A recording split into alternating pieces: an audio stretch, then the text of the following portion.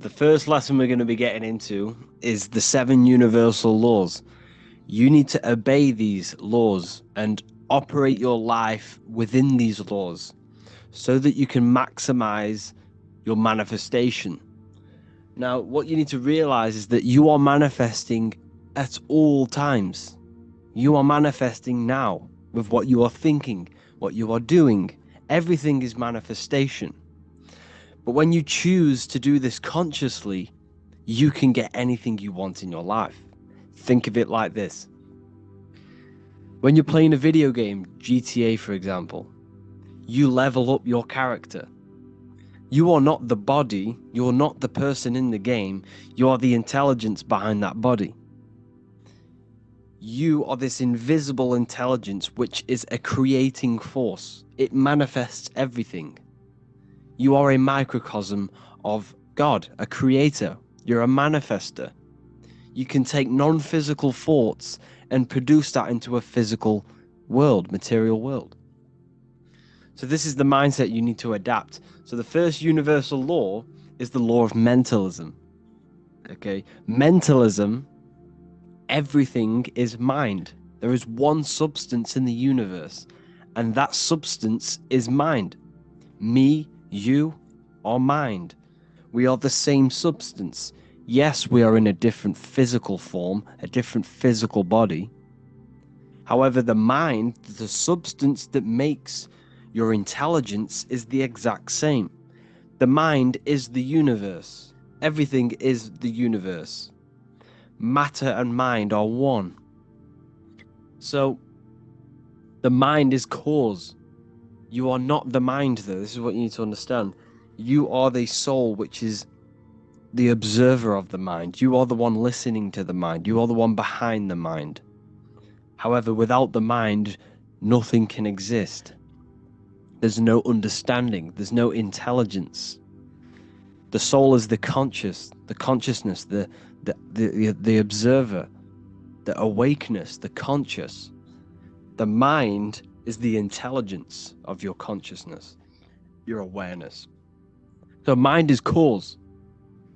Mind is the one substance. Good and bad are the same thing. Now let me break this down. Good and bad are two opposing things, right? But it's the same. They're 2 degrees of the same substance. Now, what do I mean? Hot and cold are different degrees of the same substance, and that substance is mind, perception. Your perception is what is giving it a degree. Is it good or bad? But it's one. Everything is one. Everything is all mind. Mind is the only substance in the universe. Okay? How to apply this principle? Discipline the mind. As we believe in our mind, so it be. We need to control our thoughts. We need to be mentally prepared, and mentally engaged, but not letting our emotions take over, because we are emotional as well as mental. The mind is the root cause of everything. Before you kick a football, a decision is made within your mind. Before you do anything, it's all in the mind first. The phone you have, the car that you have, is all designed. The buildings around you was all an image. It was all an imagination. It was a seed in someone's mind before they manifested it physically. So you need to use your mind properly by disciplining the mind. Disciplining the mind is the most powerful thing you can do in your life. Controlling your thoughts. Control where your attention goes, your mental attention. Where attention goes, energy flows. If you're controlling your life, controlling your mind, you're controlling your life, your physical life. Okay? So be aware of where you are. Be aware of your mental state and emotional state, and change it. You can change your mind. You are choosing to feel depressed. You are choosing to feel happy. You are choosing to entertain these thoughts within your mind. So the higher faculties of your mind. Imagination, work on your imagination. If you can't, if there's no screen in your mind, then you have no imagination. Every single one of you should have a clear screen in your mind where you can pull anything you want into that screen. If I say think of an apple, there should be there should be an apple in your mind somewhere. This is imagination. You see, the mind operates on the highest planes of existence. The mind is not a physical thing. It's the thing controlling this physical form and manipulating this physical external world. Mind is the controlling substance. So imagination, work on your imagination, people. This will do this will have a great impact on your manifestation when we get into the exercises. You need imagination. You need it. You can't live without imagination. You can't manifest properly without it. So you can use your imagination, practice it every day, visualize things in your mind. Will. The will allows you to hold one idea on the screen of your mind. So this is where willpower comes in. How long can you hold this imaginational thought? How long can you hold this image on the screen in your mind? Will is a massive, massive tool, not just manifesting, not just doing all of this, in all aspects of life. You see, what I'm teaching is a lifestyle. This is not just, you can do this overnight. This is a lifestyle. You need to be doing this stuff every day, mentally progressing. When you mentally progress, you spiritually and physically progress. So you change your mind, you change your external world. So work on your willpower. Cut the dead food. Cut out all of the negativity and stick and have a strong willpower.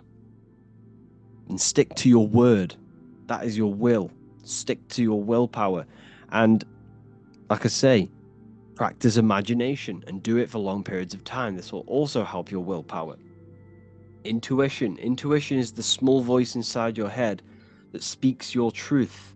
It also gives you the ability to pick up on other people's thoughts and to read their energy. Intuition. The first thing when you walk into a room, you get an intuitive vibe. The vibe is a vibration of the atmosphere. Use your intuition to guide you in your life. Use your intuition to follow that path, because that intuition is taking you to the path that you're supposed to be on. Okay, so use your intuition. Memory. There's no such thing as a bad memory. There are only weak and strong memories, like a muscle. You can develop your memory by phenomenal degree through exercise. Exercise your memory. Recall things. At the end of the day, go throughout your day backwards. So when you got into bed, go through everything you did in your day backwards. Remember what you did the whole day backwards. And this will create new neural pathways in your brain, and it will exercise memory. You need to work on all of these. Reason. Reason is another one. Reason is what we use to think, to analyze, compare, and evaluate ideas. Reason is the ability to think, choose what information we accept, stir up, and use to come up with a brand new idea. What is the reason? What's the true reason behind what you want to manifest into your life? Is it coming from a place of negativity? Is it coming from a place of positivity? Is it coming from a good or evil place? You need to seek deep inside of you and truly ask why you want this in your life. Is it coming from something? Is it coming from a childhood trauma? Is it coming from a self insecurity? Reason is a big one. You should only be manifesting things that are positive, that will have a positive impact on yourself and the people around you, and the consciousness and the collective consciousness, and to the earth. It should not be a selfish thing. Reason is a good one, because it's important. It's important because if you go and manifest something that came from negativity, it will only amplify that negative reason inside of you. Let's say you wanted to do something like you wanted to get rich, but it came from a negative place. Okay, it came from a negative place. The reason why you want it was very negative. You wanted to just flex on people and stuff like that, right? That will amplify. When you become successful, it will amplify that reason, and you will become pretty much an idiot. So make sure the reason's right. Perception. Your perception is your point of view. It controls what you become aware of in your environment and how you choose to see it. Your perception is your reality. You have to be aware that there are people's perceptions are all going to be different. You shouldn't let that affect your internal world. You need to come from a positive perception and a balanced perception. Everything is neutral. Everything is balance. You choose. Your mind chooses whether it's positive or negative. So your perception of things is what you need to change. You need to come from a balanced point. Don't let the external world affect your internal world. Your perception should be neutral. Shouldn't be good or bad. It should be neutral at all times, and try and neutralize and balance your perception on things. Your mind is the decider of your perception, a good or bad perception. The next universal law is the law of correspondence. As above, so below, as within, so without. The outer world is a reflection of your inner world. This is so important, people. This is so important. You cannot go through life without knowing this deeply and understanding this. The friends you have, the car you have, the phone you have, all of the things you possess is a direct manifestation of all of the collective thoughts you've thought in the past. Where you are in life is a direct reflection of the thoughts you have thought in the past. You are here right now because of the thoughts that you thought in the past. The car you have, everything you have is a reflection of what you thought and what you've acted on. You have acted on them thoughts, and you are here right now because of that. What is inside of you manifests outside of you. Not just on a macro scale, on a micro scale. So like I always talk about how the body is the image of the stars, and we are God made flesh. Everything is us. What is outside of the world is inside of us. We are a microcosm of the macrocosm. But I'm coming from a mental state here. Remember, the first law is mentalism. So you got to keep that in mind in every single one of these laws. The first one is mentalism. What happens in the mind happens outside of you in some way or another. Okay? The thoughts you think become your emotions that you feel. What happens in heaven happens in earth. What happens in the head, the thoughts, happens in the heart, which is earth. Heaven and earth. Whatever you think becomes an emotion, and that emotion influences your behavior, which will influence your action in the physical world. So therefore, if you think and feel that you are happy and rich, that will manifest into your external world. That will manifest into your behavior. That will manifest into your vibration and attract people in that similar vibration. You see? So we are physical. The physical effect of the spiritual. Hold on, two seconds. Sorry, people. So yes, you need to understand this, people. You have to understand this. Connect with the inner self. Connect with the divine consciousness inside. Okay? Use your mind to think and feel properly, and this will manifest into your external world. The friends you have are a manifestation of your internal world. Until you change your internal state, you will outgrow the people around you. And this is what happens. Law of vibration. Everything is vibrating. The speed of vibration depends whether on something appears solid, liquid, or gas. Every thought you think is a vibration. You don't think thoughts. You do not think thoughts. You receive thoughts based on the frequency that you are tapped into, based on the vibration that you are on. Now, what do I mean? This is why we call it a mindset. You set your mind to frequencies. So when you set mental attention on a thought that you've received, you are tapping into that vibration, and you will receive thoughts based upon that vibration. So that you set your mind to a frequency, you receive information and thoughts based upon that frequency, that vibration. So when you think, feel, and speak higher vibrational things, this manifests into your external world, because remember the law before, what happens inside happens outside of you. If you think, feel, and speak higher vibrational things, this will attract people on the same vibration. Okay?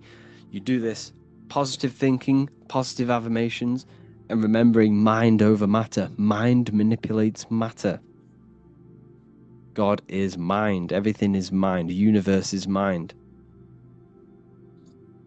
You change your vibration, you change the people around you. They will sense this. Your friends will sense this. The people, when you start elevating your vibration and thinking positively and no longer entertain the negativity, your friends will sense this, and they will say that you've changed. But what you need to realize is what people say to you is a reflection of their internal state. So if someone's being negative to you, you've got to see that is a reflection of their negative internal state that they think about themselves. What you say negative to someone else is something deep down that you see within yourself. As within, so without. As above, so below. The law of polarity. Everything has two poles, good and evil, love and hate, attraction, disconnection. All the opposing forces are actually the same substance, which is mind, in various degrees. Therefore, everything is one, which is mind. For example, water can be ice, solid, or fluid based off the degree of heat. It's the same substance, but the various degrees of the same thing. The universe is balanced. You need to be balanced between good and evil. Look at your body. You have a left arm and a right arm. Your head is in the center of it. You should become balanced. You should become balanced. Your mindset should be balanced. Your emotions should be balanced. Your diet should be balanced. Your work life. Everything should be balanced. You must first correct your underlying limiting beliefs. If you are unhappy in your job, you focus all of your energy on finding a new job. So think of it this way. There's polarity to everything. You hate where you are in life right now, more than likely. That's why you brought this course. You want to manifest something in your life. Not everyone, but some of you hate your life. Okay? That hatred, you shouldn't hate, because that's going to hurt your body and your cells. But anyways, you can use that energy, the other end of that stick. That energy is draining you. Your hating mental state is draining your energy because you're letting it kill you. You can use that polarity, that other side of the energy, instead of killing yourself with it and getting yourself down, use that energy to finding something new. There's always two ends to the stick.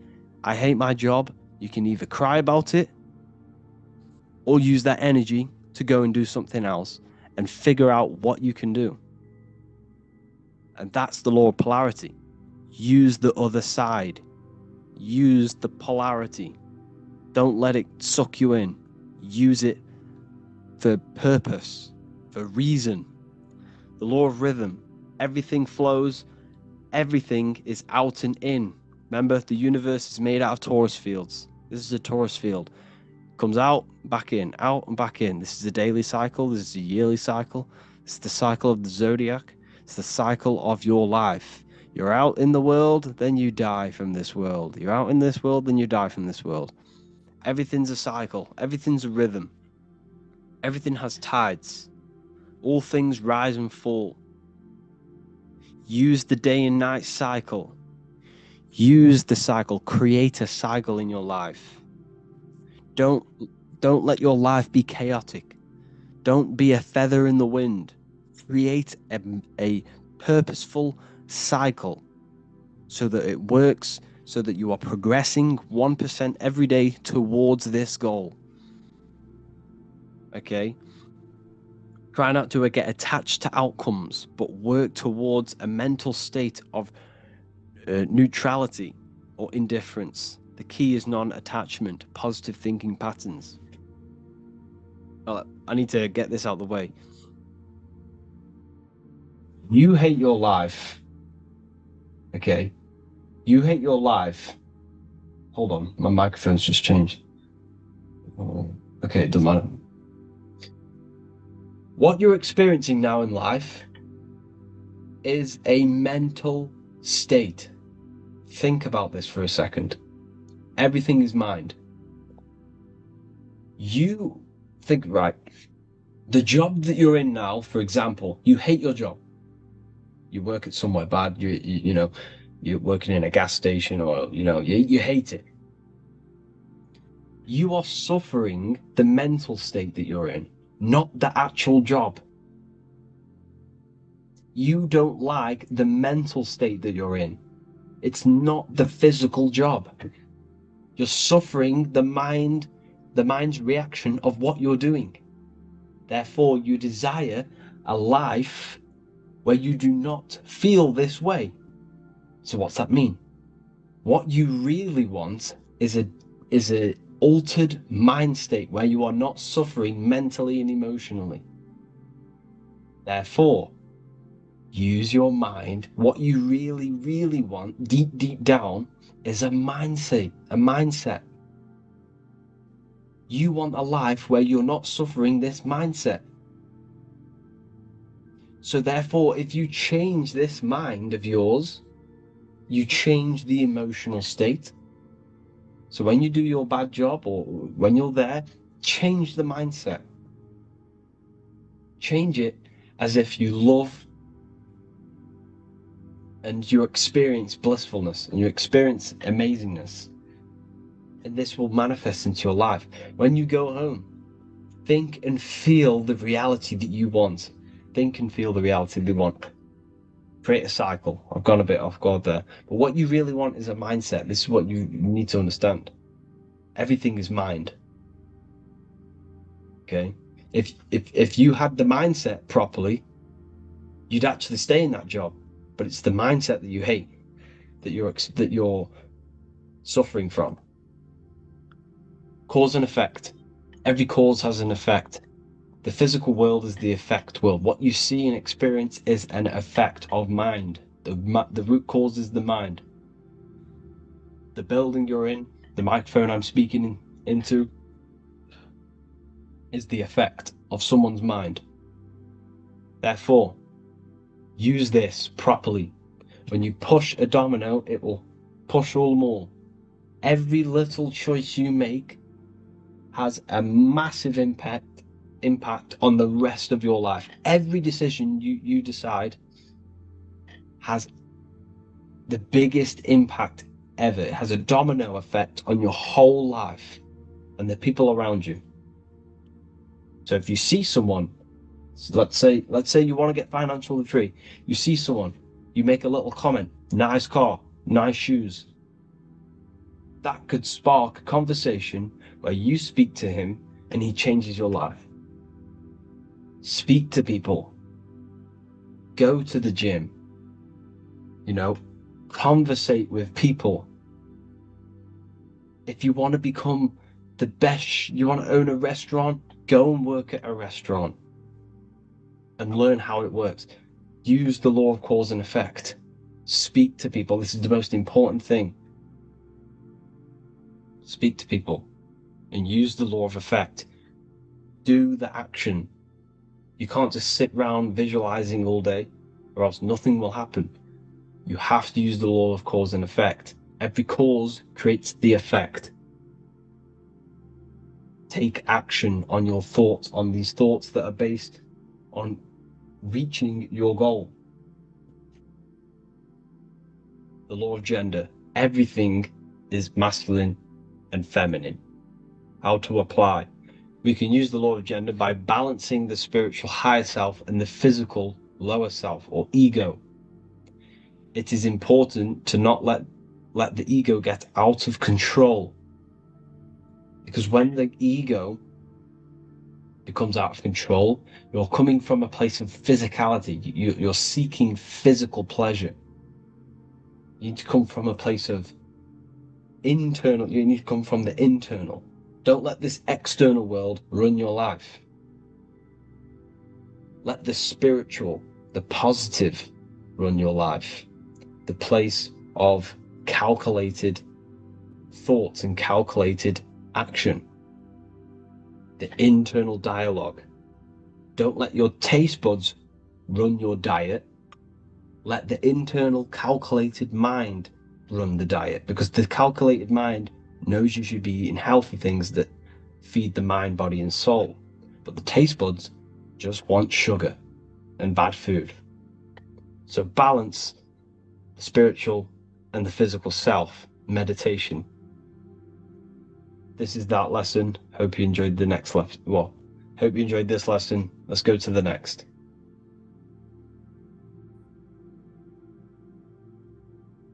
Emotions are something that a lot of people have a misconception of.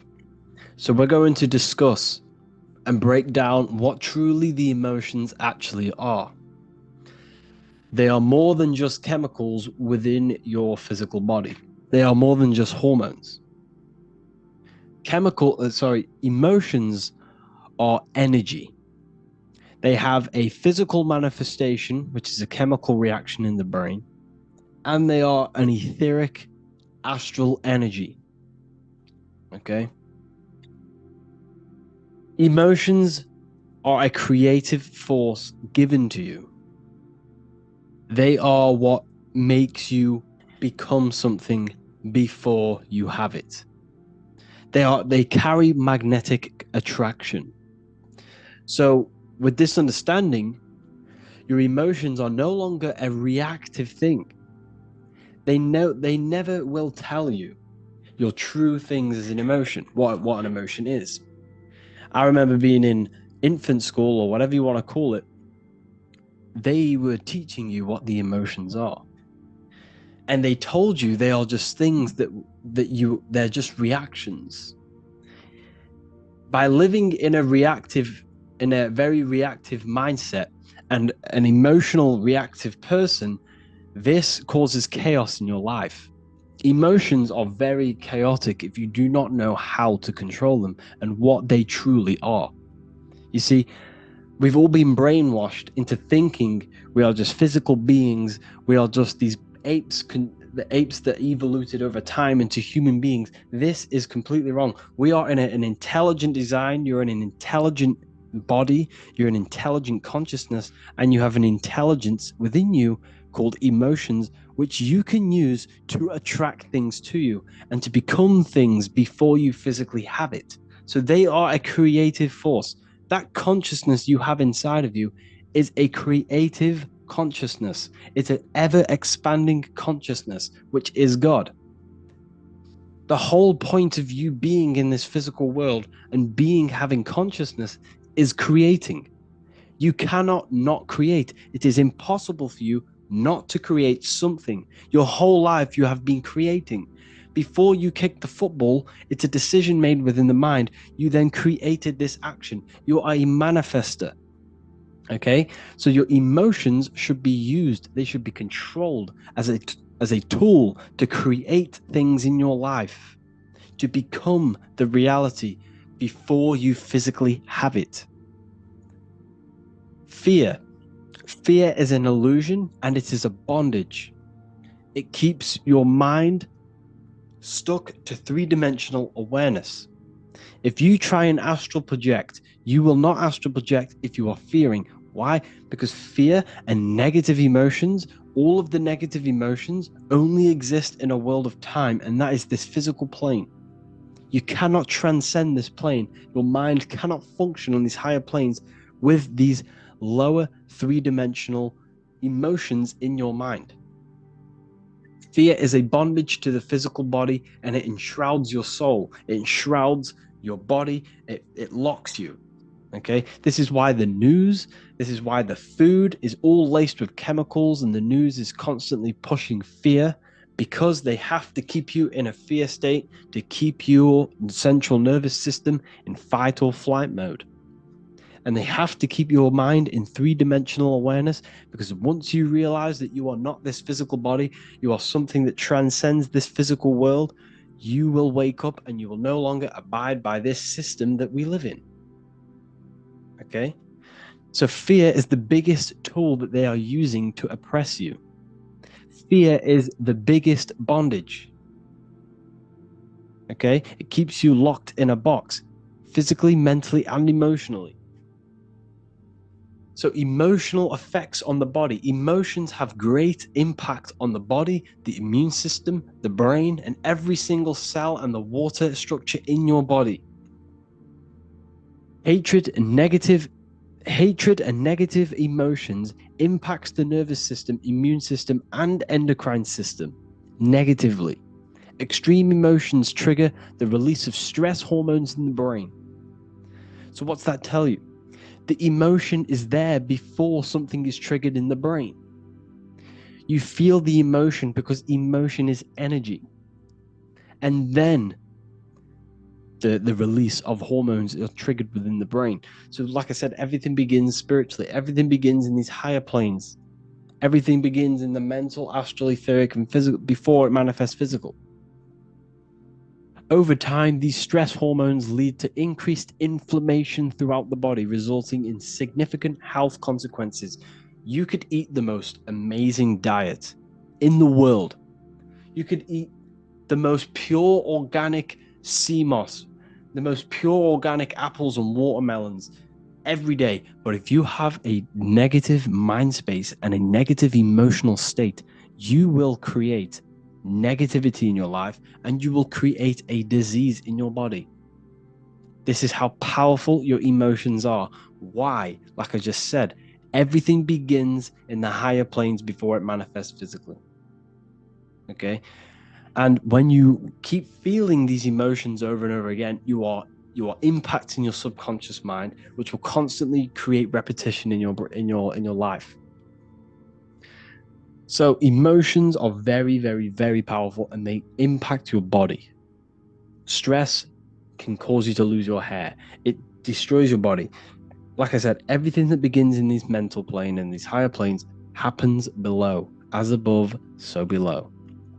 This is why Jesus turns water into wine. Water. What is water? Well, water is feminine, which represents the emotional side of a human consciousness, of all consciousness. It represents the emotional side of you, the emotional aspect of you, the water, which is also the moon. That's why we call it a mood and the moon, because the moon is feminine, represents emotion. Okay? So water and earth is emotion. So when it talks about water into wine, we're talking about emotional alchemy, which stems from the mastering of self. All religions stem from the master of self, the mastery of the self. That is where all religions stem from.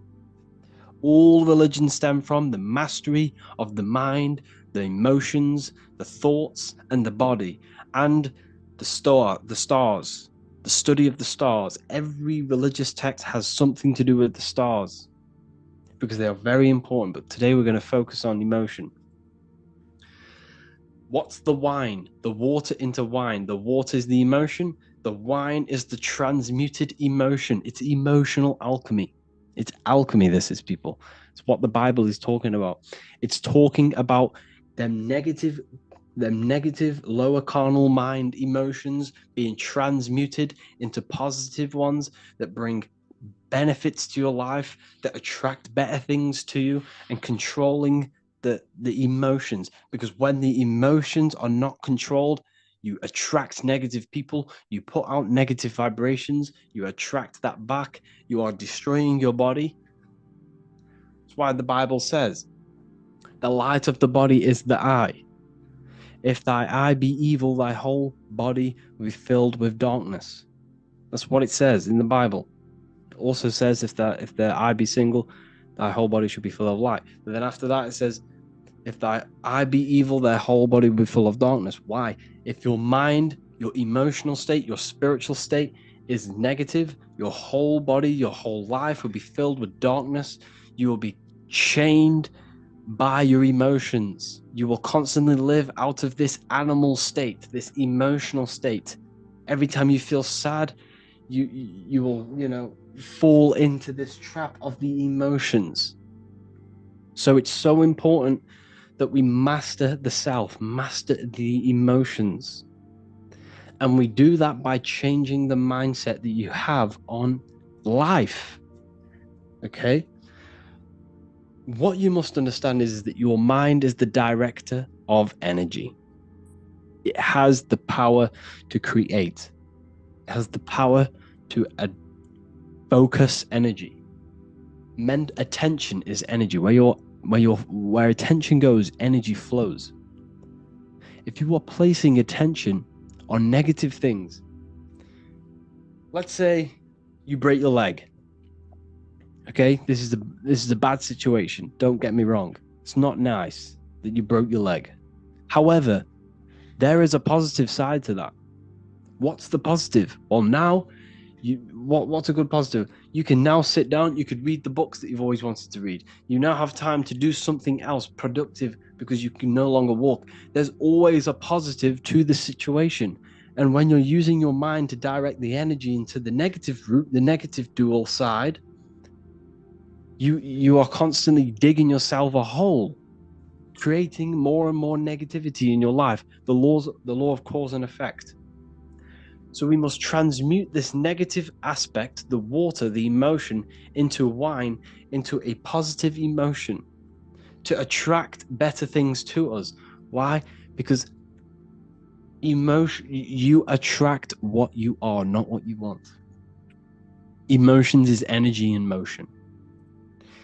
Your emotions create a massive impact on this electromagnetic aura you have surrounding around your body. I have many videos on this, so go and check them out if you don't know what this is. So the emotions create energy. It puts energy in motion, energy in motion, which is spiraling around your electromagnetic field. And this field is what determines what is attracted to you and what is not, and what people, what animals, everything. Okay? This field, before you have an illness, the illness shows up in your field energetically, because as above, so below. What happens in the field happens in your body, happens in your life. The positive emotions that you feel creates a more stronger and bigger field, extending up to 9 feet in circumference. So when your field is in a positive, high vibratory rate, this is when your field has more impact on matter. Why? Because what's matter made out of? These fields. These fields create the physical world. It's the real atom. You yourself are a giant atom, and you can control your atom to create the world around you through your emotions. So if someone's crying and you go and walk next to them and go talk to them, that negative emotion is going to rub straight off onto you, because emotion is energy in motion. It's casted throughout your electromagnetic field. Your inner world manifests your outer world through the heart. The emotions are felt in the heart, casting out into energy vibrations through this field. Demons. Demons is just another allegory, another myth about emotions, another metaphor about emotions. D meaning negative, Mon meaning moon, the negative moon, negative mood, negative emotions. Moon is feminine, it represents emotions. Demons are something that possess you. What possesses your mind? Emotions possess you. It's a metaphor. Don't get me wrong, spirits do exist, but a lot of the allegories about demons is all about the emotions and how they possess you. They possess your mind. They take over your mind space. They take over your body, how you feel, how you think. So this is why emotions are very, very, very powerful, and we need to use them and control them, utilize them to create it in our life. Instead of them being reactive, we can use them to pull things to us. Instead of, the emotions that we should be feeling mainly is love and abundance and joy and all of the positive ones, all of the positive emotions that transcend the physical world, because fear, hate only exists in this physical plane. The higher planes of consciousness, these emotions don't exist. That's what sin means. Sin means emotion. Sin. That's what a sin is. It's a negative emotion. It's an emotion that exists in time. That's what a sin is. So you must control these emotions. You must, and how do we do that? We do that through meditation. And like I say, meditation is a massive, massive part of. I don't like using the word meditation because people get thrown off. Just turn off your mind. Sit in silence. Be at one with yourself. Sit in silence in the dark. Turn off all the lights and sit in the dark with yourself. And just let the emotions and let the thoughts pass by like the clouds. And when you let them go, they will sooner rather than later, they will go. And you will just be left with the consciousness, that pure awareness. The reason why they told you to be scared of the dark when you're a child and programs that into you through the movies and Hollywood is because they don't want you sitting in the dark. When you sit in the dark, there is a light shining within you, that pure consciousness. You no longer can see your body. You no longer can hear the thoughts and the emotions. What is left when all of this is stripped? When the body is stripped off, when the emotions and the mind is stripped off, you are left with pure consciousness. And that is what they don't want you to figure out. Because when you connect with that, you can transcend this physical world. You can do all sorts of have mystical experiences. So yes, emotions can be used to attract things to you. When you think, you are visualizing, and when you feel, you are becoming. So you can think and feel on a daily basis of this reality that you want, which I teach in my Manifestation Mastery Course 2.0. You have access to this in the university, so make sure to check that out. I'll tell you how to use your emotions, thinking and feeling, visualizing, becoming that reality before you have it. This will train your mind, because why? Your brain does not know the difference between an imagination and a real reality. Your brain does not know the difference between an imagination and a real reality. So if you become that reality in your mind with your thoughts and emotions, you are creating. You are becoming, you are tricking your brain that this is already happened. And what will happen? When you create them neural pathways in your brain will subconsciously create that, somehow try and figure out to create that neural pathway into a real physical reality. And that's how it works. So I hope you learned a lot from this lesson about emotions and what they truly are. And the last thing I'm going to say is love. Love is the unifying force. Love is the unifying emotion. Because, like I said here, this image shows 1,000 words. What we all are is one observing consciousness expressed in thousands, if not trillions of different bodies. What's in the squirrel is inside of you. It's consciousness. It's self-awareness. And this consciousness is divided through fear and hate. And that's why they push fear and hate onto you so much. And they place you in different postcodes with different football teams and different basketball teams. And they send you different schools, and then different schools compete with the other schools to cause division. It's all about causing division and causing hatred towards others. Why? Because love. We all naturally love when we come here. When a child is born, you can see the love in its eyes. It loves everything. But as it gets older, it starts to become darkened by the matrix, the system, this dark spell that is casted upon the minds. We all need to learn how to love, because this is the unifying force that brings all of our consciousness back to one unified team. And when we figure out that these elites are literally, there's probably, they're compared to the population, there's way more of us. And if we all started to love each other, why would we need them?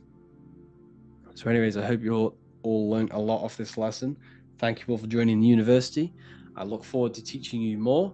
Please let me know for anything that you want, as because you have joined, I want to make sure that you are happy inside of this university, and I want to make sure any question you have, I can answer, I can research for you. Okay? Thank you all. Have an amazing day, people. Hello, welcome back to The Real University. Today we're going to be talking about hidden spells within the language, English language. This is why we call it spelling. A lot of people are already aware of this. However, I'm going to go over some words that have double meaning, meanings to them, behind them, which trick your subconscious mind. So the word grammar comes from the word grimoire, which is also known as the book of spells, or a magic book, on how to create magical objects like wands, amulets, how to perform magic spells, charms, and summoning and invoking supernatural entities such as spirits, which are on the other side of this physical reality. So what you must understand is what you say in this physical world is also happening in the astral world as well. So your words are spells. They cast spells into the spirit plane.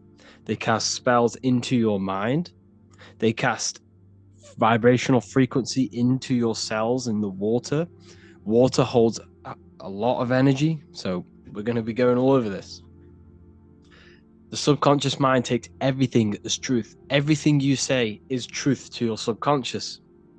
And you should know this by watching the Manifestation Mastery 2.0 course. I talk about this. This is so important that you understand this, because everything is truth within the subconscious. It only knows you. Your subconscious mind, if you watch the course, you should know this, it's responsible for 90% of your daily basis behavior. The thoughts that you are thinking on a daily basis, the things that you do, the things that you say, 90% of what you do and say and think you did yesterday, because of the subconscious mind holds all of your programs. What you say is molding your mind. What you state is truth in your mind. It does not know the difference between a joke or it takes everything literal. It is literal. Your mind is a manifesting supercomputer, and whatever you say into it, it says that is what I want. So whatever you tell your mind, that is what you'll have. That is what you'll believe. So every word you say is truth within the subconscious. So this is why double meaning words have an effect on your subconscious. And this is why I'm raising awareness here. So talking is a tall king. You are either a tall king by talking, by using your words wisely, or you're a small king, because you create big or you destroy yourself with your words. So talking is Phoenician. This is phonetics. So this is etymology. is when you take the root words, but phonetic etymology is when you take the sound of the word. So talk and tour are the same, because when you talk, you're creating sound waves, which is a form of a light wave. And when light waves expand in all directions, it creates a torus field. And everything is torus fields. So if you affect one torus field, it affects every torus field in creation, as above, so below. So what you say is affecting the torus fields around you in your body. You are made out of these torus fields. This is why talking is torusing. You're creating light waves, sound waves, and you are permeating creation.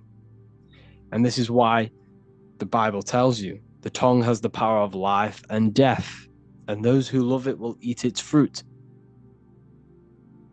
So the tongue is what creates these sound waves that we are producing when we talk or speak. Okay? So this is what we are essentially doing, creating sound waves. And these waves are vibrating and they affect the cells in our body and everything. This is why words are swords. This is why the word word is within sword. They are swords, they cut, they damage, because frequency is the only thing that can penetrate you without your consent. In the very beginning, the Bible, John 1:1, it says, "In the beginning was the Word, and the Word was with God." This is obviously a metaphor. There was no spoken word out of a spoken mouth. It's basically saying God created the world with the use of cymatic frequencies, sound waves. Everything is sound waves, and this is observable. Geometry is the geometric shapes you see in the nature, like petals, how they're all perfect stars or five-pointed stars, or the Fibonacci sequence. This is all an effect of vibrational frequencies. It's all cymatics. Everything is created out of sound. Sound is the creation of the universe. So this is how powerful words are. It's a cymatic frequency. Hello. Hell. When you say hello, you're subconsciously implanting hell into your mind and the people around you's mind. This is why it's casting a spell. Even though you may pick up on it, but your subconscious picks up hell. That is what you're picking up. And that word holds a frequency. The word hell, when you hear the word or see the word, activates thoughts within your subconscious. It activates, it stimulates it. What is everything that resembles hell in your mind? But that goes on within the subconscious without you realizing. Bless. When I bless you, I'm actually saying be less. So you're not blessing someone. You're saying be less. Appreciate. Weekend is when you're weakened. You see, they've casted spells on our cycle of life. The weekend is when you're weekend. You are weakened from the weekdays, when the working days are the weekdays, and the weekend is when you're weakened and you rest. Because in the days, you are in physical or emotional shock, unable to think or react properly. This is the days you're in. You're in a daze in the weekdays. See? Parents are a pair who rents. Because you don't, well, in this world, we do own our children, but in the system, we technically don't. You're a pair who rents. Slaughter. They want you to think that slaughter is laughter. You see how it's implanting messages in your subconscious to make these things okay? They want you to think slaughtering is okay, so they put the word laughter in slaughter. I'm telling you, people, the people who made this language are satanic. They are witch. These people are wizards. We're getting ran by wizards. Dark occultists and wizards. That is who we're getting ran by. And they've been running for thousands of years, and they know exactly what they're doing. They've covered all aspects. They've covered the language, the frequencies, the music, the food, the water. They control everything. In every aspect of your life, they have some part in it. And it's all occult knowledge through magic. It's all magic. It's all a form of magic. Awake. Awake is an event where the family and friends of a deceased gather before the funeral. That's awake. Why are we talking? Why is the word funeral? Why is death associated with being awake? See how they are planting subconscious messages in you. They want you to feel death. They want you to be the low vibration. And it's the same with mourning. Mourning is an expression of sorrow for someone's death. They're always associating death because these people they're running a death cult. It's a death cult. It's a satanic cult. A job is Hebrew for prosecution. Soldier is a soul dyer. If you go into the army, you're a soul dyer, that they just use your soul to die. And then you just wasted your time in physical incarnation. Because you never die. You will never ever die. Ever. You're eternal. You never ever die. This body is just a suit. So you're a soul dyer if you go in the soul, if you're a soldier. S-O-L means soul or sun, because the sun is a soul. Music. So we say music. See, M-E-U-sick. Music. See how it's me, you, sick? Music. Me, you, sick, because music is frequency, and frequency penetrates your body without your consent. The music we listen to today is making people sick, mentally, emotionally, and physically. What you hear, what you see, goes into the mind, it goes into the body and the spirit. It destroys you. It's hypnotism. Music is hypnotic. It's a form of hypnosis. When you listen to music and you can't think. You can't think. It makes your body move without you even being conscious of it. It's hypnosis. It makes you sick. The right music is good, don't get me wrong, but the music they use today is making you, me and you, sick. And that's another one. When we say things are sick, oh, that's really good. So we say sick. It's another spell that you're casting. You're calling yourself sick. Your subconscious mind doesn't know the difference. You're calling yourself sick, ill. Spellcasters will often use the word abracadabra when spellcasting. This is because the word abracadabra in magic means I create when I speak. Every word you say is molding your mind in some form of way. Not only is it molding your mind, you're casting frequency. You're producing frequency, light waves, sound waves into the ether around you. Okay? This is another good one. Look at the 5 vowels. A, E, I, O, U. They tell you to speak it in this order as well. They teach you this order, this exact order. A, E, I, O, U. I, O, U. Subconscious spell on yourself without you even realizing it. It's a subliminal message that you will not realize, but your subconscious will pick up. We are taught to speak them in the specific arrangement because the last 3 letters have a double meaning. You were never taught how the history of money, how it works, and how to obtain it, because your role in this system is to remain a slave. So they teach you this, A-E-I-O-U, and they do that when you are very, very, very young, because since the age of 7, so from 0 to 7, that is when your subconscious mind is wide open. So when a baby, why do you think they pick up on everything you do? If you say one thing, the next day they're saying it. It's because their subconscious is wide open to programs. Why? Because they're trying to learn what this world is. So their subconscious mind is wide open, taking in everything that you do, everything you say, your body language, the way you handle yourself, the way you talk to other people. They're taking in every little thing you say and do and making that a program so they can understand this world and the people around them. And at the age of 7, that is when their programs are written for life, and they will basically go off them for the rest of their lives.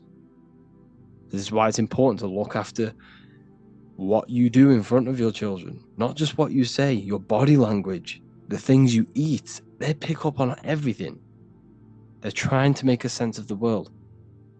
From the age of 0 to 7 in school, you learn this. I owe you. It belittles you. You owe nothing. No one has right over you. This should not be real. There should be no government. We should not have. No one should be over you. Everyone is equal. Everyone is the I. Everyone is God manifested. So we don't owe anyone anything, but it's a spell in your subconscious. Signature. Sign your nature. Sig is sigil. A sigil is a magic. Is a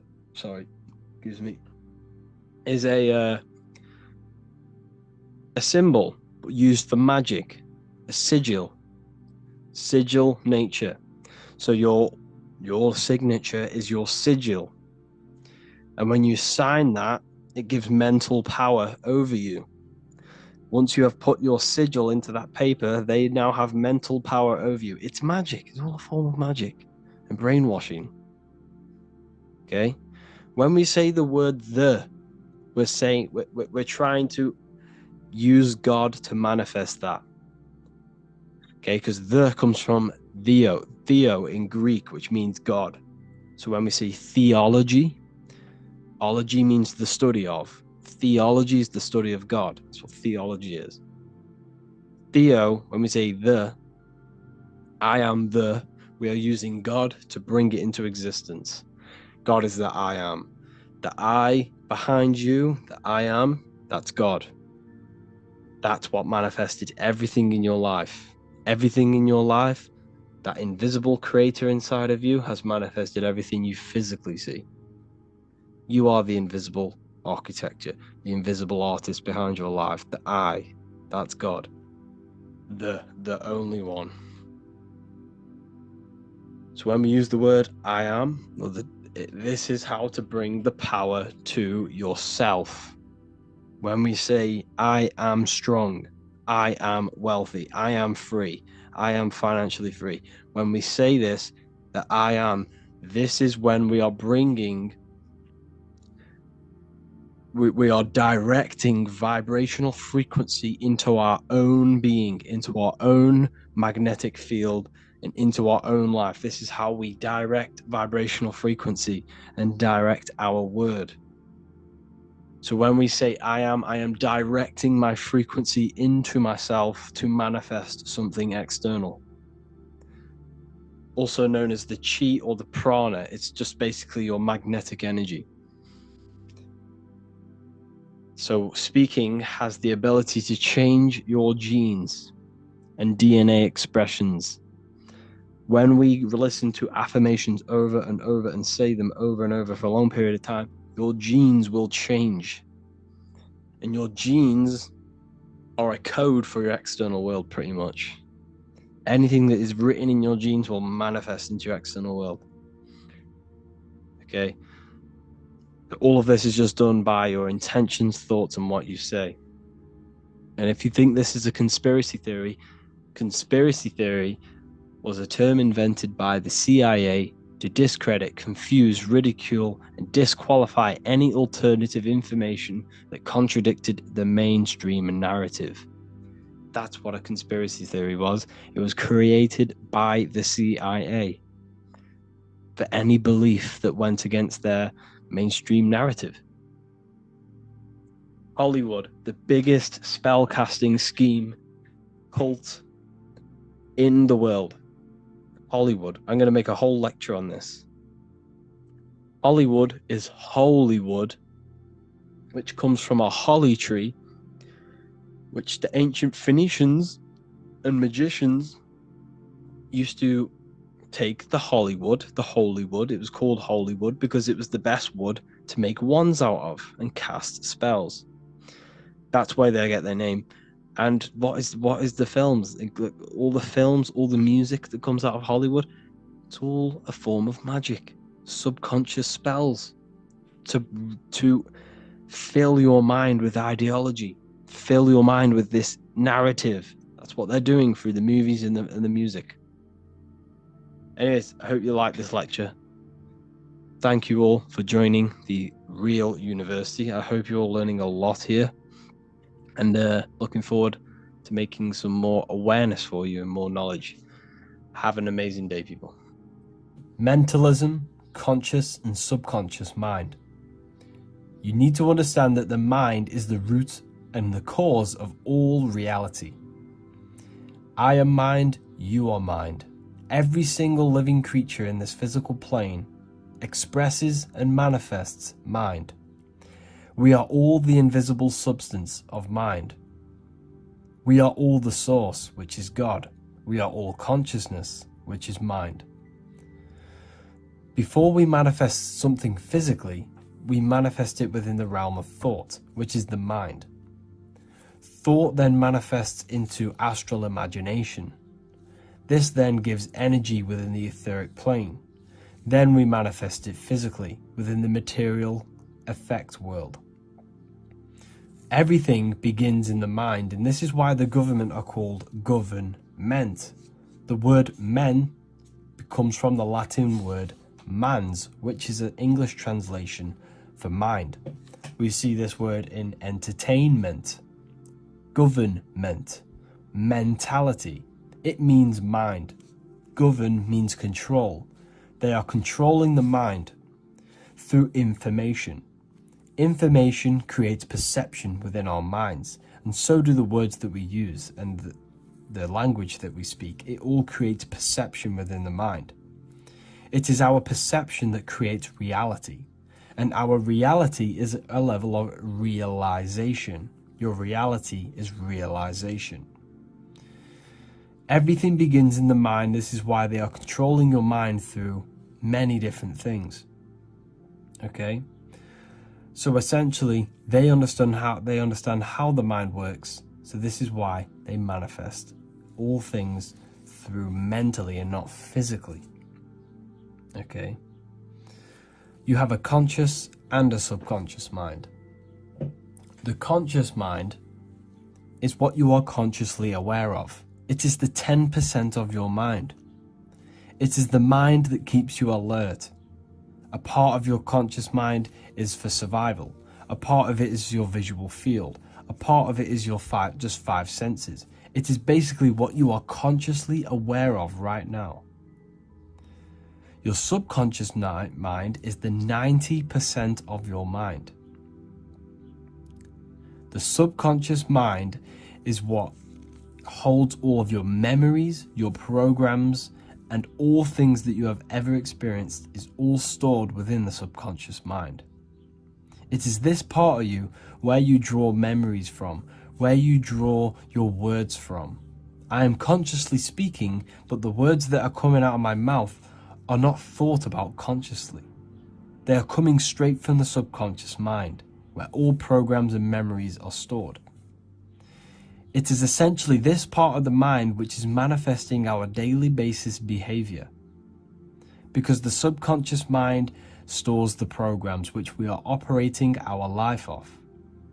For example, if you tie your laces, you do no longer have to consciously do them. Your hands literally just know exactly what to do because you've done it that many times. So essentially, you create these programs within your subconscious mind through repetition and emotion. These are the two main ways your subconscious mind is programmed and installs things that you do on autopilot. The subconscious mind, like I said before, manifests 90% of your daily basis actions and 90% of your daily basis thought patterns. For example, if you were in a car crash 10 years ago and you had a very traumatic event, that car crash and that emotion that you felt in that time impressed your subconscious mind with a program. And even to this day, 10 years later, you are still wary about entering cars because of that program. Even though you may be not thinking about the car crash, you are still wary about entering cars because of that program, because of that emotion impressed upon the subconscious mind. You see, everything you say, everything you think, and everything you feel is telling your subconscious mind, that is what I want. The subconscious mind takes everything literally. Even if you are talking about someone else, your subconscious mind only knows you, and it only knows yes, and it only knows the now, the present moment. So this is why the golden rule back in the ancient days was treat others like you want to be treated. Because the way you treat others is telling your subconscious mind that is how you want to be treated. And this will create subconscious programs within you, affecting you.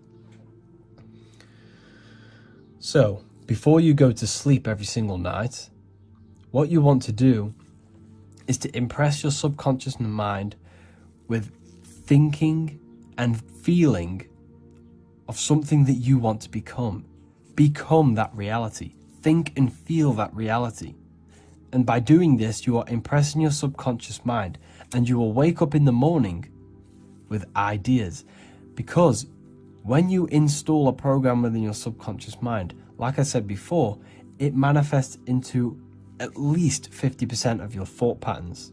So let's say I created a program within my subconscious mind of how to become financially free. Well, I created the program that I am financially free.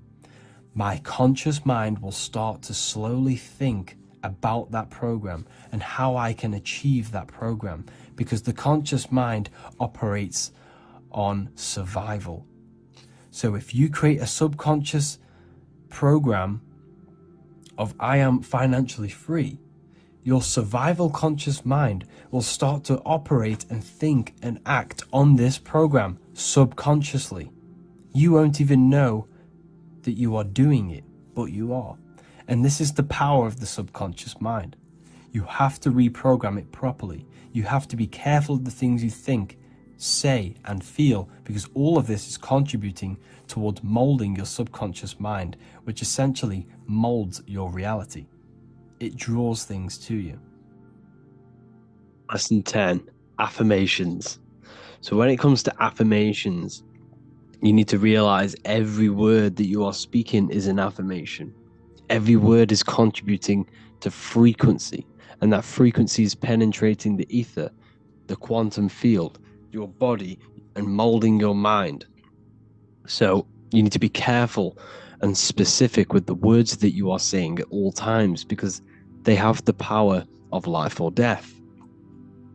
So when you speak an affirmation or a statement, you need to make sure that you are speaking in present tense. The reason for this is because the subconscious mind does not know the future or the past. It only knows the now, and it only knows you. And because it only knows you, you have to speak to it. And every time you speak, you are speaking to it. And you are molding it. You are programming it with the words that you speak and the words that you hear. So even to the people you speak to, if you call someone else a name, your subconscious mind is going to pick this up and think that you are speaking about yourself. This is why you need to speak to other people with care and with positivity, because you're helping them and helping you. So you need to make sure that every word is contributing to your mind, contributing and positively going to impact your mind and your vibration. So be very careful of the words that you say. So when you say statements and affirmations, you want to make sure they're in the present tense, which is I am, I have. Okay? So let's say you want financial freedom, you say I am financially free. And if you say I want financial freedom or I will have financial freedom, it's not as powerful. You need to use the present tense. You need to trick the subconscious mind that you already have it and that you already possess. And this means you become that frequency. And you become that mind. You become that person. So the way I did it was that I recorded. I downloaded an app on my phone, a voice recording app, and I'd said affirmations into it I listened to it every day. It was just different affirmations about what I wanted. I am affirmations. And I listened to them as much as I can. I didn't just do it in the mornings. I'd listen to it every single morning, every single night, guaranteed. But whenever I had time or whenever my mind was free, I would say them. I would state them. I would become them. You need to become the words that you are saying. You need to have emotion behind them when you say affirmations. And I just repeated them as much as possible on a daily basis and filled my mind with these words to create the program in the subconscious. And it's so important you do this because this is a massive effect, and it's a form of magic. Just literally creating a program in your mind is a form of magic, and you will see it slowly seeps into your life. It doesn't just appear one day. It slowly seeps into your life before your eyes, and you won't even realize. And one day you'll be realizing, wow, this is what I dreamed for. This is what I've been manifesting. And you won't realize. It just slowly comes into your life. It becomes one with your life, whatever you're trying to manifest. So yes, make sure they're in the present tense and you are saying them with emotion. Do them every single morning when your brain is in theta. Because when you wake up, your brain is producing theta waves or theta waves, which means your subconscious mind is wide open to programming. So you need to make sure that you're saying them then. And this is also your brain is also in theta waves just before you go to sleep. So sometimes I would listen to them over and over. I'd have them on repeat whilst I sleep, and I'd wake up and I'd still listen to them. You need to get these words that ingrained in your mind and these statements that ingrained in your mind that it rewires your brain, it rewires your whole DNA in your body, and it will slowly seep into your life. Okay, this is a very powerful technique.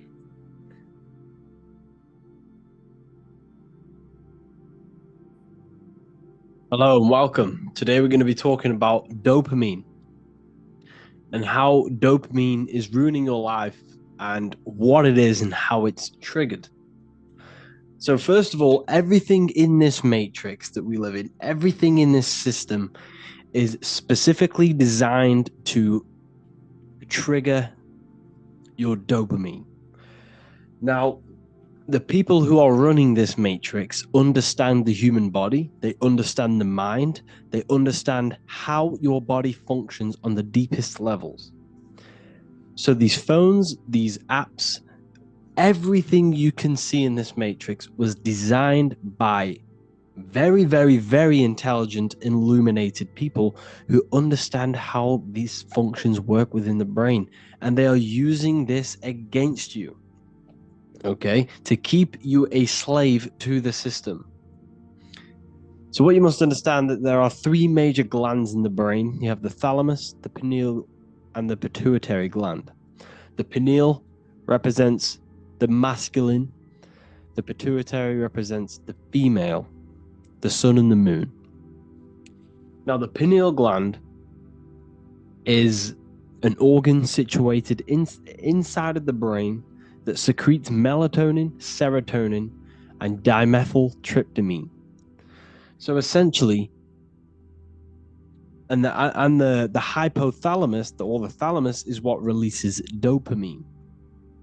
Okay, so dopamine is produced in the brain, and it is basically the body's reward system. And the matrix, or everything you see around you, is designed to trigger and overstimulate your dopamine and trigger your body's reward system. Okay, so dopamine triggers the brain's reward system. So starting with your phone is the biggest dopamine hitter ever, and it is basically the enslavement of your mind. You see, your phone is a digital footprint of your mind. That's why it's called an iPhone. The I is the inner I within you, your consciousness, your mind. And that mind of yours is now being digitally digitally tracked of every thought you think, you're manifesting into that phone, okay? And it's tracking your mind. And this is how AI has been created. They did not create AI. AI is an artificial intelligence created by us because we have fed our minds into these digital phones, which has recorded how our minds work, which has then they have put together to create algorithms to create an artificial consciousness, which is AI. Anyways, that's another video that we can go into. Your phone is destroying you. It's actually destroying your mental health. So you have notifications, all of the apps, all of the notifications, there's so much going on. There's so many bright colors on the screen. The brightness is very high. There's blue light coming off it. You have thousands of different apps, thousands of different notifications coming through. All of these notifications are making you feel on a subconscious level that you are needed. Okay. And it releases dopamine within your brain. That's why these phones are so addictive, because they are triggering your brain's reward system, and your body thinks that you are doing something good. And this dopamine within you, it makes you feel really good. Okay. Likes on your post, on your Instagram post, every time you get a like, every time you like a post, every time you hear music, is releasing dopamine within your brain. Information, so every reel that you are scrolling is releasing dopamine, and this is why a lot of people are getting depressed. It's because their dopamine is so high that when they get off their phone, they can't enjoy their life, because their phone is giving them rewards of doing nothing. Of sitting there on your phone is giving your brain rewards, and it's tricking your body and mind that you are doing something good. Okay? Talking about your dreams. So let's say you want to become a millionaire, and I go to my friends and go and tell them all, oh, I'm going to do this, I'm going to do that, and I'm doing this and I'm doing that to become a millionaire.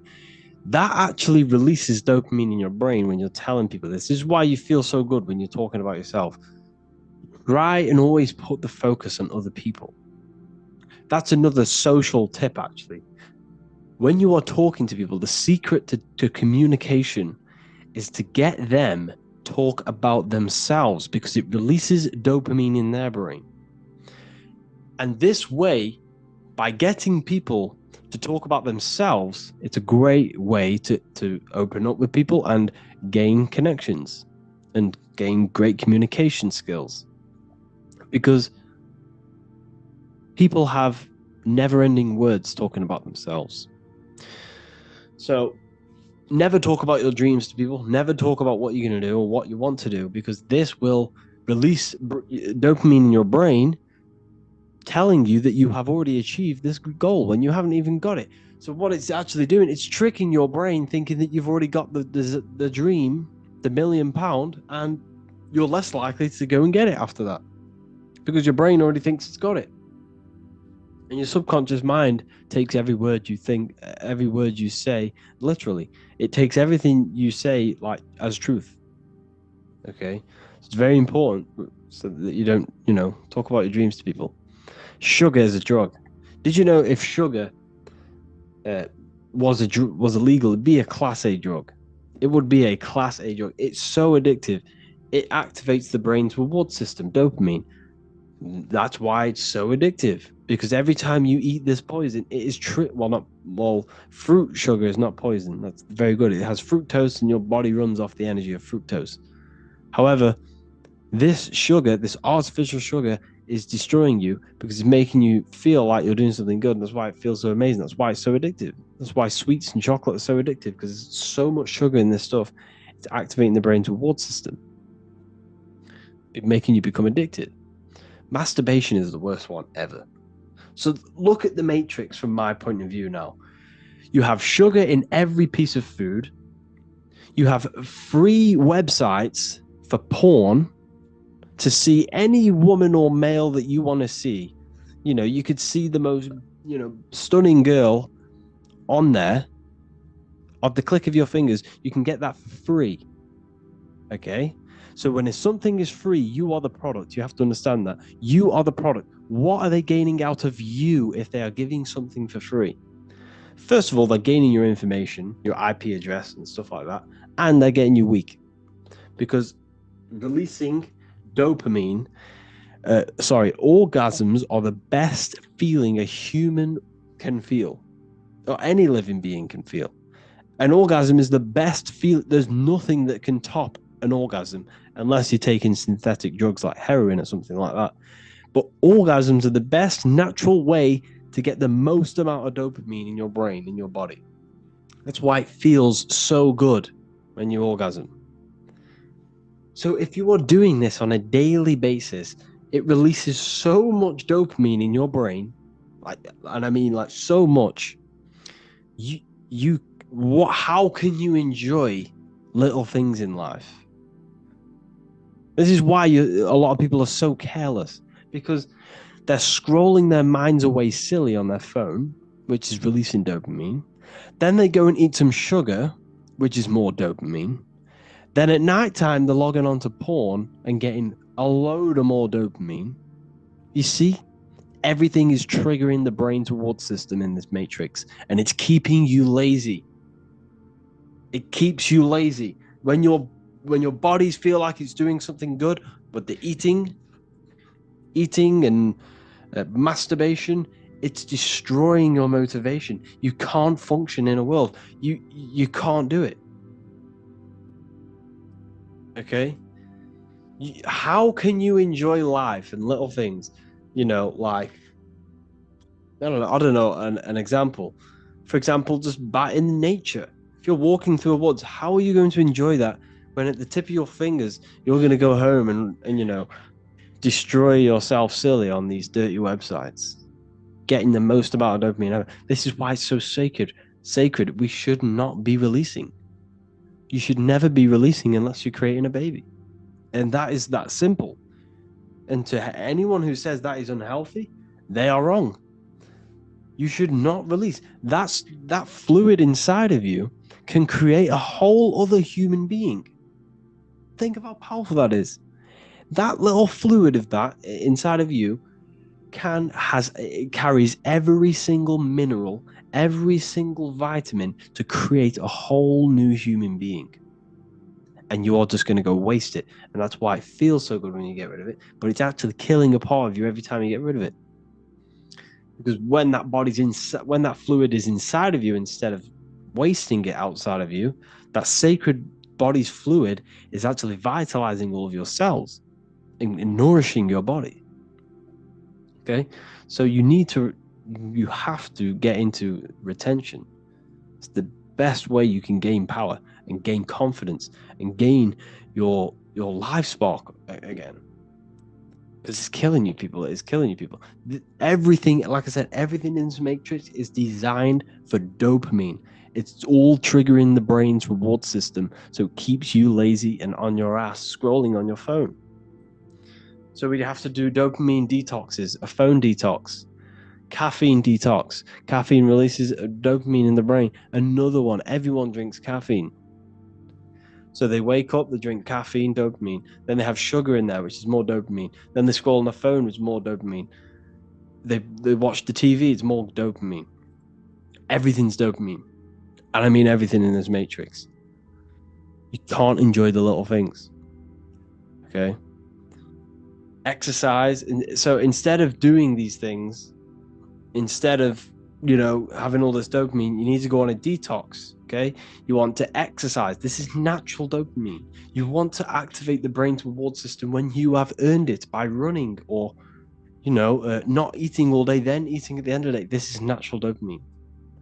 If you're eating all day, then you have no drive, you have no motivation. This is why I keep myself hungry whilst I work through the day, because it gives me that drive. Okay, meditate. Drink natural water. Goal setting. This is the most important. It gives you drive. It helps you gain focus. It gives you that straight path when you are getting rid of this dopamine. So I advise every single one of you, turn off your phone, turn off TVs, anything that gives you pleasure. And I mean anything, food, like your phone, TV, notifications. What else have we got? Gaming. Get rid of it all. Music. Music is another one that gives you dopamine. Talking about your goals. Get rid of all of this. Do a dopamine detox. This will definitely help you in your life, help you gain mental clarity. It will give you a perspective that you've probably never seen before, and yourself that you've probably never seen before. And it's another way to grow and elevate your mind and grow in life. Lesson number 11, prayer and emotions. Prayer is not something that we should be begging for, you see, because it all comes from a point of vibration and energy. So let's say you are praying, something bad happened to you, and you are praying for, something better to come to you or a better circumstance. But because you are praying from a place of negativity and a place of suffering, you are giving out that suffering and negative energy outwards, and you will receive more. Okay, so make sure when you pray, it says this in the Bible. It says, therefore I tell you, whatever you ask for in prayer, believe that you have it, and it will be yours. Because you have to think and feel as if you already have something, so that you become that vibrational energy. When you match that frequency, you receive things based on that frequency. And this is what emotions come in. Believing is about emotion, being. A being is when you become something, and you become something by feeling it with your emotions. So emotions are actually a creational force that was given to us so that we can manifest and attract things magnetically to our lives. So emotions should not be reactive. We should be using our emotions to attract things to us through prayer. So emotions can be used reversibly. We can use this law of emotions. So let's say you really want financial freedom. When you have that money, it gives you the emotion of feeling free. And you can reverse this. Okay? Even if you don't have the money, you can feel that emotion, which will still attract the money. Because you are being that emotion, you are becoming that vibration. And this will impress your subconscious mind. As we talked about in reprogramming the subconscious mind, it gets impressed by emotion. Emotion is what impresses the mind and creates these mental programs, which then create our daily basis behavior. So by becoming the frequency, by becoming the emotion and feeling it every day, you attract that frequency. You attract that. You are becoming it before you even have it physically. See, everything begins in the mind, as always. And this is why when you pray, you want to make sure that you are imagining that you already have it. Okay? Or let's say someone, let's say someone cuts you in traffic. If someone cuts you in traffic, you shouldn't sit there going crazy and calling them names. You should bless that person. You should say, have an amazing day or whatever. Just say it in your mind. Instead of saying the negative things, give out the positive. Bless the person and you will receive more back. It's all these little things that have an effect on your mind. All the little things, the little comments, the little thoughts, you need to remove all of these little negative ones and replace them and transmute them into positive. And you will see more and more things take place in your life, which will contribute towards your manifestation. So when you pray, make sure you do it once a day, or once or twice a day, or as much as possible, thinking and feeling that you already have it. Don't ask for something. Believe you have the something with your emotions. Your emotions should be used to attract, to become. Hello, people. We're going to be talking about psychology, the subconscious, and how it's basically trying to ruin your life in some sort of way. Because Your whole life, your subconscious has been programmed. You have programs, and more than likely, if you join this university, you're looking for some sort of advancement in mentally or physically or spiritually, whatever it is. And the subconscious is what is holding you back. Your whole life, you've ingrained your subconscious. You've told your subconscious this is what you want. Your life right now, if you hate your life, your subconscious is manifesting programs where it's basically, it likes this life. Your subconscious likes this life that you live, but your conscious mind does not. But your whole life, you've been programming your subconscious, this is what you want. Every word you say, every action you take, everything you listen to is telling your subconscious this is what you want, because it takes everything as truth, and it accelerates everything. Everything you say, whether that is bad or good.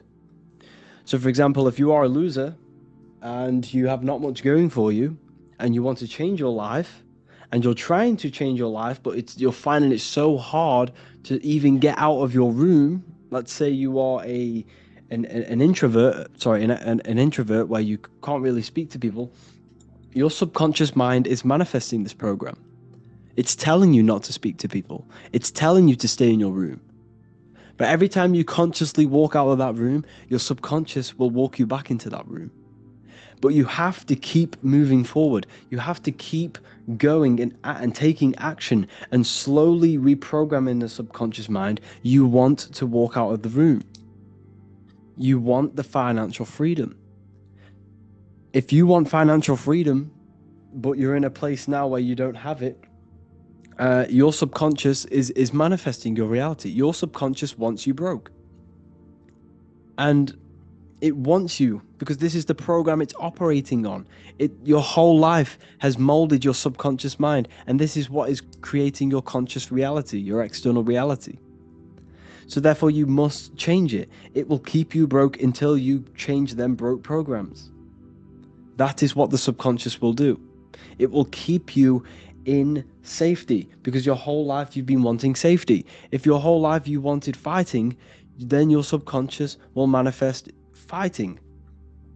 Like I said, it will walk you back into the room every time you walk out, but you just have to keep going and rewire the subconscious and change it.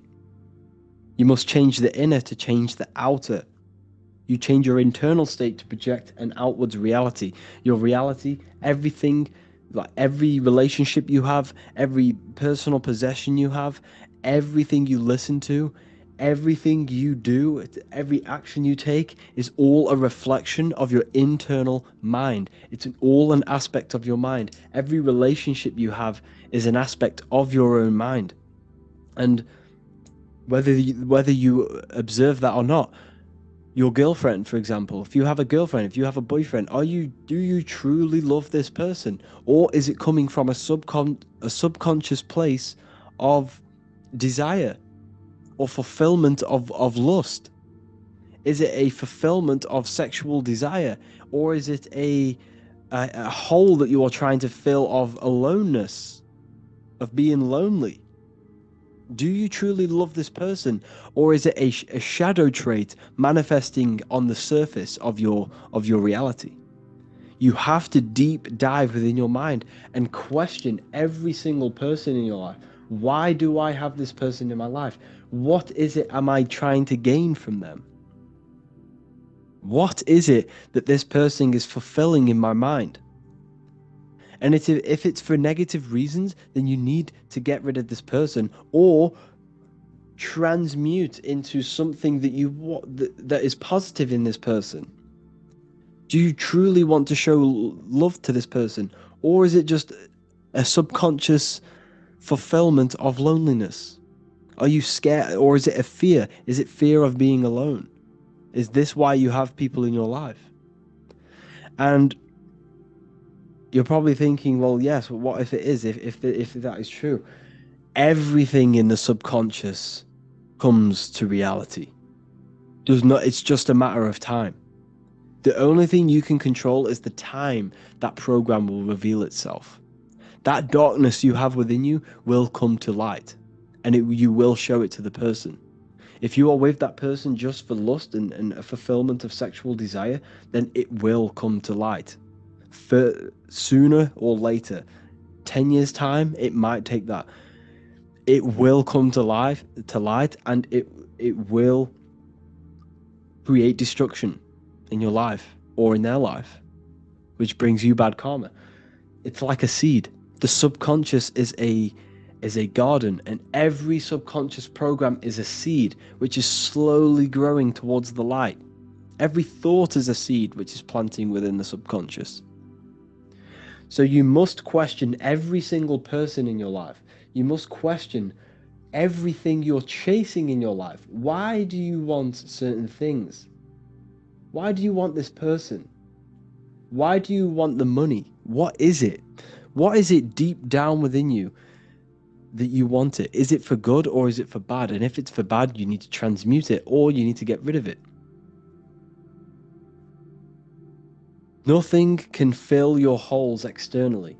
Now, let me tell you this.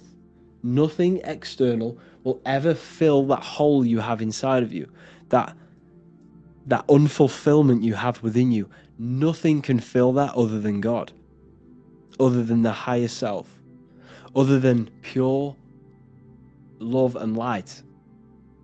Nothing will ever fulfill your needs physically. Nothing in this three-dimensional reality will ever make you happy.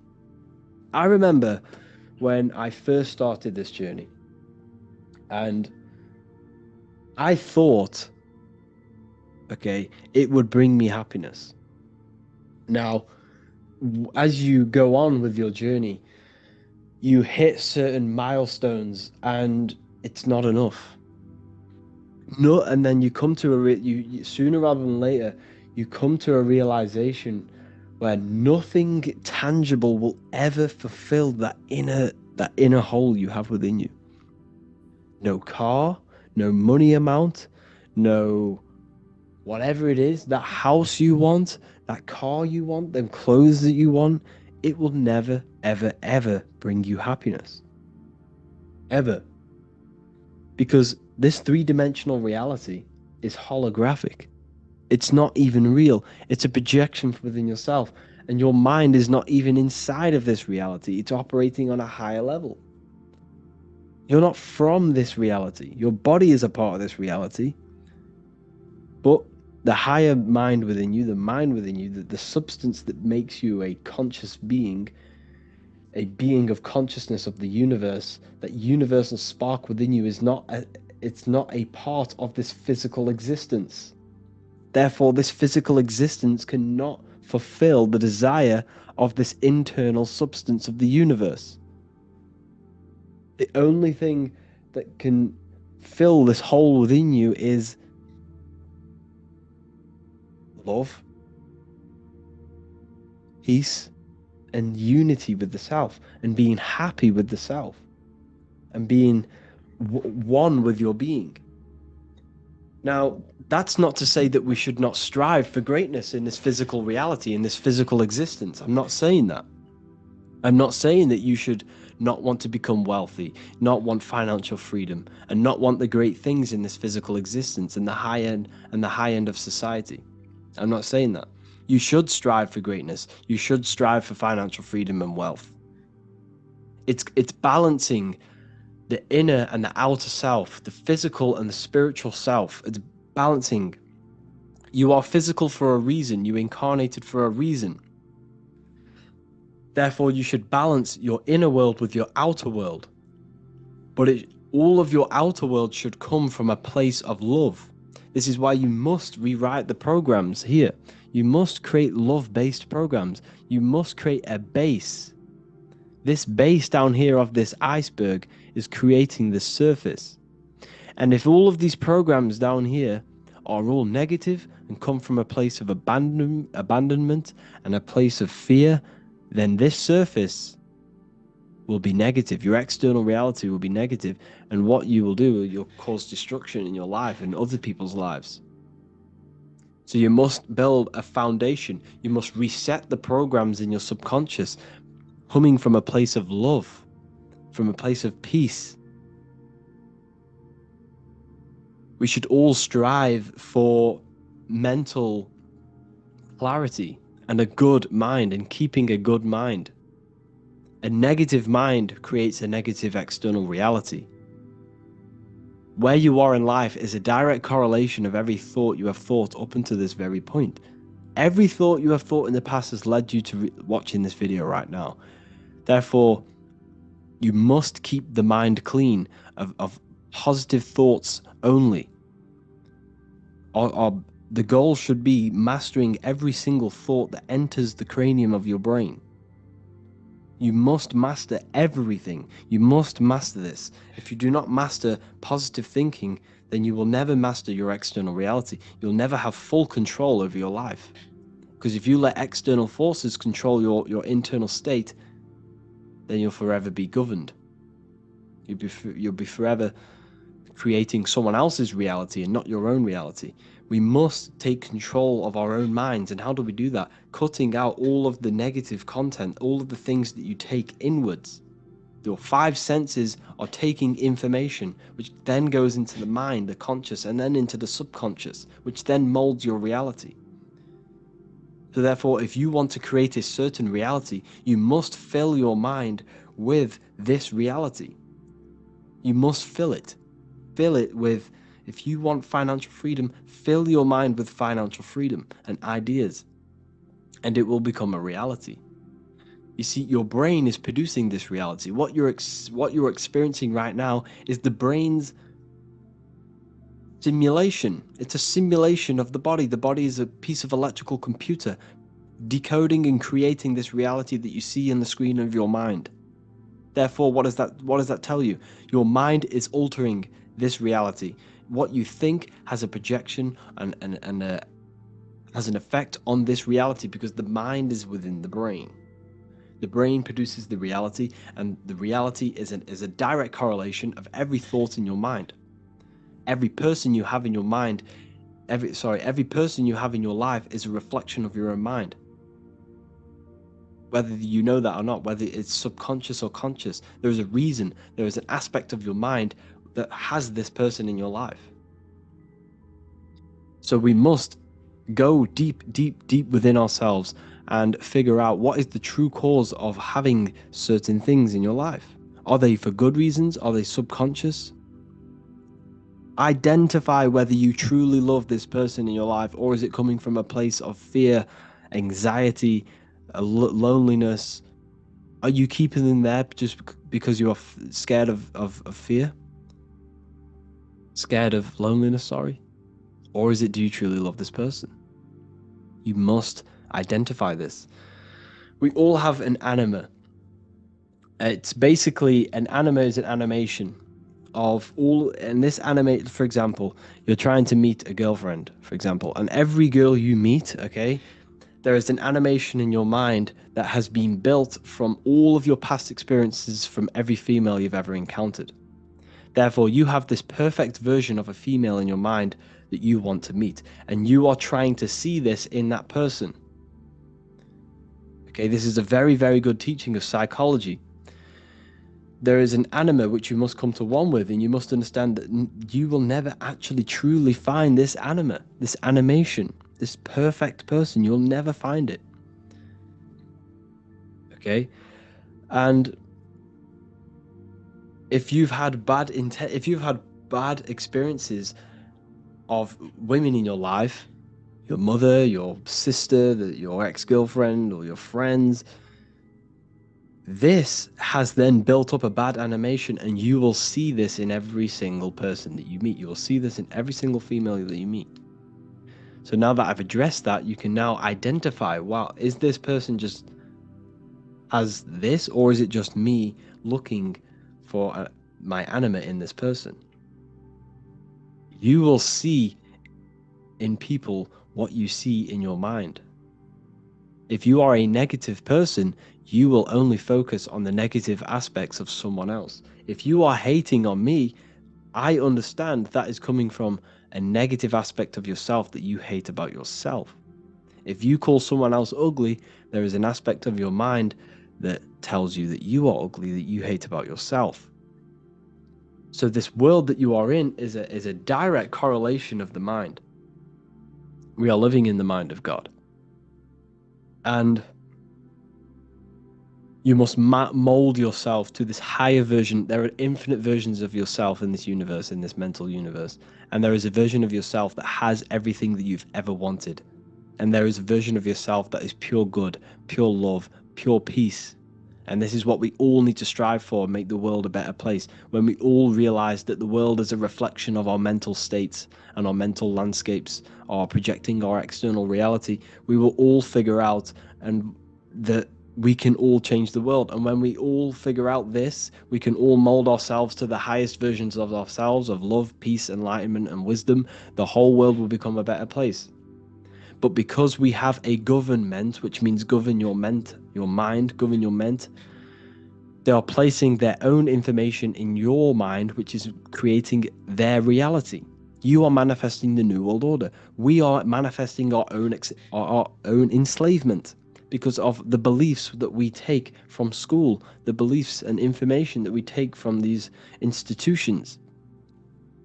We are manifesting this reality of enslavement. And until we figure out that our minds are projecting this reality, we will forever maintain a slave under the government.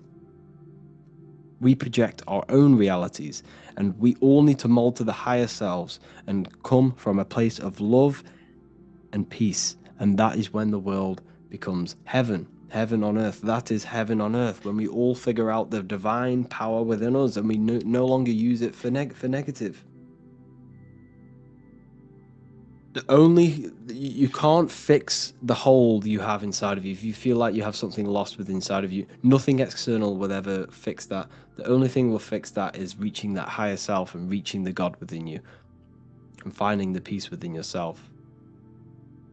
I hope this video had a very positive impact on you and you gained some insights.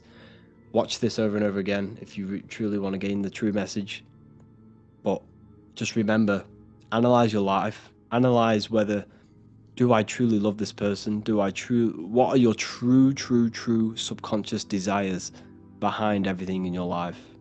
Is it coming from a place of fear, grief? Is it coming from a place of negativity, or is it coming from a place of love?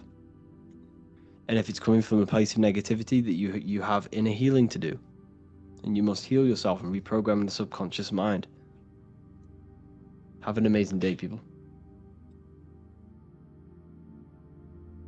Hello, people. Today we're going to be talking about the secrets of the human heart.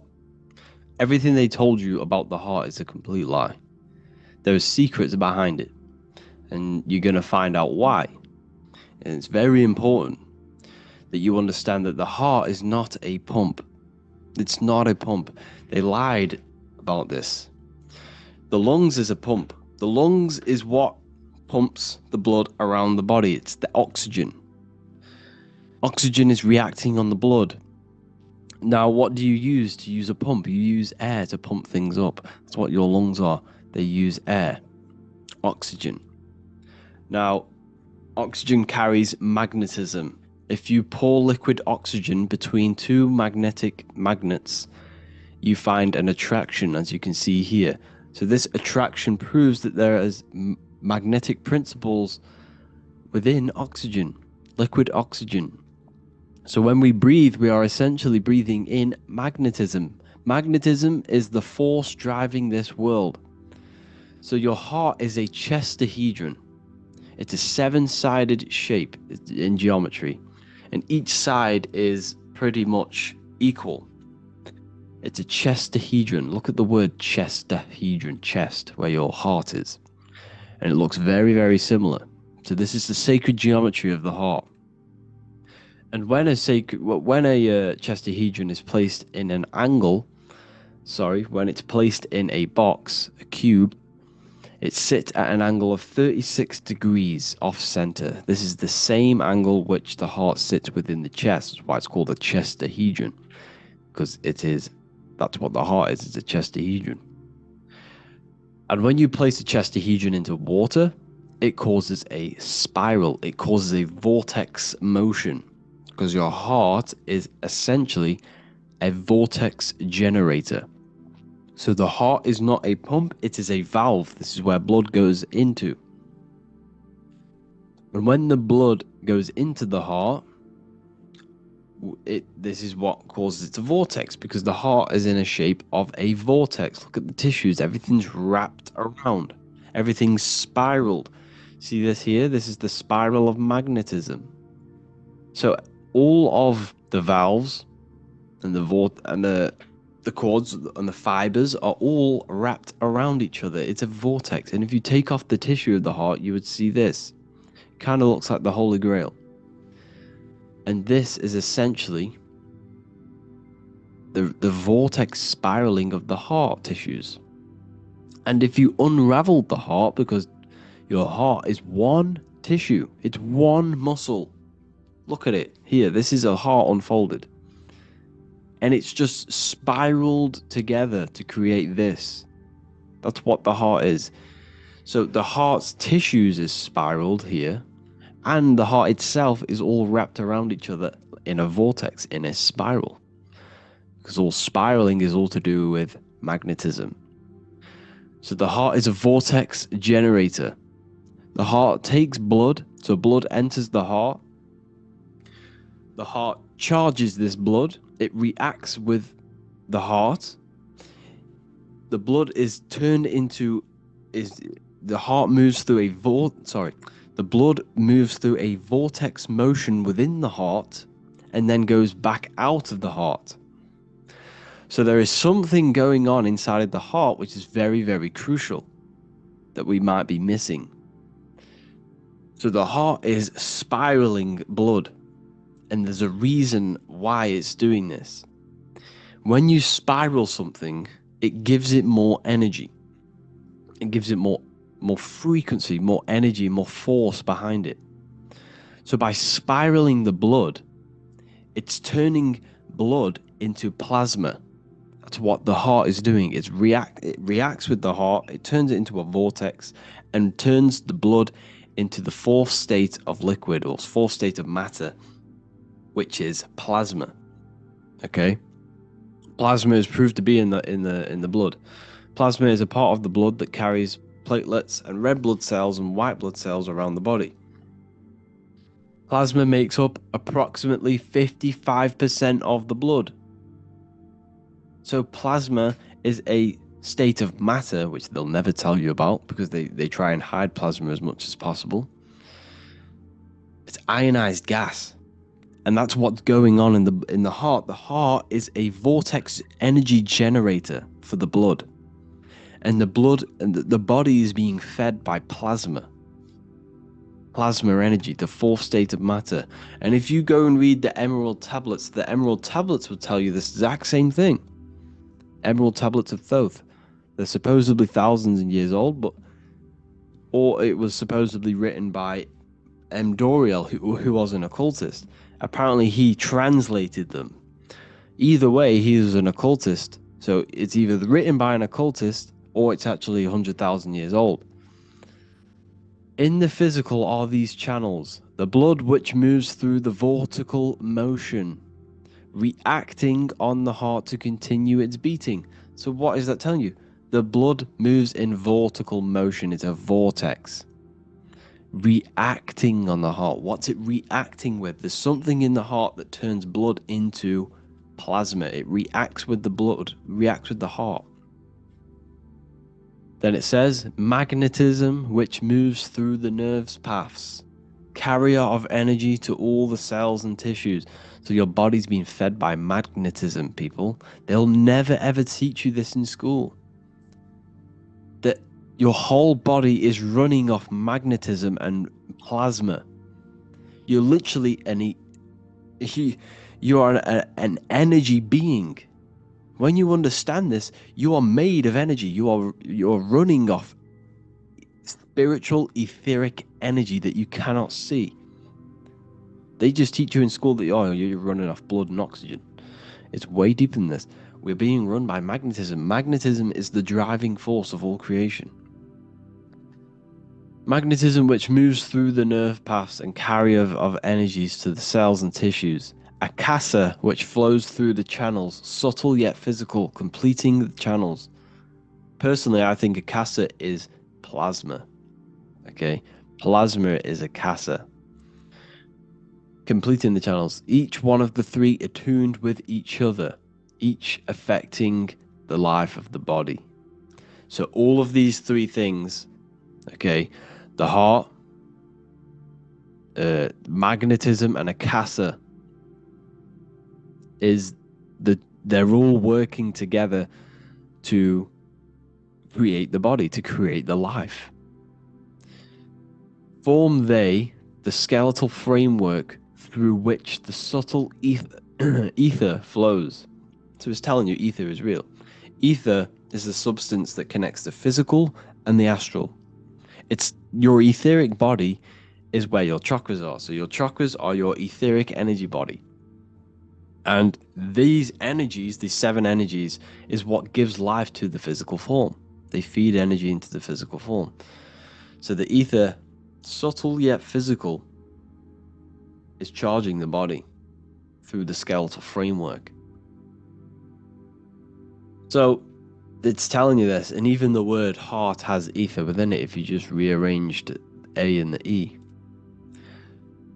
Put the H on the beginning of, well, put the H on the end of heart and you get earth. Because what the heart is actually doing, it's taking the energy of the electromagnetic field around us, which is everywhere, that everything is filled with magnetism and electromagnetism. The earth is a giant electromagnetic torus field, and all of this energy from the center is feeding directly into your heart. Because the center of this earth is the heart of the earth. The center of you is your heart. And the center of the aura borealis, whatever you want to call it, this energy that's emitted from the center of this earth is feeding directly into you, and your heart is transmuting this energy from the earth to react with your blood, and your blood is then feeding your physical body through plasma. That's what's going on. You yourself and your heart is directly connected to the earth. That's why your heart rearranged its earth. You're directly connected to the cosmos. Everything they do to poison you and give you all this stuff is to keep you disconnected from the universe. You yourself are the universe. Your body is directly in correlation electromagnetically with the earth. So the heart is the balance. That's how you connect with things, through the heart. Okay. You see Jesus with the Sacred Heart, always pointing at the heart. Matthew 6:21, for where your treasure is, there your heart will be also. What's that telling you? What's your treasure, your goal, what you're doing in life? There your heart will be also, because your heart is a guide through this lifetime. Your heart has an intelligence. Every single organ in your body has consciousness, and you think with it. You can think with these different organs. You can think with the brain, you can think with the heart, you can think with, the reproductive area.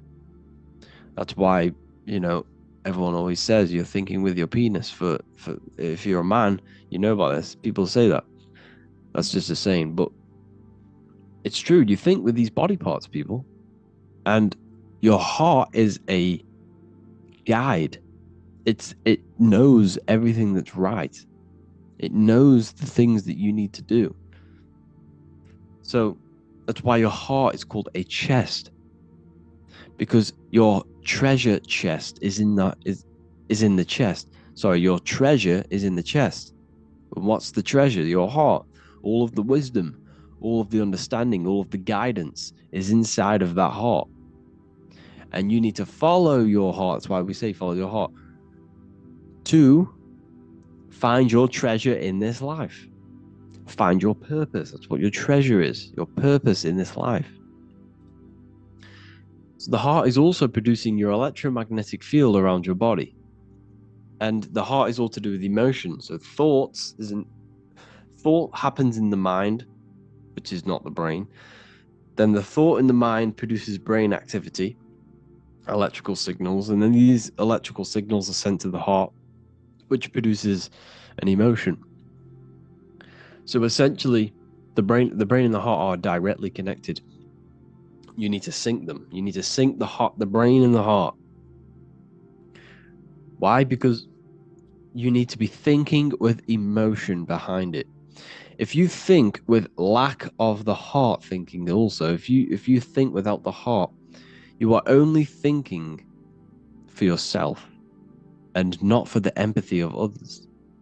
You have to think before you take action of the emotion of others and have thought of people's feelings behind.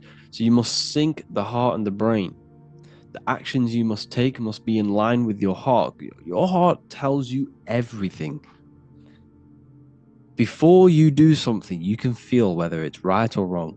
You can feel it deep down within you. When you quieten your mind, you can feel it. Where when you're doing something wrong, especially when you're a child, because as you get older and you constantly do negative things, then yes, you can block out the heart completely. But deep down within people, they know what they're doing and they know whether it's right or wrong. You feel horrible when you do something bad. You feel it inside of you. And Manly P. Hall said, every time you go against the heart, you are destroying your electromagnetic field.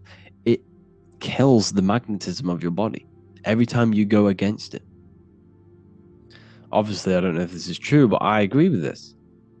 Manly P. Hall was an enlightened individual who understands the anatomy of the body, understand all of the occult things. And essentially, every time you go against your heart, you are killing the magnetism of your body, your cells, and everything about you. Because your whole body is magnetic. You have magnetic attraction all over you.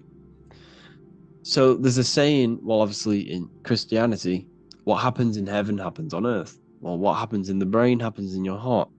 Heaven is the head, earth is the heart. Every thought you think produces an emotion in the heart. Every single thought triggers an emotion. When people say they got a broken heart, because all of that emotion is in the heart. Not in the heart, but in the invisible intelligence behind the heart. You must understand there's a consciousness, an invisible spiritual consciousness behind every physical thing.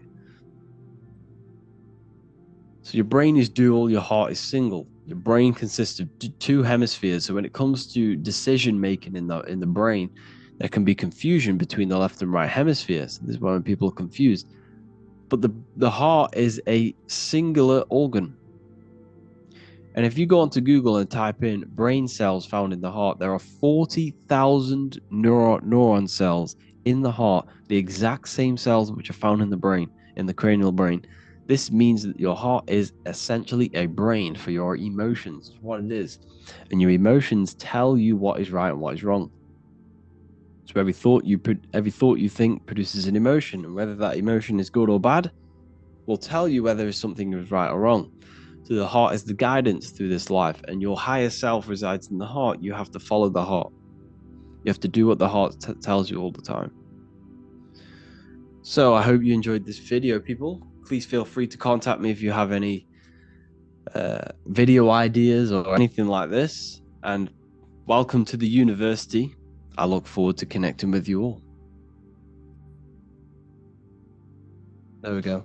So yeah, weed can be used for good and it can be used for bad. You can use it to enter deep states of meditation. You can use it to become lazy. If you smoke it every day, you will become lazy and you will shut yourself off from things that you need to address. So you don't want to use it to escape. Okay, so don't escape. Don't use anything to escape your own mind. You must face it. Okay, so what was the next one?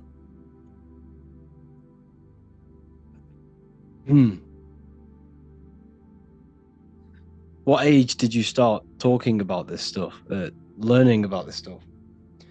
It was quite young, to be honest. I started learning deeply into the occult and esoteric about 2 years ago, 3 years ago. But before that, I've been always into like conspiracies and stuff like that. So that's mainly what it was. Mainly, that's how I kind of got into it, by looking into conspiracies. What do you think about manifesting? You're always manifesting. Your thoughts are always being brought into physical existence. That's basically what it is. You're using thought energy into physical reality, and that's how everything is manifested.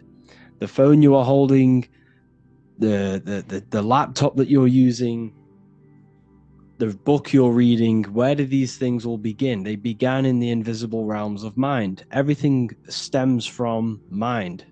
The world you see around you is in the mind of God. We live in a mental universe. Everything is mental. So this is why you need to be careful of what you hear, what you see, what you smell, because everything you take in is molding your mind. The words you say mold your mind. And whatever you mold your mind to, you mold your circumstances to, your life.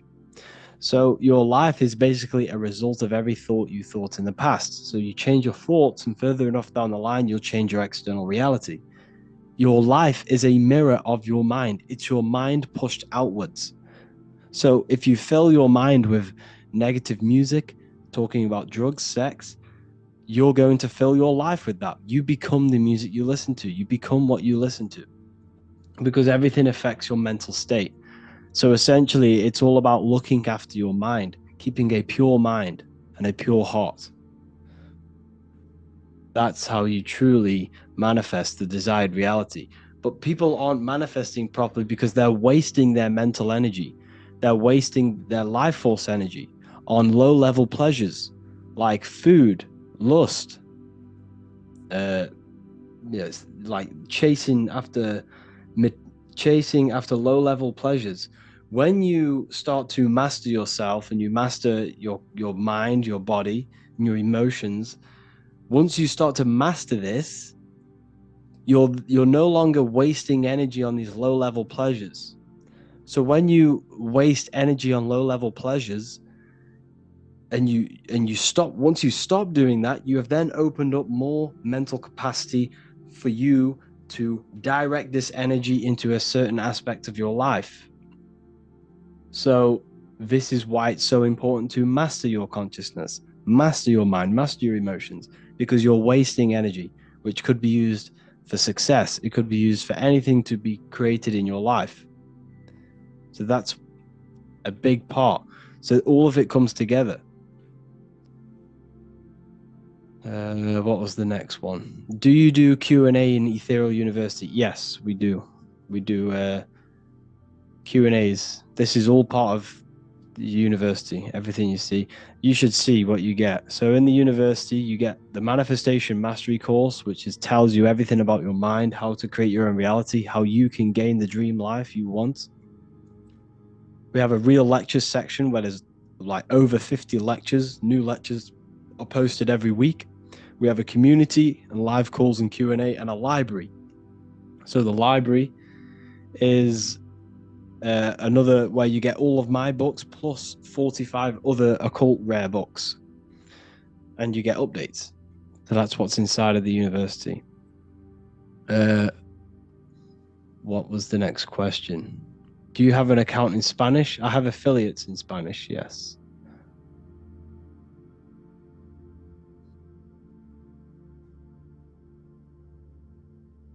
What's your thoughts on white people not being natural to this planet? We don't live on a planet. We live in, well, you live inside of your body. Your body is a piece of organic technology. Your body produces this reality that you're experiencing. Now, what do I mean? Without your brain, you can't be in this reality. So your body is producing this world. Your body is the earth. Your body is the universe. You are God. You are consciousness. The body is the earth, simulating this reality to your consciousness. So when it comes to your body, it does not matter where you are from. You are the same consciousness. The same consciousness in me is the same consciousness in the rabbit, in the dog, or the so-called melanated person. We are all the exact same consciousness. And once you understand this, once you start to realize that you are not this body is literally just a piece of Technology, it's a character you're playing. It's not you. You are the I am. Every single one of us refers to ourselves as I, because I is the all-seeing I, the all-seeing eye of consciousness. This is where we all come from. So you have divine consciousness, then above us is the stars, then you have man. Now, man is very important because man is made in the image of God. We have the ability to expand our consciousness. We have the ability to move above our instinctual survival mode. Now, what do I mean? Animals are stuck in survival. They use their creative ability, because we all have the ability to bring thought into physical reality. Animals only use this creative power of mind to survive. But humans can surpass this. And this is everything I teach is about getting out of the lower self, getting out of the animal self. And once you conquer this animal self, this lower mind that wants the food, the money, the fame, the power, and sex, once you destroy this lower self, you then have the ability to expand your consciousness to understand very complex things. So humans possess the ability to know God and know the secrets of the universe. This is why humans are so important. This is why humans are made in the image of God. We can expand our minds into infinite fields of knowledge. Now, the mind cannot be filled. It is not a physical thing. It exists beyond time and space and matter. The mind isn't made out of atoms. Thoughts are not made out of atoms. So the mind can infinitely expand into new fields of knowledge, new fields of thought, far beyond the current field of thought that you are in now. But the universe is completely mental. And once you completely understand that, you'll see what I'm saying. Some people might not see what I'm saying because their mind will not, have that understanding, but some people will understand. How to activate your pineal gland. Your pineal gland, well, your third eye is your mind. It's not your pineal gland. So your mind is the third eye. Your consciousness is the eye, the third eye. It's not the pineal gland. So the pineal gland is like a radio receiver for your consciousness, for the mind. So when the pineal gland is obviously attacked through the food and the water that we drink. Hold on, let me just open the window.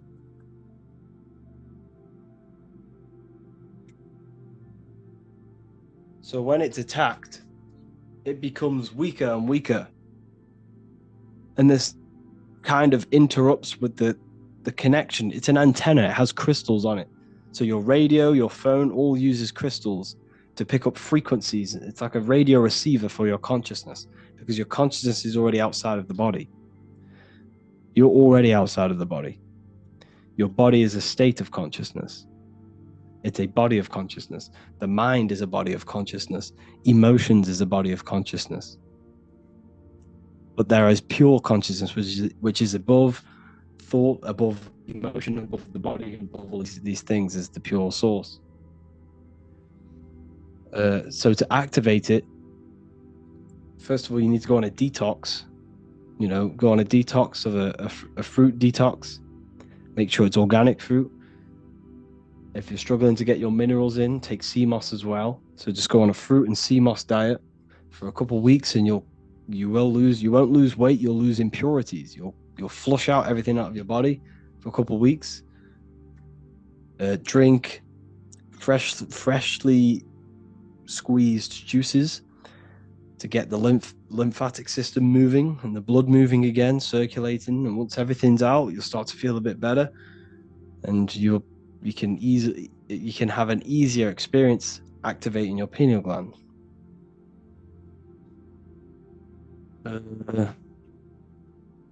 Can you talk about money and water and how we can get rich from that? You don't get rich from learning that sort of stuff. You get rich from If you really want to get rich, focus on providing value. And that, if you focus on getting rich, you won't get rich. It's not about getting rich. It's about providing value. And what comes with providing value? Money. So if you're focusing on the wrong thing, focus on helping people. How can you bring solutions to people? How can you help people's lives? And along the side of that, you will gain an income from that. You see? So essentially, that's how you do it. I don't know how someone's managed to draw. It's a bit crazy.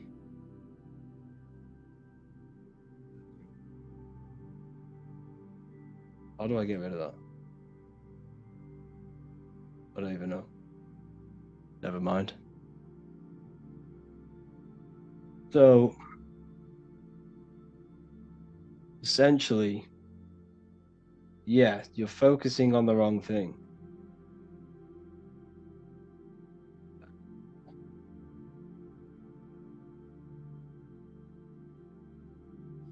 You're focusing on the wrong thing. So what was the next one? Let's turn this off. Talk about what's your thoughts on synchronicity? What do you mean by synchronicity? Do you listen to any music? Yes, I do listen to some music, but it's mainly music without words.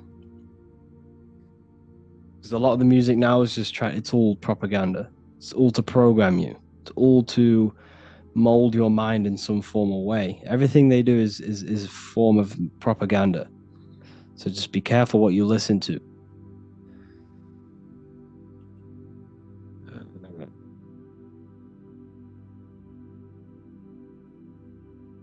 Let's go to the bottom. Let's see what we got at the bottom. Demon retention. Very powerful. This is where all your energy's in. This is the astral liquid of your body. So this is where think about it. That liquid can produce a whole other human being. That liquid has all of the minerals, all of the energy to create a human being. It has the ability to open a portal inside of a woman. So when you keep this inside of you, you're not only keeping the energy of it, you're keeping the minerals, and the minerals can be recycled in the body. So it's very, very powerful. However, if you have a very negative mind, it can be used for bad, because that energy will be redirected into something else.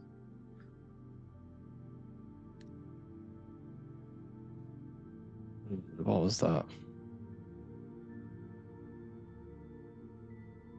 How can I heal from weed damage? Just heal yourself. Fruits, vegetables, just go on the fruit-only diet. Take sea moss, take cayenne pepper. What else? Burdock root, things very high in iron. Just stick to a natural diet and you'll heal from anything. But if you were smoking weed a lot and smoking in general, mullein leaf is very good for the lungs. Grapes, seeded grapes are very good for the lungs. Now look at the fruit that you're eating. Grapes are in the form of lungs. Mushrooms are in the form of ears. Walnuts are in the form of the brain. These things are communicating with you. Your body is the universe. Everything's communicating with everything. Your body's communicating with the planets. Your body's communicating with everything. Your mind's communicating with the world and energy. You're literally a walking crystal.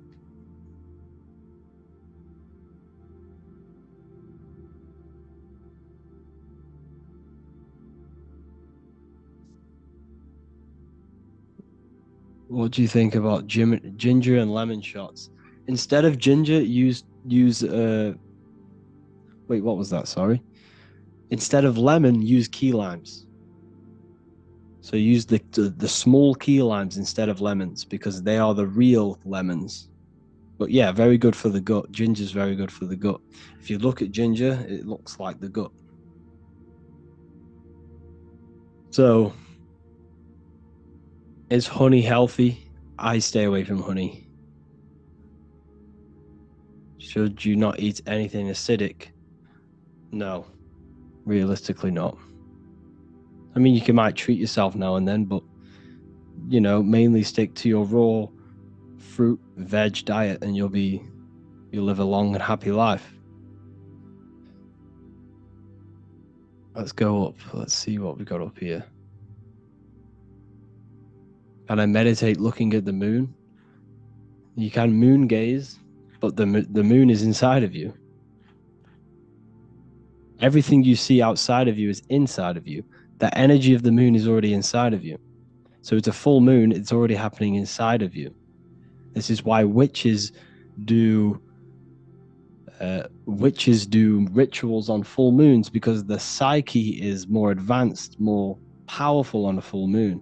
That's why if you ask a policeman, you ask a firefighter, you ask an ambulance driver, normally around a full moon, there's more calls, there's more emergencies, because the moon enhances our psyche. But not the moon, but the moon is within us. The seasons happen within you.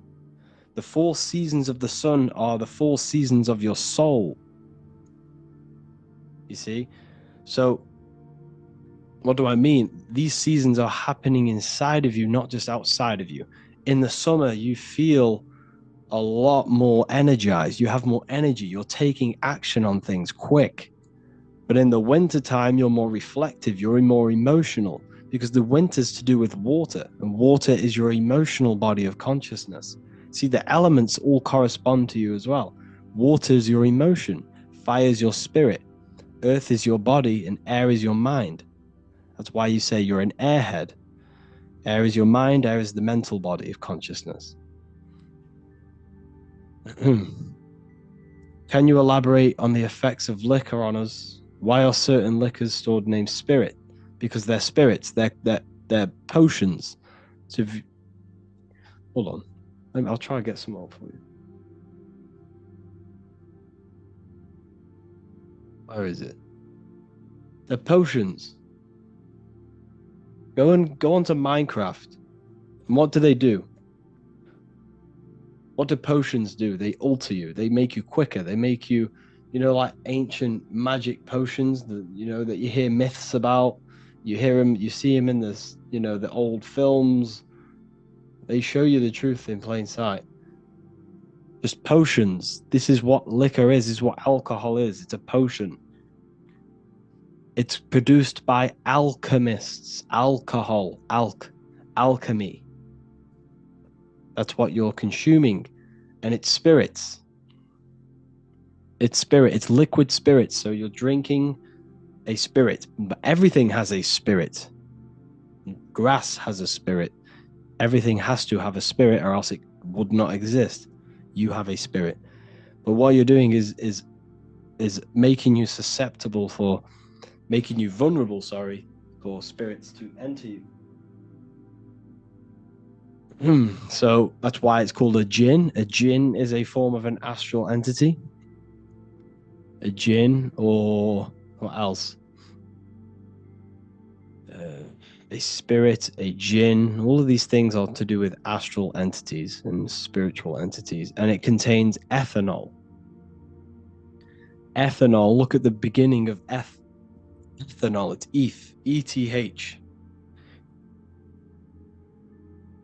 ETH, which is ethanol. Okay? So, ethanol is ethanol, and the ether is the barrier between physical and astral. What else?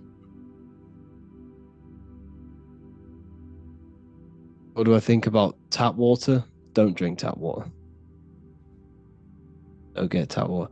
Is it bad to get wisdom teeth out? I mean, if you've already done it, it is what it is. But if you haven't done it, don't do it, because everything's connected in your body. Everything in your body is connected. So your teeth, each tooth is connected to organs. Your lips, that's your heart. Okay? Your lips, so you can see people's, for example, this is a gem. You can see people's mental state on their face. And what do I mean? If their eyebrows are very pointy, you can see that they're not 100%. I'm just saying they may be either very sharp person, they do things quick, or they're a very negative person. Now, you speak from the heart. Everything you do comes from the heart. Every action you take is from the heart. Everything you say is from the heart. So you can tell someone's heart by reading their words and what they say. And if they're very negative, they have a very dark heart. So you must purify your heart. So everything, your face is a reflection of your mental and emotional state. So you can read people like that. But your ears are a womb, yes. Your ears are womb because everything you say, everything you hear is a seed. And every seed enters the mind and the subconscious. And the subconscious is like a garden, which everything springs from. For example, you had a very traumatic childhood. You got beaten up as a kid. This seed in your mind will grow for years and decades, and it will turn into a fruit. Now, what do I mean? This will come into your actions. You might do what happened to you, do the complete opposite.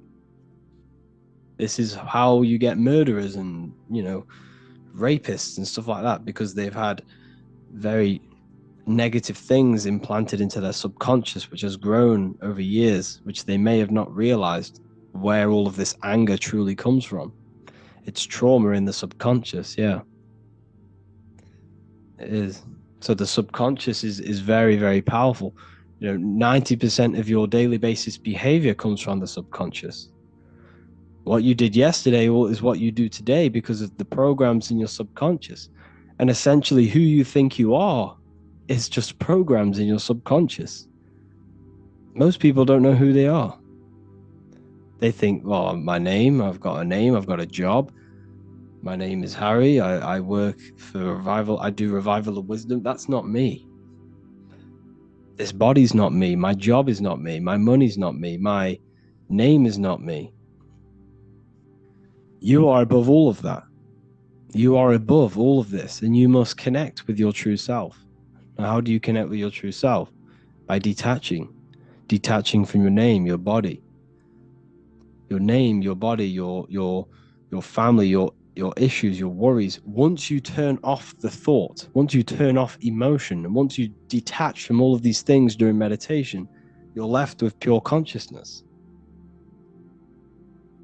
And that's essentially who you truly are, is pure consciousness.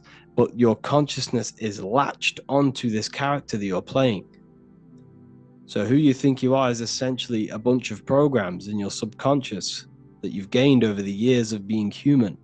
It's not you. You must learn how to detach from all of that. And this is why a lot of people cannot expand their consciousness and expand their mind during astral projection, because their minds are so latched onto this character, but it's not truly you. Your mind can't detach from this body. If your mind can't do that unless it's you gain that ability to detach from the character you're playing. But you're not the character. The true you is the I am. The I am is is God. The I within you. When you say I, there's nothing higher than that in your being. There's nothing higher inside of you than the I. That's why the Roman numerals, I is the number 1. And that's why I is one line, because we are all one consciousness, one I, one all-seeing I. That's why God is omnipresent, because he's in you, he's in me, he's in everything. We are all God, all extensions of God's consciousness. The universe is one living being, And when you see it, it's kind of crazy. But once you see it, you can't unsee it. The universe is one being. Me and you are the same exact consciousness, experiencing a different reality. But we are all the center of creation. What do you think about the monk who lived for 300 years in Himalayas? Do everyone have that possibility to live that years? Yes, I truly think this, because think about it. I sent a list into my Telegram the other day. I sent a list into the Telegram of all of the, well, not even all of them. It was a big list about a lot of the toxins that we're being toxic. I'll try to find it. Where's it going to load? Okay, here it is. Where is it? I'll show you this list. It's insane. So we've got seed oils, artificial food coloring, food preservatives, chemtrails, GMOs, chemical and skin products, chemicals in deodorant, chemicals in toothpaste, fluoride in tap water, chlorine in tap water, heavy metals in tap water, pesticides on the fruit, synthetic prescription medication, synthetic mineral supplements, synthetic fabrics and clothing, synthetic bedding materials, synthetic fragrances. Fragrance can be up to 10,000 different synthetic chemicals, if you didn't know. Synthetic candles, fragrance, of course, sun cream, plastic water bottles, BPA in cans, plastic cutting boards, Teflon coated cookware, cigarettes, vehicle emissions, caffeine, radiation from phones and cells, radiation from smart meters, harmful music frequencies, music tuned to 440 hertz, chemicals on receipts, blue lights from screens. That's just some of the chemicals we're being bombarded with on a daily basis.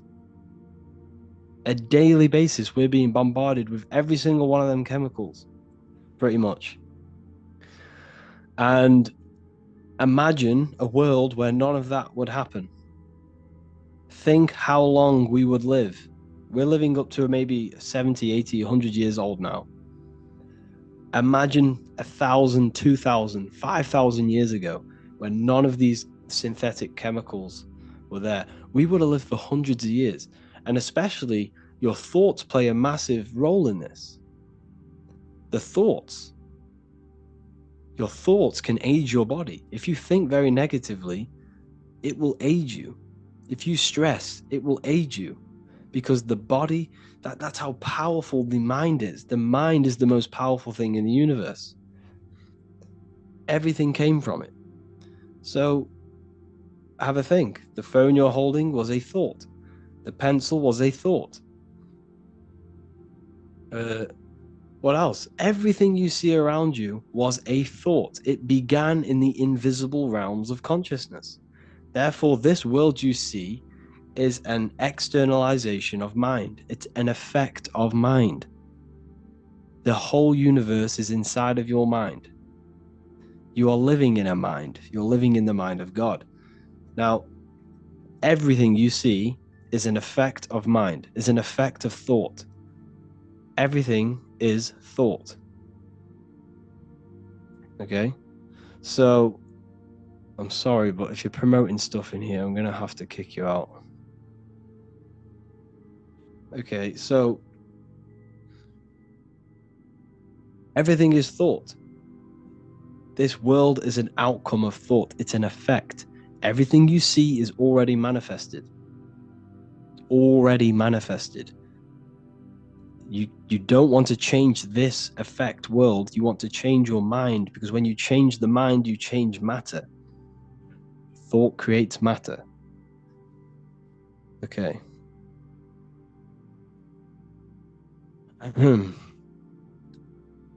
We become mind and God after we die. We are eternal. You'll never die. You can't die. It's impossible. You die every night when you go to sleep. And then when you wake up from that dream, you die and wake up in this body. You will never die. Can't die. Everything's eternal. Everything in this universe is eternal, because everything's a part of mind. Everything's an extension of mind. Everything's an extension of God. Everything's an extension from the one consciousness. Here you see it. Mind and matter.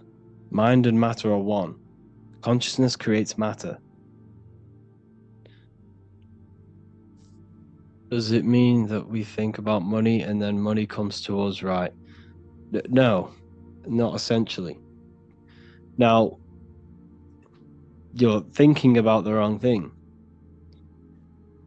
Don't think about, if you want money, you're not going to get money. You attract what you are, not what you want. It's called a mindset. You got to set your mind to a frequency, to a reality, and it will come to you. Now, what do I mean? If you want money, focus on providing value. Focus on creating a solution for people. Don't want money, want to help people.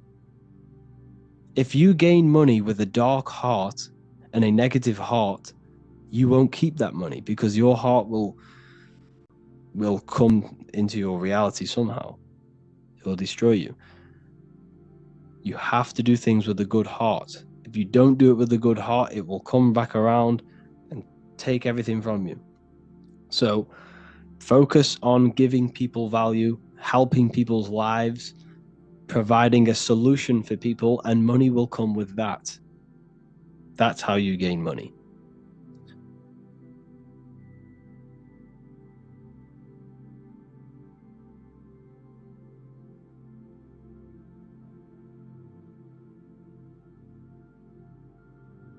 Okay, please, can we stop spamming the same comments, the same questions?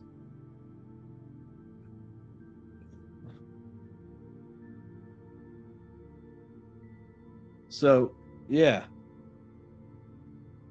What do you think about psychotherapy? Is that some sort of therapy? I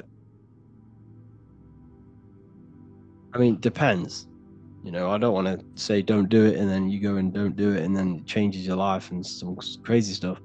But what I'm saying is you need to learn how to master your own mind and learn how to meditate and turn off the mind. And once you start meditating every day and you gain that ability of turning off thought and turning off emotion and turning off everything, so turning off all of your emotion, all of your connections, all of your just everything.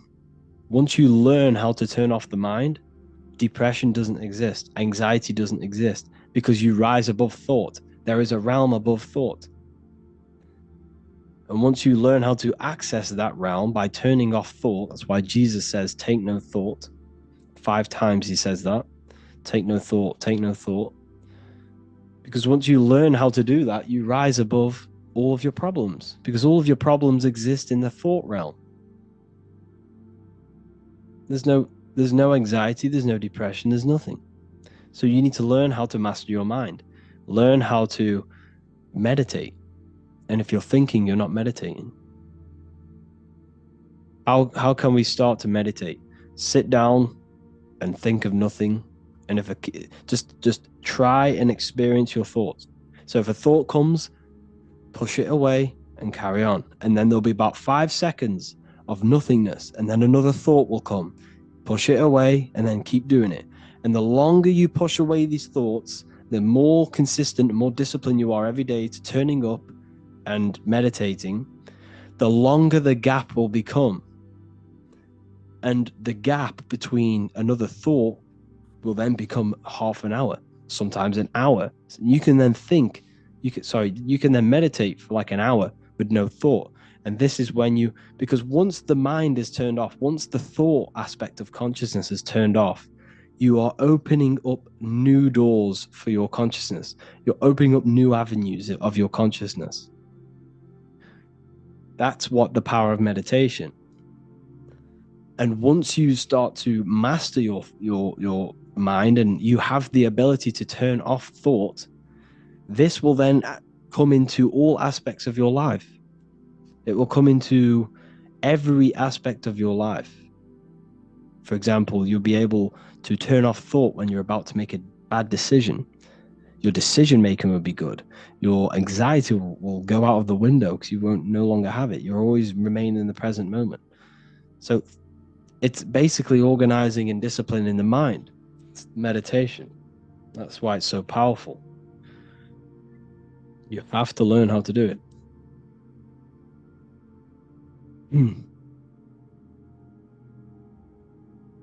What do you think about where do humans come from, or what created us? Well, we are all extensions of God. We are all God's mind manifested in physical form. We are all extensions of God. Not you, not the character you're playing. Your character is not God, but I'm saying your consciousness is. The awareness you have, the mind you have, that's God. The pure awareness, the pure consciousness is God. Not who you think you are, your name, your body, your job, your circumstances, your worries. That's not God. You are the pure consciousness, and your consciousness is latched on to this character you're playing. But once you learn how to get rid of that character and detach from it, that's the essence within you that is God. Okay.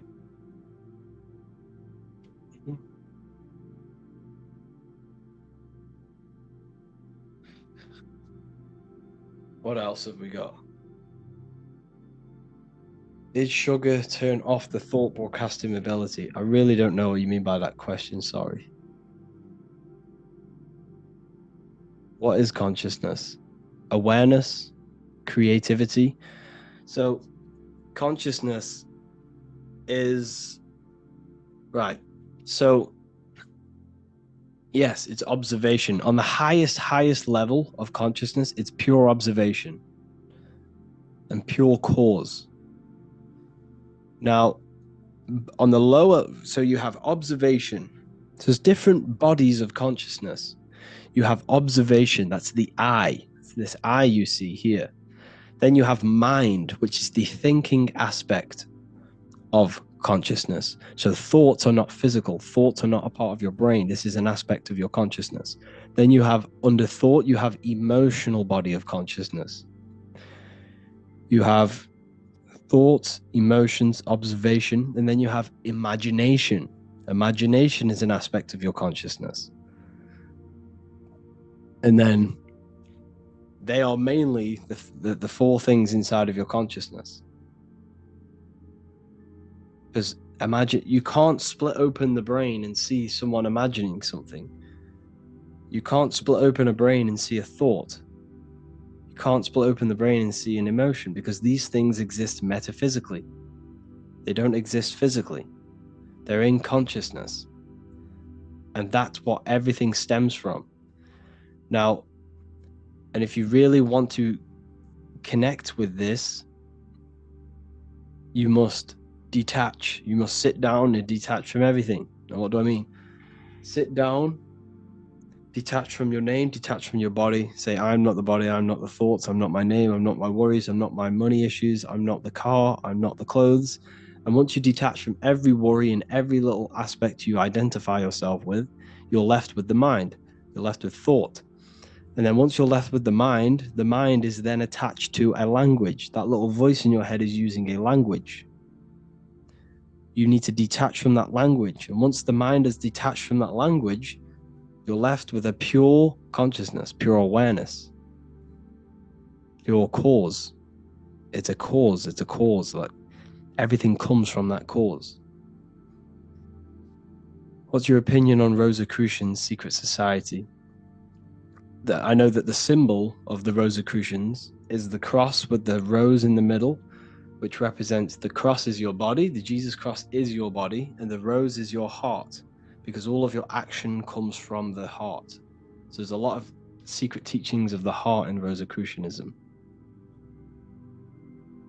If we are all God, are we the devil also? Yes. You have the ability to bring in a non-physical thought into a physical reality. You have this creative power of bringing thought into physical matter.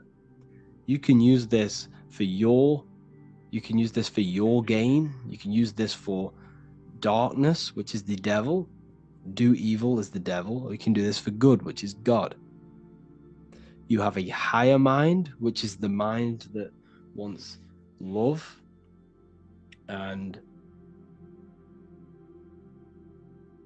wisdom and knowledge and growth. Or you have this lower aspect of your mind, which is your body's sort of mind, which wants power, fame, hate, desire, food, survival. This is Satan. It's an aspect of your mind. It's psychology. It's a psychological allegory of the human mind. It's what the Bible is. It's all allegory for the human mind and the functions of your mind, body, and spirit. It's basically what the Bible is. It's allegorical about you and about your mind and how it works and about your emotions. Thoughts on spiritual attacks and how to protect yourself. You're not being attacked spiritually, it's yourself. It's an aspect of your own mind. You're attacking yourself.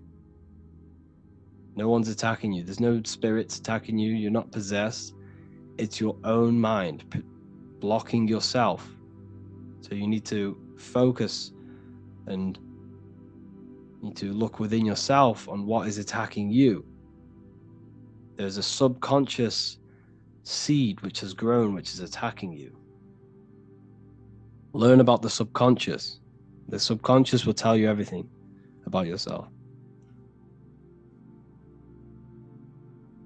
Do secret societies control everything? Yeah, pretty much. I'd say so. Yeah. But don't focus on that, don't lose yourself in conspiracies. Don't lose yourself in any darkness. Don't fill your mind with that stuff. You don't want to fill your mind with that. You don't want to fill your mind with all these negative 9/11, occult rituals, magic, Hollywood.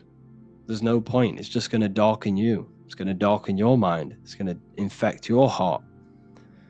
So focus on the light always.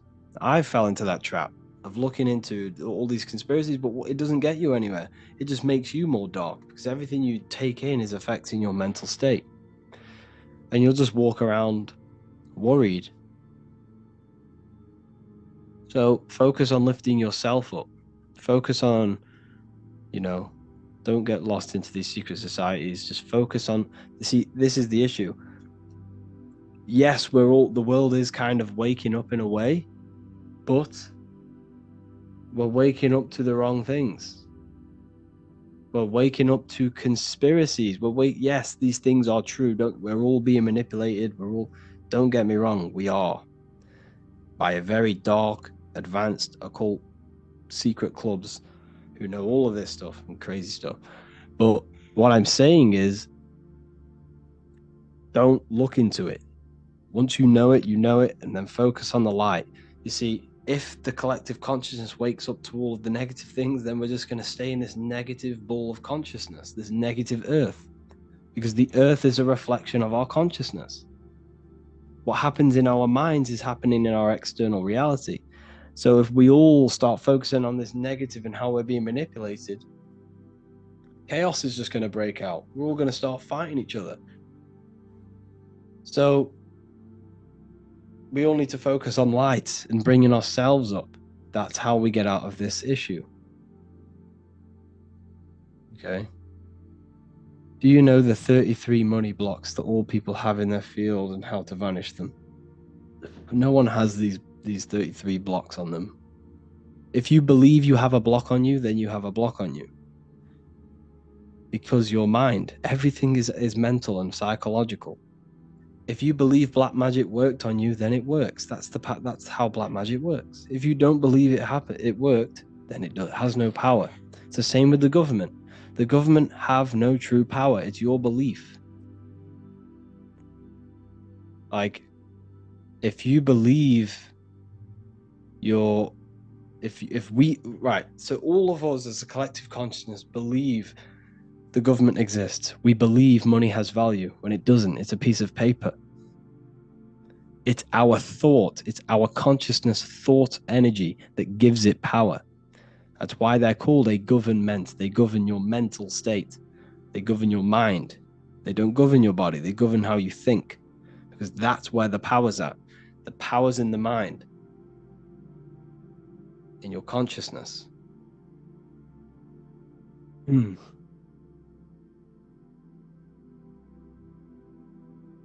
Yeah, so yeah.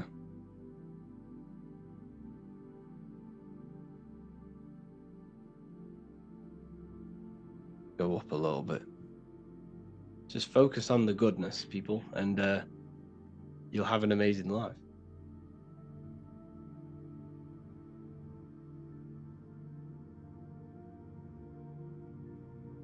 Yeah. And shaman heals every disease? I really don't know. I'm not too sure about that. Tattoos affect your mental state? I wouldn't say so. Like, just be careful what you get and make sure it has a good meaning, and then you're okay. We are the government. Once they give us the information, a whole lot to see. Yeah, literally. Yeah.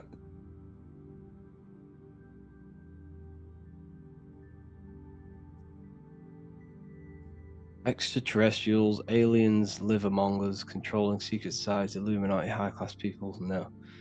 That's what I used to think, but it's not. We're not being bombarded by aliens, reptilians. This is all humans. It's people who worship the flesh. It's all it is. It's people who worship the physical world. Why? Why do they worship the physical world? Because in these higher realms of consciousness, you don't get, there's no pleasure like there is a physical pleasure. So they worship the physical world, the physical pleasure, and the sensation of being in a body. That's what they worship. Evil, love, bondage. Okay?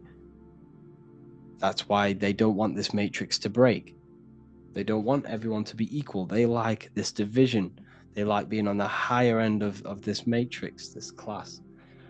But it's not reptilian. I don't think so anyway, personally.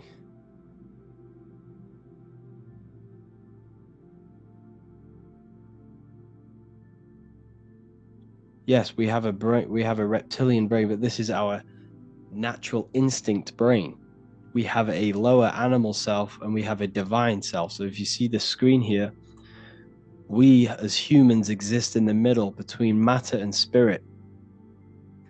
We have the opportunity to expand our consciousness upwards to God.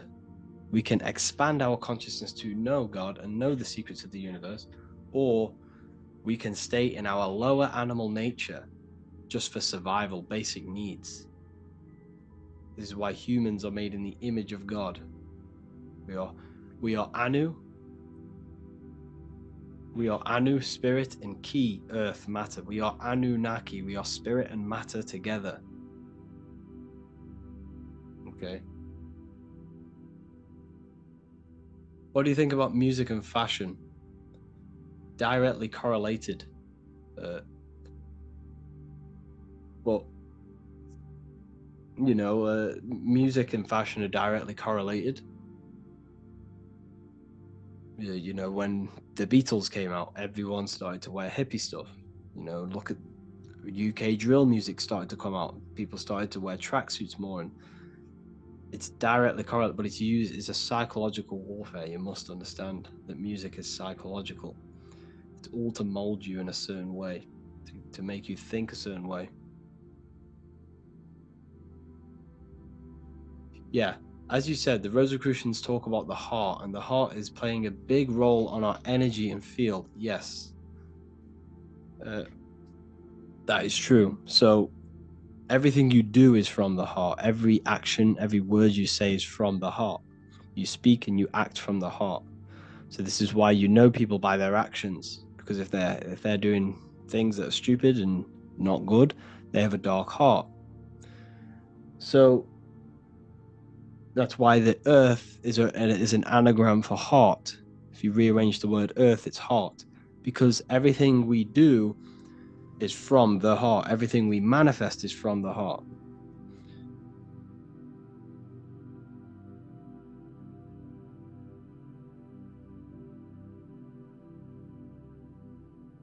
What are the families that control the world? Tell us the major one. I don't look into it, to be honest with you. I don't really look into that stuff anymore. There's no point. It just loses you in a loophole, and you'll end up gaining anxiety and gaining all these negative thoughts about how we're being manipulated. So just focus on the light.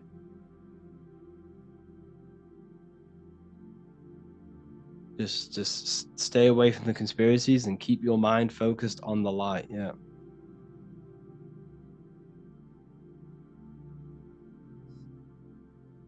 Can you give thoughts about reverse manifestation, things that you don't want to come in your life, but it has to come anyhow, but it didn't work on positive things? Can you explain this loophole? I'm not too sure about reverse manifestation, but everything that happens to you is necessary for you to grow as a mind, to expand your mind, to expand your soul. Everything is for you to grow. Doesn't matter how hard it is, how negative it is. But what you must understand is that everything that happens to you is neutral. It's your mind's perception on how you give it a positive or a negative charge. You know, it could be something really bad, you know, someone dies, but you always have to look at the positive. What did you learn from that person? You have to grow from everything that happens to you. Don't focus on the negative. Like I say, always focus on the light. Keep your mind in the light. Because if you keep the mind on the negative aspect, it will consume you, destroy your mind, your emotions, and your body. So always focus on the light and the positive aspects of everything that happens to you. And just remember, when it comes to manifestation, you are just a result of your thoughts. Your life right now, your current circumstances, is a result of every thought you had in the past. Every thought you had in the past has led you to this very point, listening to me right now. Therefore, your life is an externalization of your mind. And this is what I teach inside the university, the Manifestation Mastery course. And that is how you truly, you change your thoughts, you change your mental state, and you will change your external reality. Okay.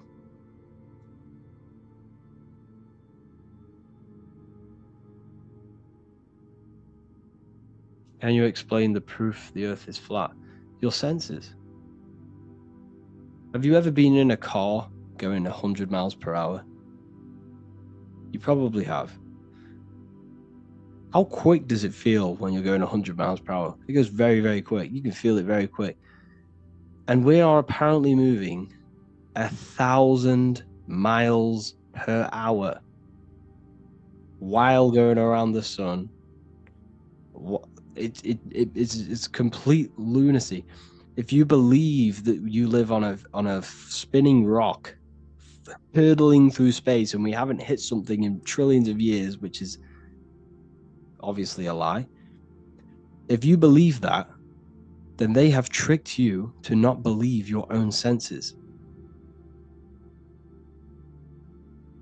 They've tricked you to not believe them senses that you have. That's the power.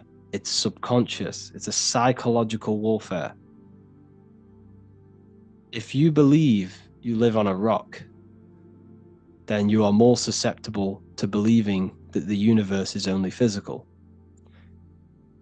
The reason why Isaac Newton came in with all this new science and destroyed all of the old science of the Egypts and the ancient occult teachings of as above, so below, the reason Isaac Newton came in with this was to separate you from the universe.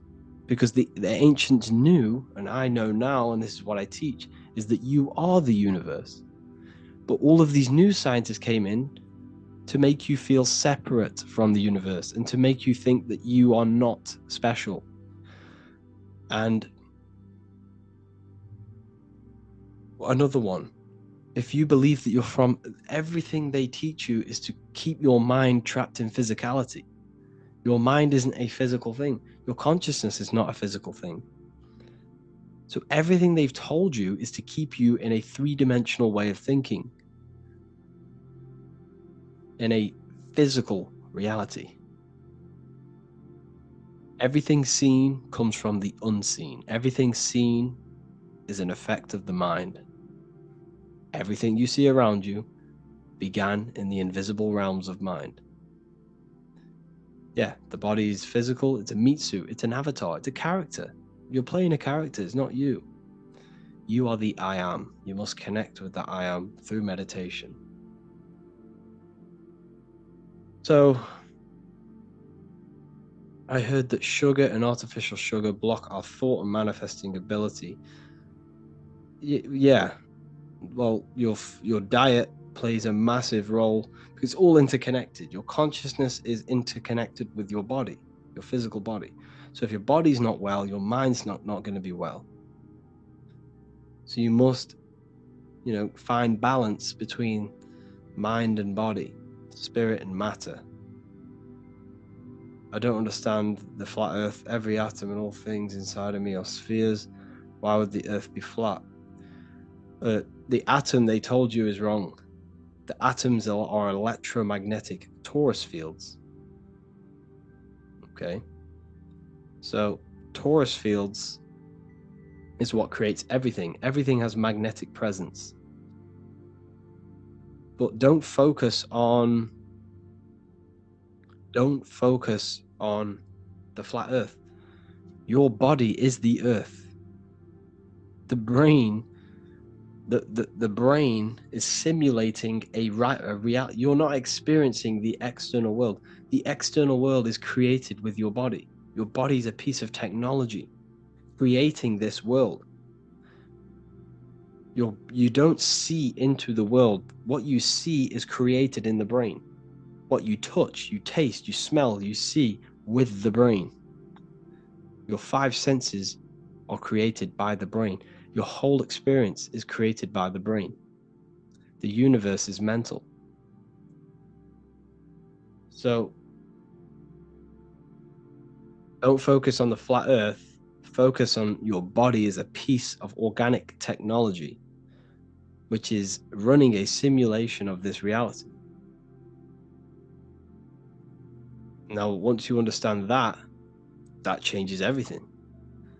You probably never thought about that. You probably now realize that your body is the universe. Your body is the earth. And when you leave the body, you're leaving earth. Okay? So that's a very important one. How can we take advantage of the planets, the sun, and the moon within us? Their energies. So Saturn. So the reason why you see Saturn symbology everywhere, like walkers and all these companies, you see Saturn symbolized. It's because Saturn is to do with order. He's the order aspect of your consciousness. He's the conditioning. So, for example, if Saturn is ruling your life, which is an aspect of your consciousness,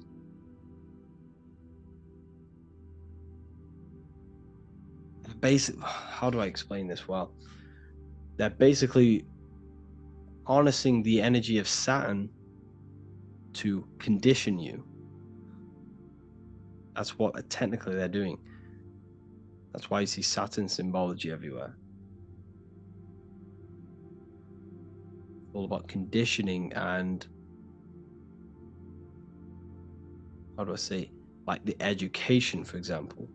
It's all about conditioning you to keep you in a certain state. That's what Saturn is. Now, the sun represents your pure consciousness. The moon represents your subconscious or emotion. Anyways, I'm going to have to love and leave you all here. This is a Q&A that takes place weekly inside of the university. If you wish to join, I will send the link into here. Hold on, I will send it into this chat. So yeah, these live calls happen all the time. They're going to be happening every week from now on. If you want to join the university, see you all on the inside. There's so much that you can gain. Let me just try and find.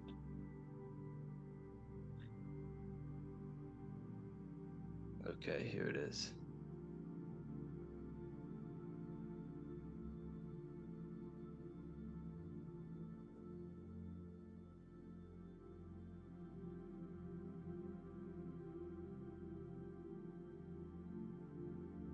Two seconds.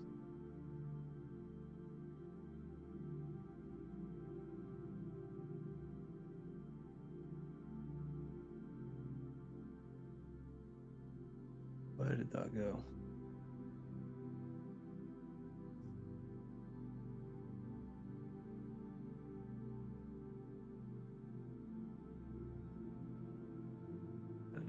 I don't know why I can't get it up. But if you're in the Telegram,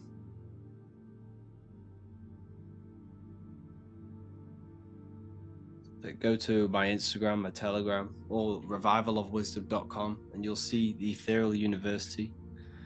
I'll show you what we get. You get all of this. So you get the Manifestation Mastery course, which teaches you everything about your mind and how your mind creates reality. You get the Real Lectures section, which has everything about the lectures. I do weekly lectures on occultism, symbolism, esotericism. We have a community. We have a library with my books plus 45 other rare PDF books. So you gain access to the library. We obviously do these live Q&As, and you can literally speak to me directly on these live calls. So yeah, your life will change once you understand this stuff. You're going to feel so much better. Like once you understand how reality works and your place in the universe, you'll feel absolutely amazing, because you no longer feel like an evolved monkey on a monkey ball on a spinning globe. So invest in yourselves, invest in your mental state. It's not about your spirit, it's about your mind, controlling your consciousness, controlling your body. That's where the power is. That's when you gain power, when you stop engaging in your animal self and you move to the higher self and you retain all of that lost energy from being an animal self. Okay, so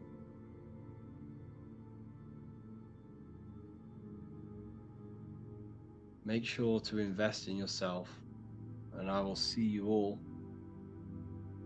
on the other side. Here's the...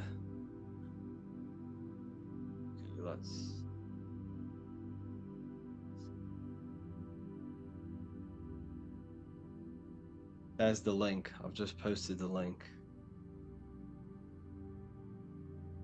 for the university.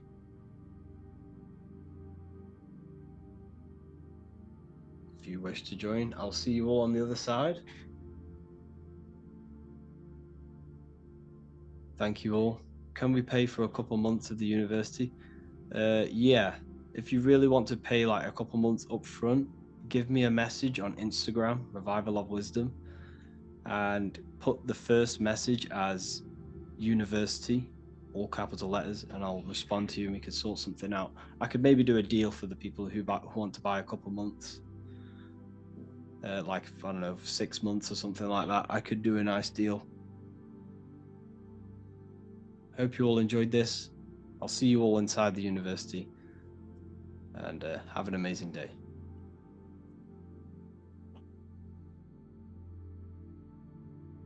Witchcraft and magic. So today we're going to be talking about this and discussing a few things on how magic works, what it is, and how it's not what you truly think it is. So all of these films they showed you in the past, you know, like Harry Potter, and all of these other things, they are to fantasize this thing, to cover it up, to make it look like a myth.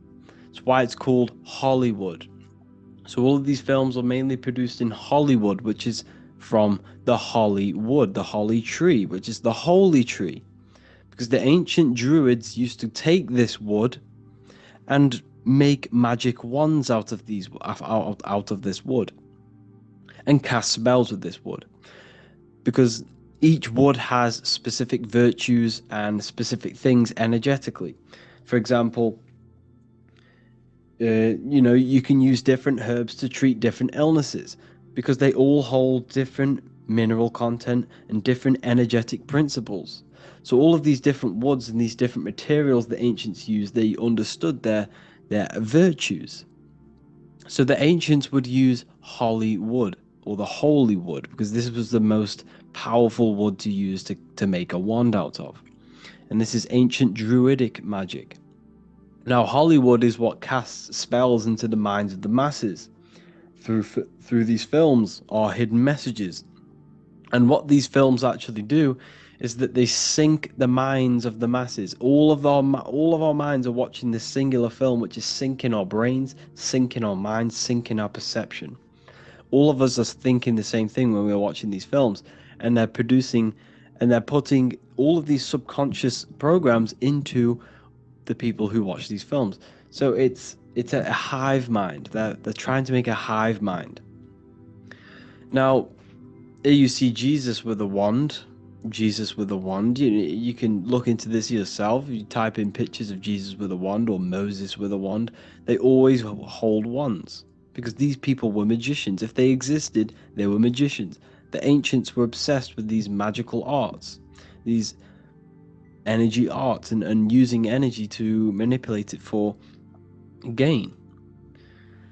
So when holding a wand, what you're actually doing is you're using the body's energy, because your body is emitting countless amounts of energy.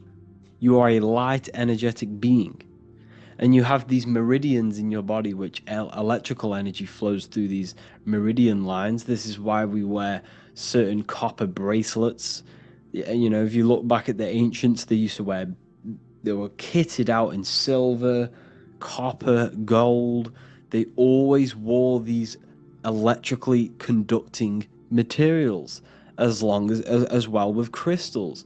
Crystals were used to enhance different body parts. If you wanted to hear better, you'd place a crystal and a metal in the piercing of your ear. This is why they used this, because they understood the principles of these things. Because everything you see physically has an energetic body behind it, which enhances things. High frequency, high energy is what enhances things.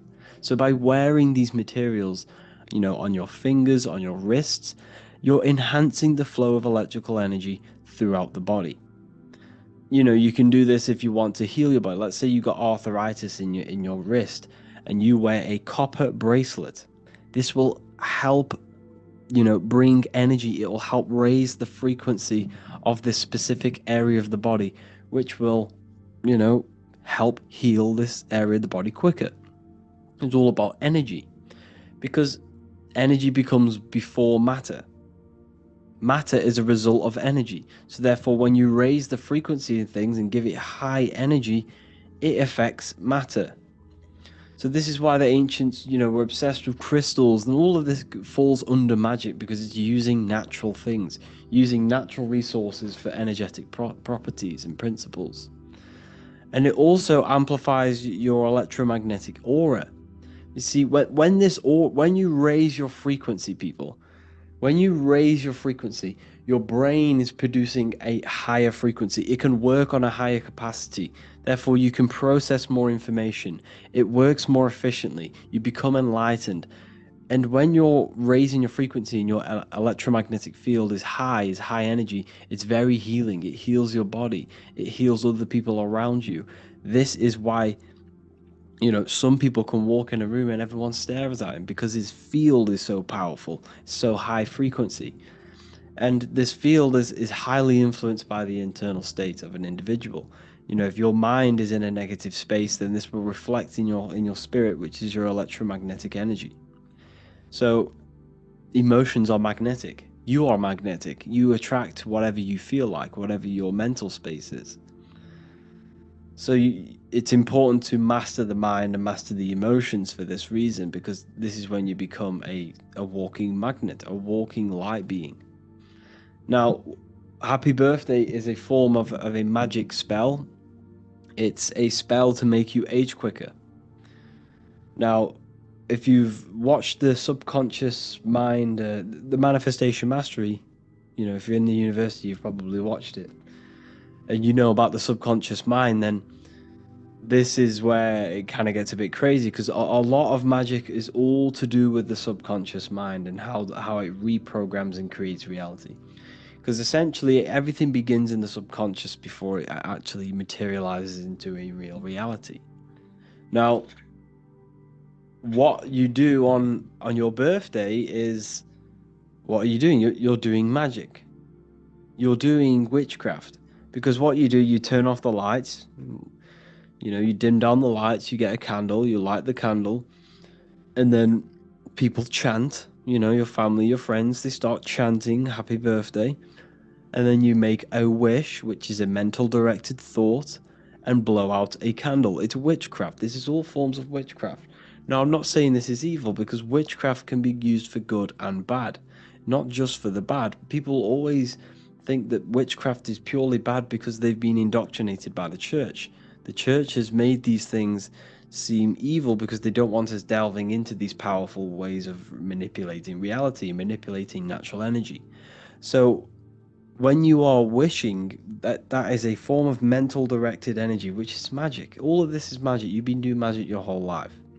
Now, when you make the wish, you don't tell anyone, which is another occult virtue. You shouldn't be telling people things that you want to create into manifestation, into reality, because people can direct negative mental energy towards this and slow this manifestation down. Because also, when you release what you want to do, when you talk about your goals to others, this releases dopamine in your brain.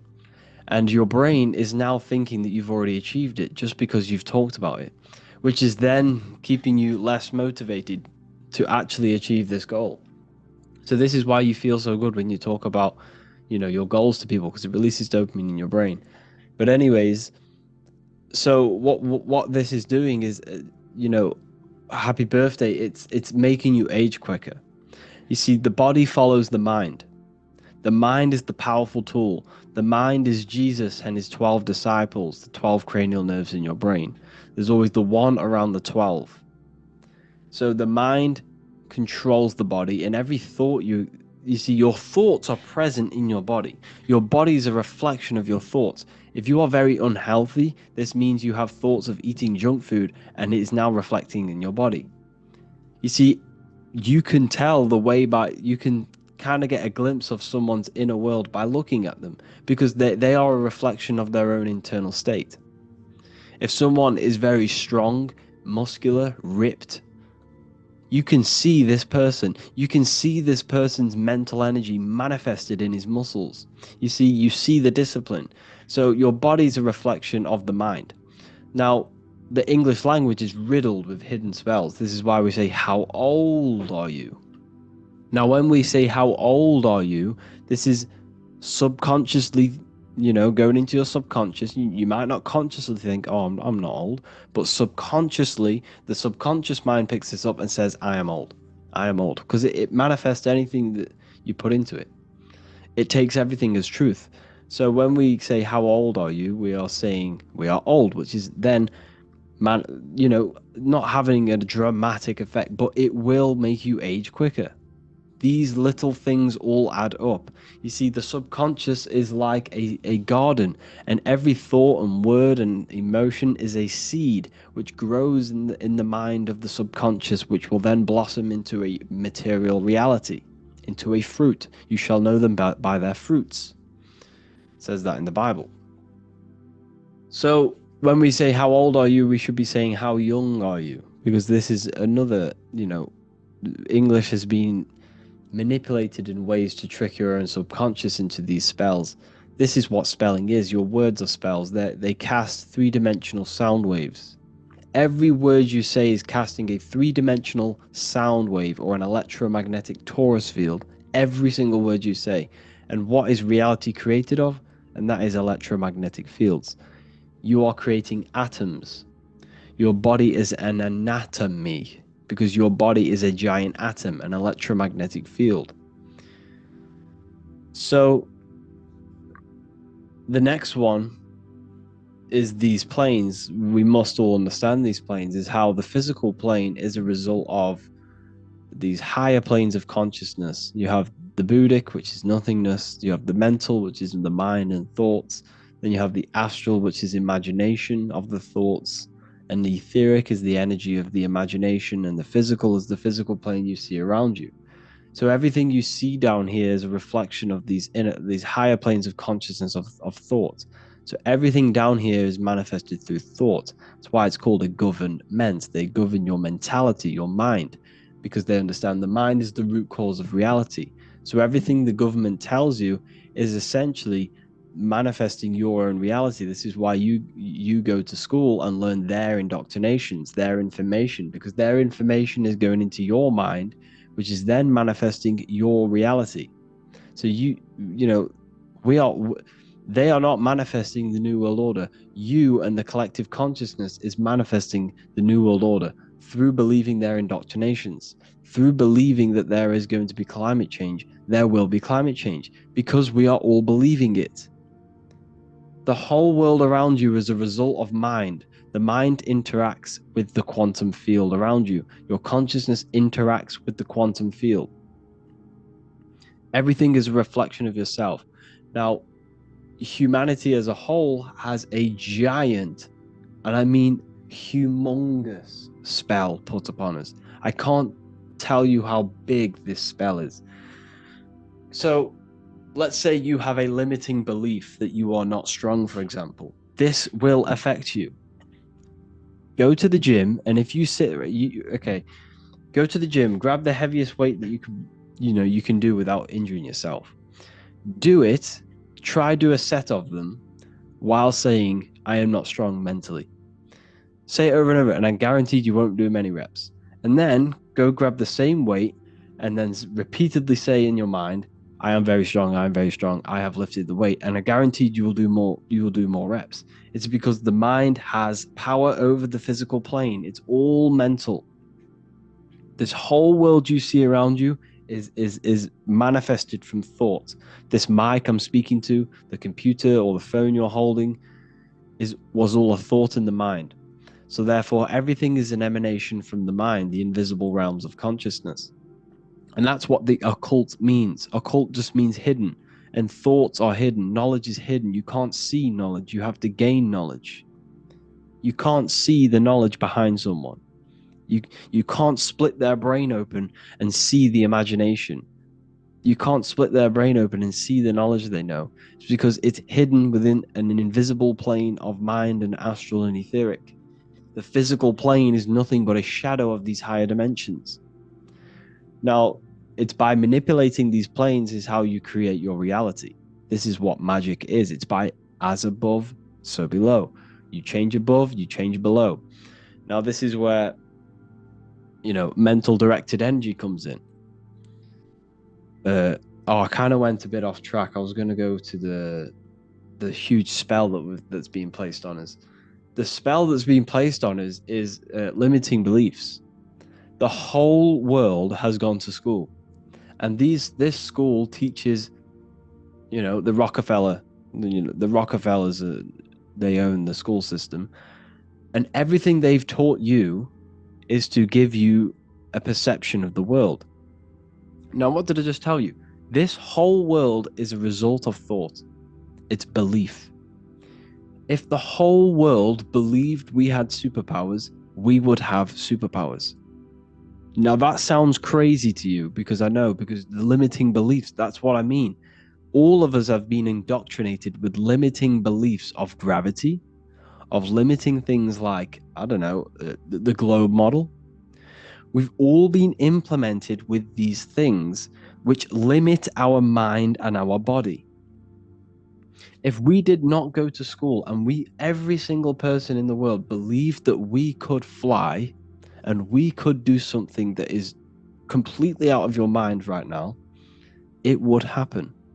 It's because this world is a complete correlation and a direct manifestation of thought. Now, the collective consciousness all has a doubting belief system. We are all limited. We are all very well, not all, but if you're in this university, you have an open mind. Well done. I take my hat off to you joining the university and having an open mind. You know, you are one in millions. So congratulations to you for having an open mind. So, but for example, for the rest of the world, like, they are all limiting, which is affecting our consciousness, your consciousness, and my consciousness, because we are all connected on a mental level. We are all connected on the mental plane. This is the plane where everything is one. We are all made of the same substance, which is universal mind, universal intelligence, universal consciousness. We are all the same consciousness in different bodies. So, like I just said, everything is connected on the mental plane. You, me, your parents, your brother, your sister, everyone is connected on the mental plane. Therefore, we can transmit energy, information through the mental plane by practice. So anyways, because of the limiting beliefs we have on, you know, as a collective consciousness, we all believe we are bound by gravity. We all believe that, you know, we can't do certain things. This is casting a spell on the whole world. It's because these thoughts we have in this mental plane here, okay, these thoughts we have here is then turning into imagination. See, the astral plane is very, very powerful. This is the plane that molds the physical plane. So this astral plane is where all spirits, entities, and it's the realm of imagination. This is that screen you have in your mind, but you can access it. This is a full plane that you can access through astral projection. So it is this plane that all of our limiting beliefs is molding into some form of imagination. And this imagination is then turning into energy. And then this energy is manifesting this physical plane. So this whole system that we are under is a spell. It's a very, very powerful astral energy, which is casted upon the whole of the whole of the earth. And we must break this spell. And how do we break the spell? By not believing anything that they tell us. It's the belief system. And we have to stop believing the science they give us. What good does it do us? Think about it. Does it really matter if you don't know anything that they tell you? Does it really? What will it do you? You're still going to live your life. So, for example, the whole system doesn't exist. The system, it only exists because we believe it exists. Money only exists because you believe it is true. It's a piece of paper with words written on it. But because your mind gives it value, it's the mind's perception of it that's creating this government, this system. The whole system it only exists in your mind. It only exists as a belief, as a program. The matrix is in your mind. There is no matrix if you don't believe it. Now, this is the spell that's being put on us, and it is limiting us. Knocking on wood, when we say knocking on wood, this is witchcraft. This is magic. Everything has a spirit. The phone you're holding, the atoms in that phone has a spirit, has it as a energy. The trees have energy. They have spirits within them. Water has spirits within them. You see, so knocking on wood is the ancient druidic magic again of knocking on for the tree spirits, because tree spirits are very healing. Trees are very healing. They're very high frequency. They emit lots of energy, lots of ether. So by knocking on it, they would ask them to heal them, or because these spirits are conscious, they're astral. You can't see them, but they exist. Everything has an astral body. You have an astral body. You use it every time you dream. All of us have an astral, etheric. All of us have energy. You can feel it when you walk into a room. You can feel it when someone is very sad. You can feel their energy. You can feel it. And this is what it is. It's transmutation of etheric energy. And this is what knocking on wood is. It's knocking on for the tree spirits. Knock on wood for good luck. You know, alcohol, this is another deep rabbit hole. That's why we call it a spirit. It's a spirit. It has spirits within them. It's the same with a jinn. That's why we call it a jinn, which is another astral plane deity or entity. But jinns are very powerful, so stay away from jinn. Stay away from any alcohol. There's a reason why every single religion tells you not to drink alcohol, pretty much. There's a reason. Natural alcohol, it's not too bad. You know, like wine, really like natural, no chemicals.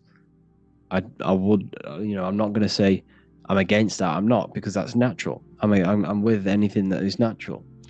But these spirits, gin, beer, all of this stuff, stay away from it. It's all used for witchcraft. It contains ethanol, which is ethanol, which is the barrier between the physical and the astral plane. You are being possessed when you drink this stuff.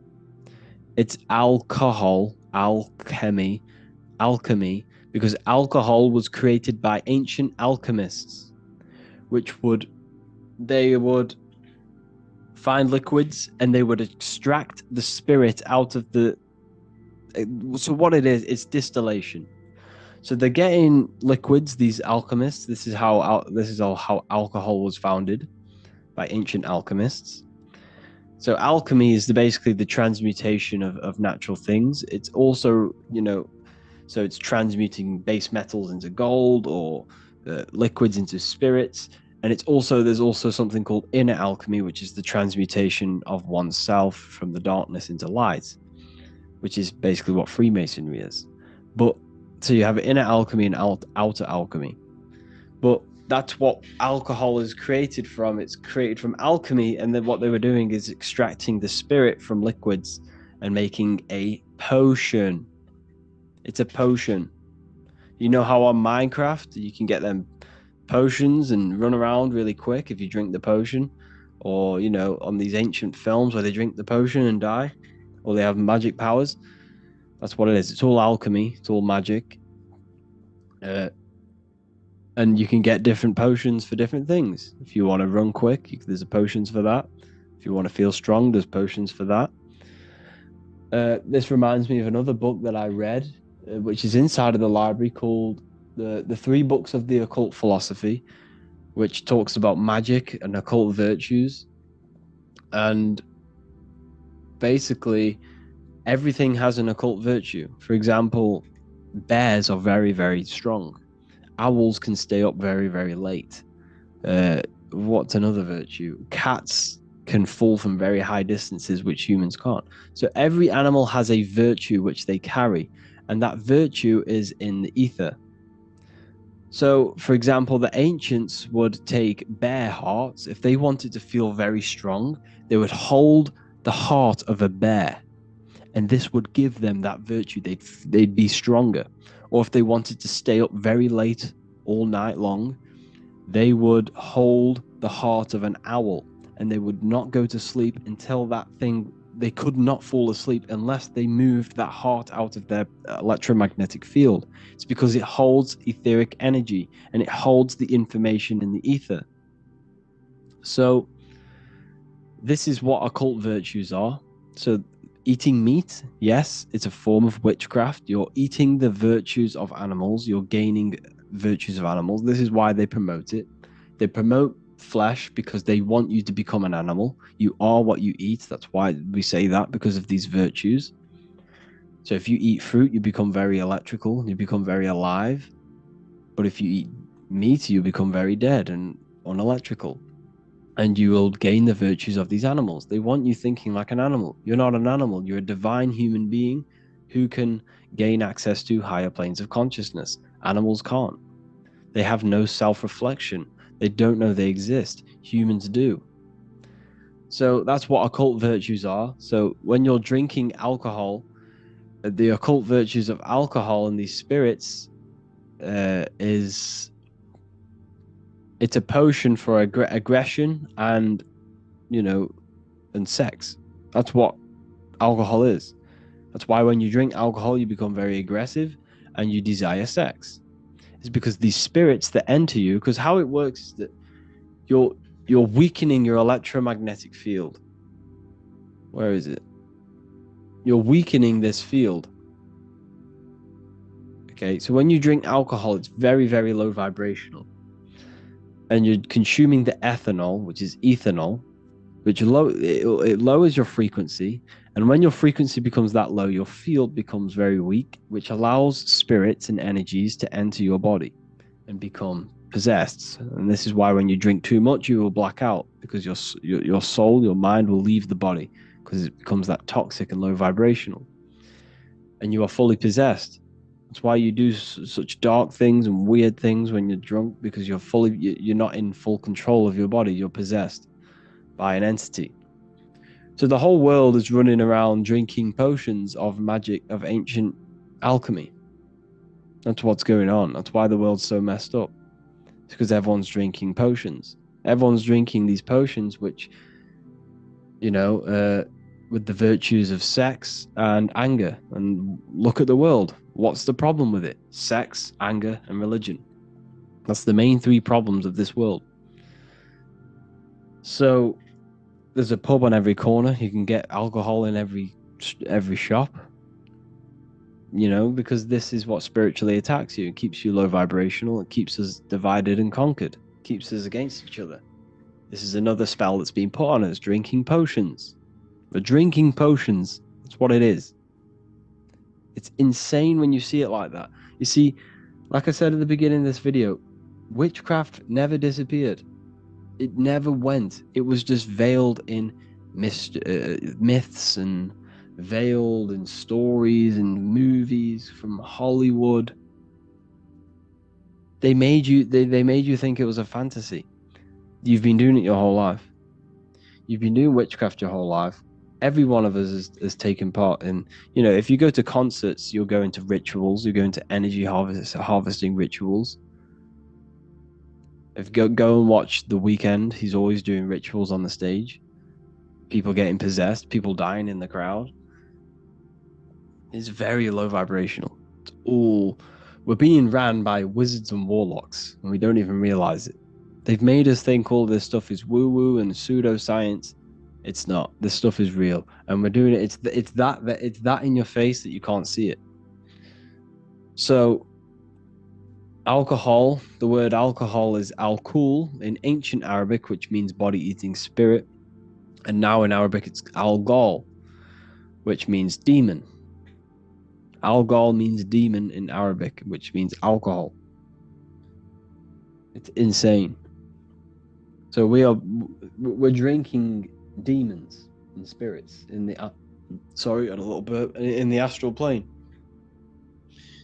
So your body is becoming a vessel for demons and spirits by drinking these consciousness altering potions. That's what it is. It's a potion that alters your mind and alters your consciousness, lowers your frequency, and allows things to come into you. Now, you can use these planes to your advantage for magic. You can practice these magic rituals. And the way to do that, if you go to the meditation section and listen to the hemisync tracks, you don't have to do the full meditation. But what I do, I use them tracks sometimes. Listen to them, gain into that state where your consciousness is raised just slightly out of the body. Okay, so you want to do the meditation until you feel you are the pure consciousness and you no longer right. So if you've done the meditations, your body, you can't feel your body because your body is that still and that relaxed. You can't feel your body. You're just pure consciousness. And when you are in that state, this is when you are in, more than likely, you're in the astral or the mental plane. Okay, this is when you're pretty much inside of the subconscious mind.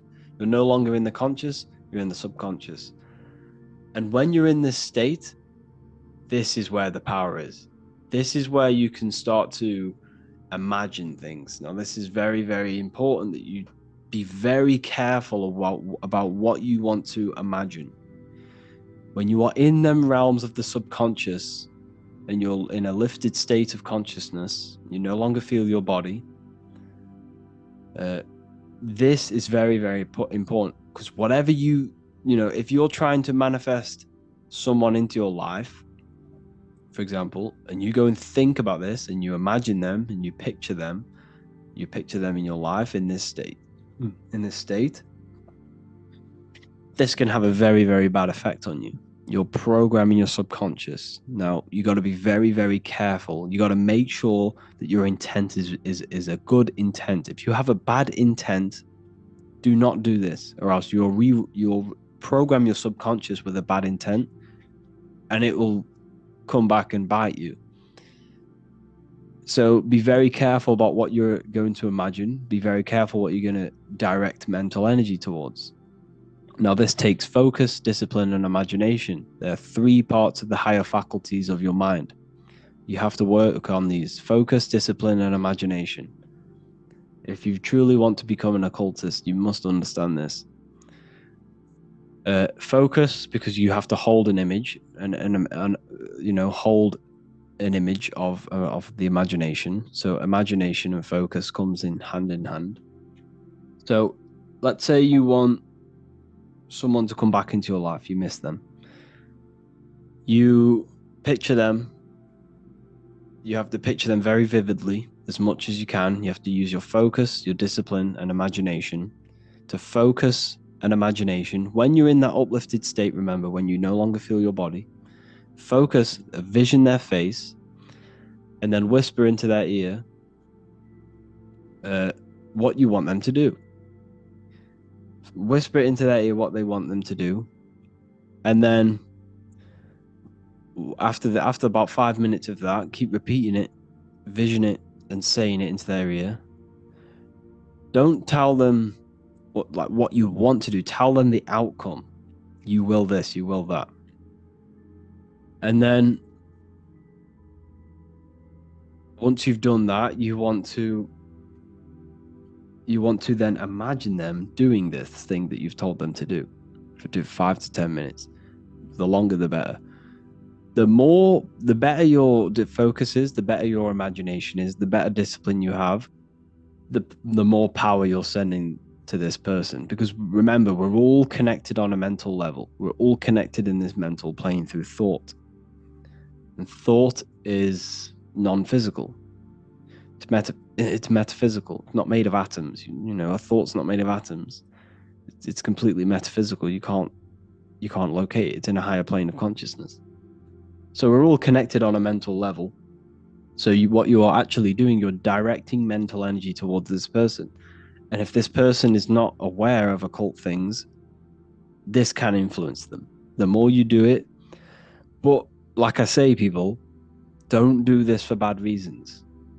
Don't do this for bad, because this can turn around and bite you. This can end up really bad if you do this, if you do something, that you shouldn't be doing. But I'm here to spread the light. I'm here to spread knowledge. I do this for good things. I don't do it for personal. I don't do it for personal people, but I do it for my life and what I want. You can do this to manifest things. But this is how. Have you ever been in a situation where you thought of someone and they called you, or you thought of them and they called you? Well, this is how it is. Is because we're all connected on a mental level. And the more connected you are to that person emotionally, the more power this will have, because you have a connection on the astral. For example, if you've had sex with someone, you are connected with them on an astral level. emotionally. You're entangled emotionally. So you got to be careful who you have sex with, because sex is a form of magic. If you have sex with random people, they're running around with a piece of you, and they're putting that piece of you into other people, which is messing you up. We're all connected on these planes, these higher planes of consciousness. You got to be careful. You know, handshakes. Why do we do handshakes? Well, we're transmitting energy. So don't handshake people who you don't want to handshake. You're transmuting energy and electrical energy and information. You know, so this is all, it's all mental, it's all astral. All of this stuff is. You could, like I say, you can use this mental directed energy for manifestation as well. If you want things in your life, picture them. Well, first get into that state where you can no longer feel your body, where you're that still, and then picture them. Picture the reality you want, and then use your emotions as well. Your emotions are very powerful. Feel it. Feel the reality you want. Now, this works better on a full moon. Now, the full moon is very powerful, very, very powerful. They don't want you to know about the full moon. They don't want to know you about the moon. All they tell you about is the sun. They tell you the moon's just a piece of rock. The moon is very, very powerful. The moon has an effect on your psyche.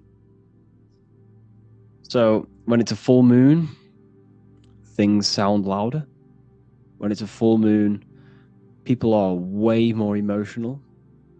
People are more reactive. People are more crazy. If you ever notice, there's always things going on. There's always bad things, and crime go up on a full moon. It's actually recorded. There's more police calls and 9/11 calls, or 9/9. You know, there's more of these calls happening on a full moon. This is actually recorded. This is a true thing. It's because the moon enhances your mental state. If you are very an emotional person, an impulsive person, a full moon comes around, you're going to be even more impulsive. Probably going to start pulling your own hair out. It's because it's very powerful. So when you do these, that exercise I just told you of mental directed energy, which is a form of magic, you can do this on a full moon to manifest quicker, to have it more power. That's why you always see witches. You always see these witches on a full moon. It's because it's very, very, very powerful. And witches always with cats.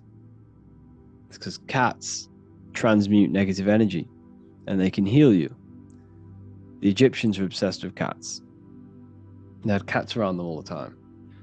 And that's why you see cats have 9 lives. Why do cats have 9 lives? Because supposedly there are 9 dimensions, and they see all 9 of them. So it's symbolic for them having access to all 9 dimensions. So cats are very powerful. If you have a cat, when they purr, that's very healing. The frequency they produce when they purr, they do that to cleanse your energy. They know you have bad energy. So when they purr, they know you have bad energy, and they're trying to heal that for you. So if cats come up to you, they're trying to heal you. Cats are very powerful. This is why witches keep cats, because they're always cleansing them of negative energy. Well, yeah, I think that's pretty much everything for this video, people. I hope you all enjoyed this video. Be very careful about what you plant in your subconscious. Definitely do their meditations. They're very powerful. Very, very powerful. Do them with headphones. You can't do them without headphones. It doesn't work. You will astral project, or you will have an altered state of consciousness if you follow the meditations of the gateway process. I've done them multiple times. Very powerful audios. So yeah, hope you all enjoyed this one. Feel free to get in the community. Tell me what the next video to make. And there's no one in this, so I can't answer questions. So we're going to be doing live calls I'm going to do them every Saturday morning now. So Saturday morning is probably the best time to do them because people are off work. I've done it on a Friday today, and obviously no one's here because obviously people are at work. So I'm going to do them on Saturday mornings at like 10 10 o'clock UK time. There's going to be live calls every week from now on. Thank you all for joining the university. It's been a pleasure to share this knowledge with you.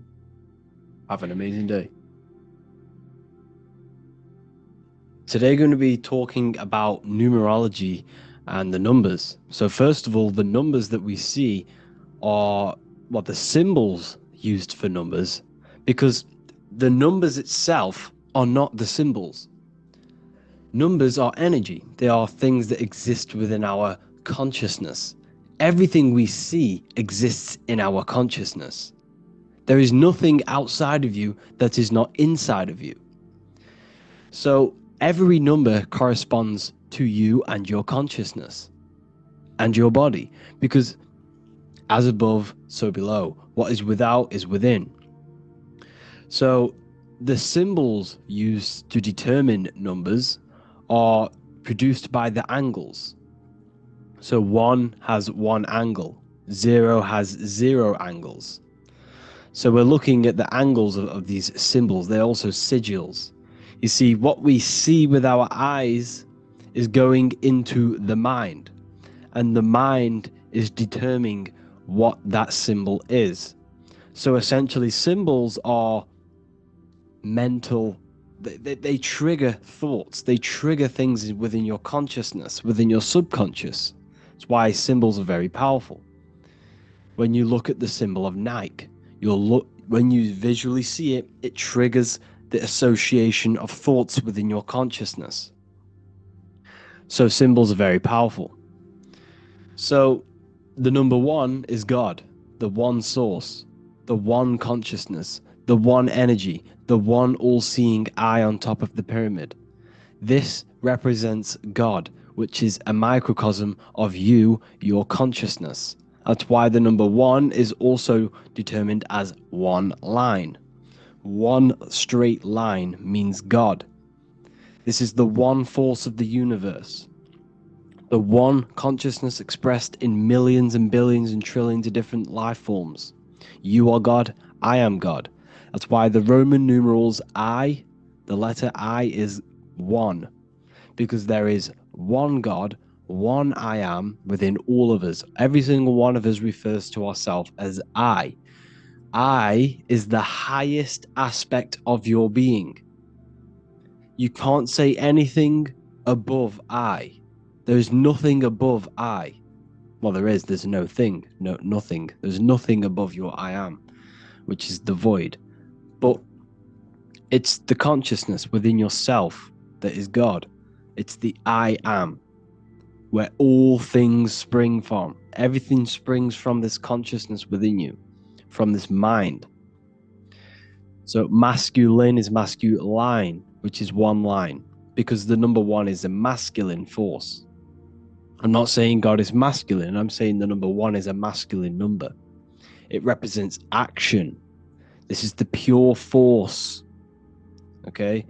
This is the pure force of God, of consciousness. It's action. Consciousness takes action. Everything you've done in your life came from consciousness and is action. This is symbolized as an obelisk. You see this obelisk everywhere. You see it in Rome.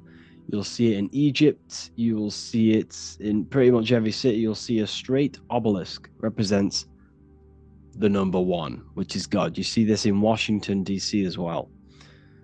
If you go to Washington, and you will see the Vesica Pisces, and in the middle of the interwoven lines of the interwoven circles of the Vesica Pisces, you'll see the obelisk, because this is symbolizing the 1, which then goes into 2. This represents you and God, you and the soul, the consciousness. This represents the yin and the yang energy of the whole universe. The universe is created by these 2 energies, these 2 polar opposite energies, which is represented in the physical world as the sun and the moon. The sun and the moon are physical manifestations of conscious and subconscious, male and female, positive and negative, light and dark, light and darkness. Everything that exists in light exists in darkness. You exist in a physical body, which is the light, and you exist in consciousness, in the darkness. You have a physical self, you have a non-physical self. You have a true self and an echo, which is the body. It also represents division. So this is division between spirit and matter, the consciousness and the body. You, your body, and God. The body and God, which is consciousness. It's the mirror, which is symbolized as the two pillars in Freemasonry. You have the left. You have a left side of your body. You have a right side of your body. You have a left ear and a right ear. This is the number 2. You are split down the middle.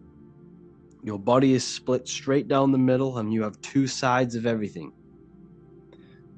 And in between the 2 sides of everything, you have one consciousness in the middle of the brain, which is the number 1. And this is 2. So 2 represents the division, spirit and matter. Now, it also represents as above, so below. Your life is a reflection of your consciousness. Whatever is happening within your consciousness, mentally, mentally and emotionally, is manifested into your life, and that is your life. Your life is a reflection of your internal state. Every thought has led you to this very point in your life. Every action has led you to this very point in your life. And them actions started within mind or consciousness. So it represents as above, so below. Everything within your being is manifested from these 2 male and female energies, the left and the right hemispheres of your brain. Everything you do is created by these 2 energies. Okay. So you have the conscious, which is the light, the subconscious, which is the darkness.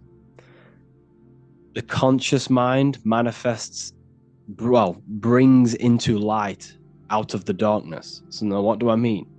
The subconscious is the hidden aspect of your mind. This is the hidden self, the shadow self, where all of your little things that you do. Now, what's an example?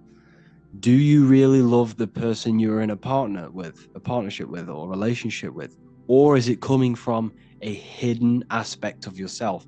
Is it coming from a place of fear of being alone? Is it coming from a sexual desire within your subconscious?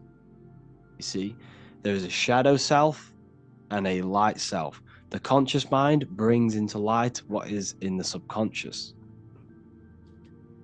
The number 3 represents the Trinity. This is why you always see God inside of a triangle. Well, sorry, it's not God, but inside of the triangle. This is the triad.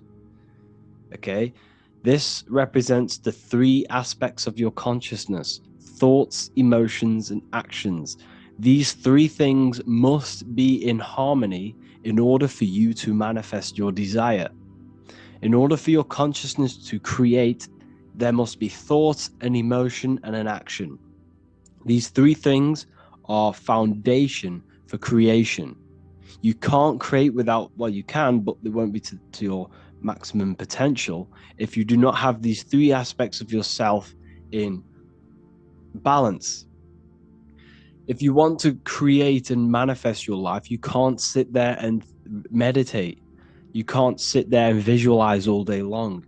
Yes, this helps, and it helps reprogramming your mind, but you need the action. The action is one of the most important, but they need to be in balance. There must be thoughts, emotions, and actions. Now, the daytime represents action. Okay, the nighttime represents thoughts and action. At the nighttime, people tend to reflect. People are alone. You're by yourself mainly, or you're in bed. It's you and your mind.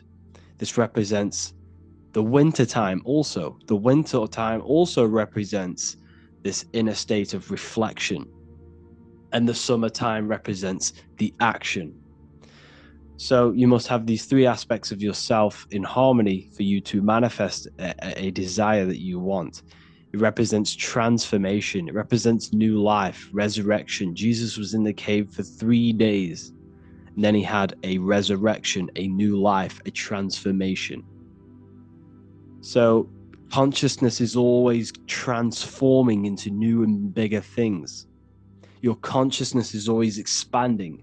It's always transforming into new ways of thinking, into new chapters of your life. I'm currently going through a new chapter in my life. Big things are changing. And it's the evolution of your consciousness. This is what the number 3 represents. 3 also represents, if you look at the Cabalistic tree, you have the top 3 spheres. Now we're going to be going into the Cabalistic tree. I'm going to be doing some lectures soon on it. But that is so the top 3 spheres representing the triangle with the eye in it. If you know anything about Kabbalah, you'll understand. Now, number 4, this represents foundation. You have a 4-fold nature. You have 4 corners on a table. This is the foundation of yourself. Now, the foundation of yourself is mental, astral, etheric, physical, which is, you also have 4 directions: north, east, west, and south. 4 physical elements, 4 stages of consciousness, 4 seasons in the year, 4 gospels, 4 fixed signs of the zodiac. Now, everything you've been told about the zodiac is pretty much an externalization of the zodiac. The 12 zodiac represents the 12 aspects of your soul, your consciousness. The stars are in your soul. As above, so below. What is above is inside of you. What is outside of you is inside of you. The stars are aspects of your consciousness. Now, this is why you have 4 gospels, because Jesus is symbolized in 4 different ways through the 4 gospels. You see him in the 4 types of, basically the 4 gospels are the 4 ways of portraying Jesus in the 4 aspects of consciousness, which are the 4 elements. Okay, so you have air, which is the mental aspect. You have fire, which is the spiritual aspect. You have water, which is the emotional aspect. And you have the earth, which is the physical aspect of yourself. These correspond with the 4 ways they portray Jesus in the 4 gospels. Okay, so this is also representing the foundations of consciousness. The 4 elements correspond with your consciousness. You have your body is a number 4. You have the cross. You have an upwards line and a horizontal line, and the cross section meets at the heart. Now, the heart is considered the sun. The soul is in the heart. Now, what is the soul? The soul is the essence of you, your personality, your level of charisma. When you think of someone. If you think of someone you absolutely love and you have a great connection with, you're not thinking about their body. Yes, you may think what they look like, but what is the non-physical version of that person you have if you don't think of their body? It's the soul of that person, their personality, that individuality, that's their soul. Now, the soul is in the heart. Your words, your actions all come from the heart. Your desire all comes from the heart. This is the soul, the Son of Man, the Son of God. The mind is the Father. The Son of God is the heart. You are the Son of God. Okay? So when Jesus is portrayed as the sun, the sun you see in the sky, he always has the sun behind his head. Now, this represents the Son of Man, the soul of man, the heart of man, the core essence of someone. So that's what the sun is, because the sun in the sky corresponds with your heart. It corresponds with your heart. It's also on the Cabalistic tree, it represents Teferot, the middle sphere, where all of the pathways on the tree connect to the middle sphere, which is the heart of man. We're going to be going to the Kabbalah soon. 5. So yeah, 4 represents the foundations of your consciousness in your external world. This represents the foundation of manifestation. In order for you to build an empire, you must have 4 corners. You must have foundation. In order for you to have a table, you must have 4 corners. So 5 represents also the human body, because 5 now represents experience. This now represents the physical plane. Okay, this is the physical self. So if you notice, all of these numbers, 1 up to 4, is mainly about consciousness and the invisible side of yourself. Okay, mainly. But once you hit number 5, you're now starting to turn into matter, material. This is more material things now. 5 represents experience. You have 5 fingers on each hand. You have 5 senses. Your consciousness interacts with this material plane through the data of the 5 senses. The 5 points on your body. You are a star. You see, this is the pentagram, a very sacred symbol. 5 represents how spirit manifests into physical. Sorry about the spelling mistakes. I did this quite quick. This represents how spirit manifests into physical. It's the material world, the experience of spirit in matter. Jesus took 5 wounds on the cross. Jesus said, take no thought 5 times. He pretty much says, meditate, take no thought. I forgot what verse it is. He says, take no thought 5 times. Why? Because you have 5 senses which are distracting you from connecting with the higher consciousness within you. You must turn off the 5 senses. Take no thought. And when thought is no longer present, other aspects of your consciousness can open up. The mind is always rambling on. It's always thinking different things, placing attention on different things, worries. Once there is no thought and there is no data from the 5 senses coming through, other aspects of your consciousness starts to open up. Now, this is how you can have mystical experiences. Now, Jesus on the cross took the 5 wounds. Jesus crucified on the cross. How did he get up to the cross? He carried the cross up the mountain, which represents elevation of consciousness. Then he was crucified. He took the 5 wounds, which represents turning off the 5 senses. And crucifixion is the sacrifice of yourself to the higher consciousness within you, to the Father. Sacrificing yourself to God. So 5 also represents sacrifice. Noah was 500 years old when he went on a mountain with God, and the earth was destroyed because Noah went on a mountain, elevation to God. You must elevate yourself to the higher consciousness. And God destroyed all of the flesh on the earth, which is the heart. Earth rearranged his heart. He killed all of the desire, because all desire comes from the heart. So what this represents, Noah's Ark is your brain. It's the ark. You raise yourself to the higher consciousness and you kill all of the flesh, all of the desire for physical things in the heart. And it's the purification of the heart. It's an allegory. Number 6 represents the physical world. This is the most physical number. 666. 6 God worship, Drake, represents the physical plane. You have 6 sides on a cube. There are 6 sides in the physical plane. You can go up, you can go down, you can go left, you can go right, you can go forwards and backwards. That is a 6-sided cube.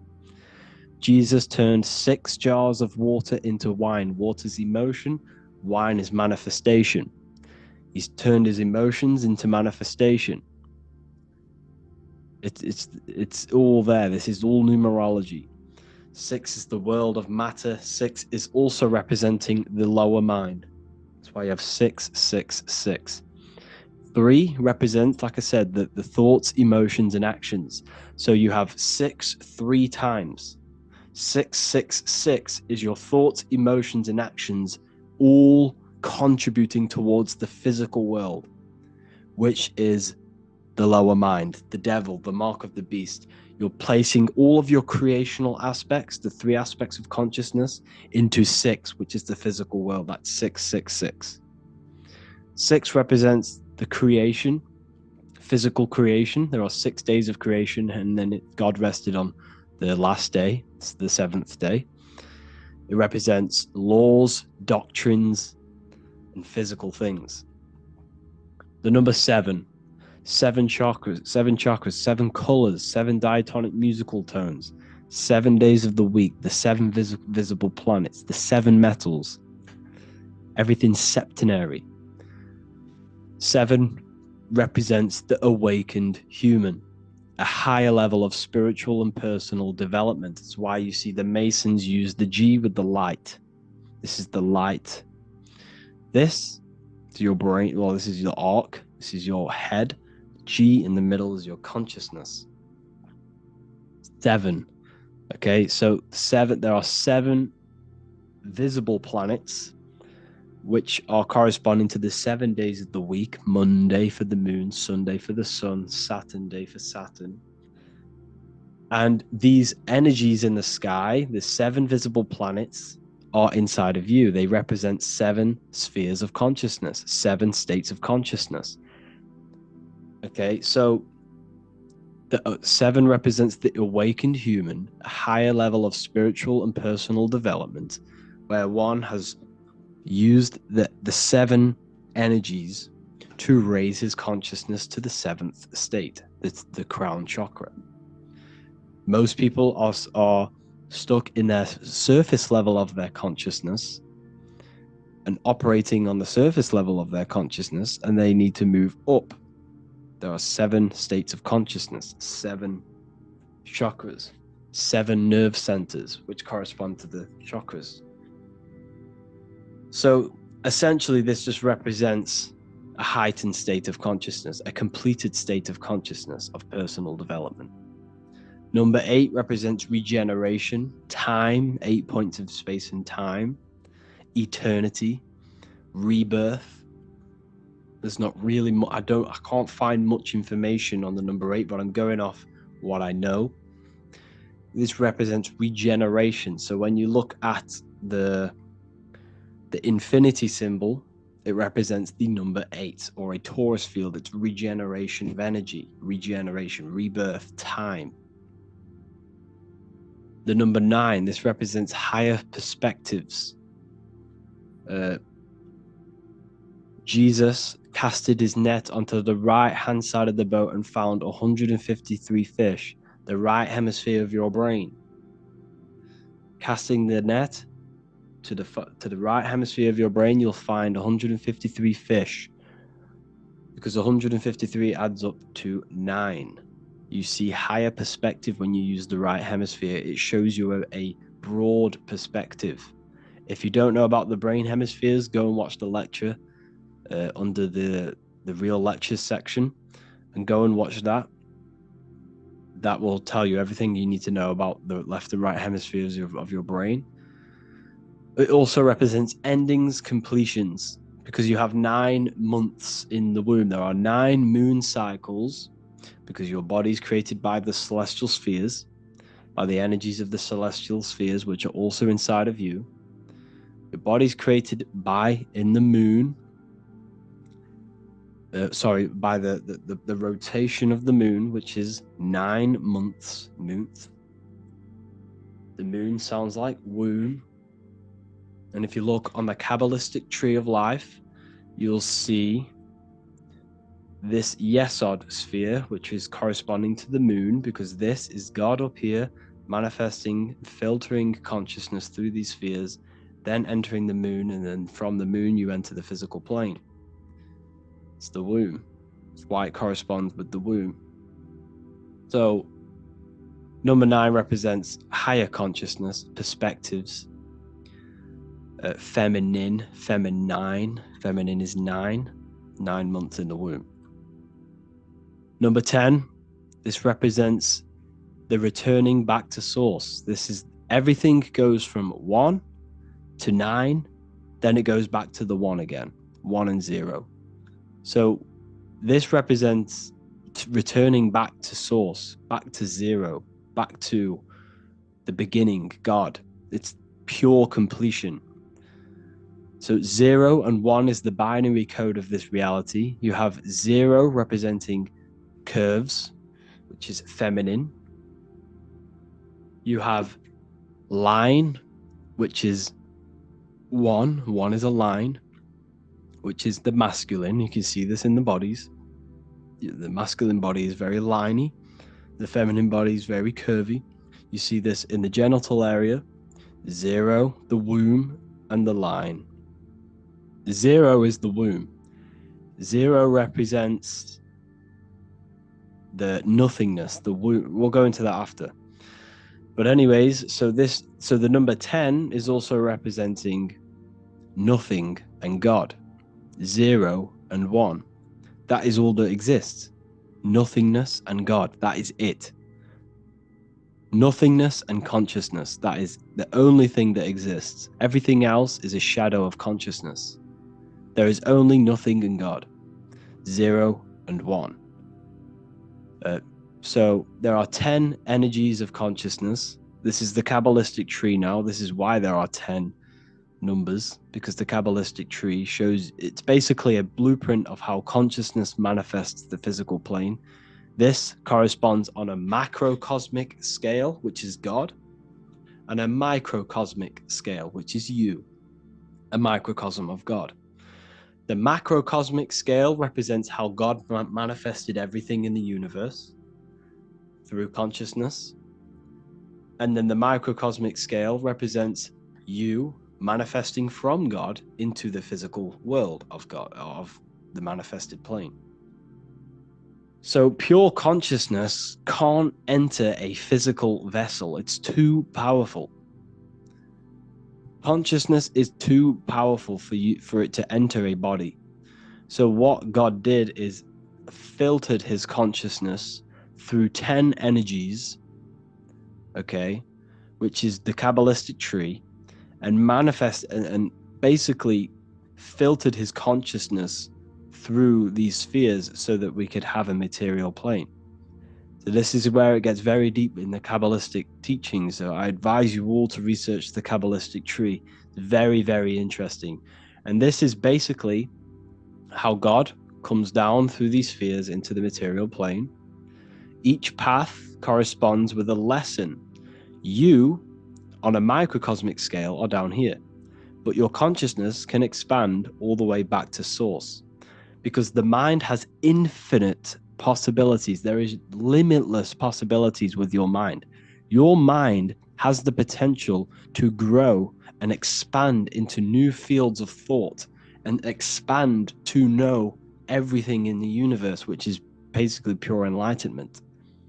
Your mind has no limitation. The only limitation in your mind is the beliefs that you hold.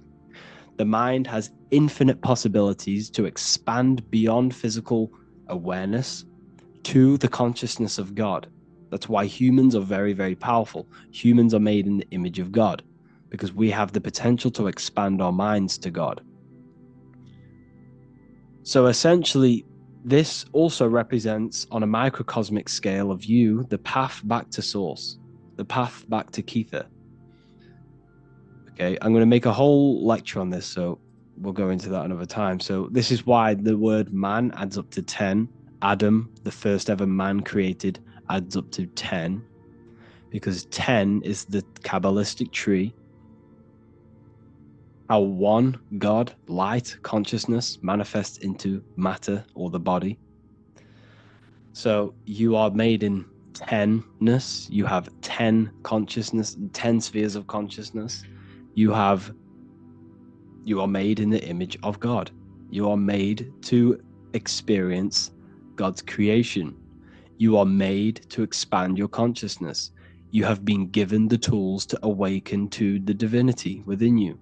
No other animal in this universe has the ability to awaken to its divinity. You have the ability. You've been given the tools to awaken. Everything is given to you so you can awaken. You have self-realization. A dog can't look in the mirror and look at his faults, look at how he can improve. A dog can't do that. A cat can't do that. A human can. A human can look at himself in the mirror and say, I need to improve here. I need to do this. If you keep feeding a dog, it will just keep on eating forever. But if you keep doing that to a human, at one point, they will stop and say, I can't do this. It's self-realization. We possess a very advanced consciousness. This is why we're made in the image of God. So yeah, the significance of 10 underscores the fact that all humans are created in the image and likeness of God. Yeah, so this is a new section from the new Book of Wisdom, Volume 2, which is coming very soon.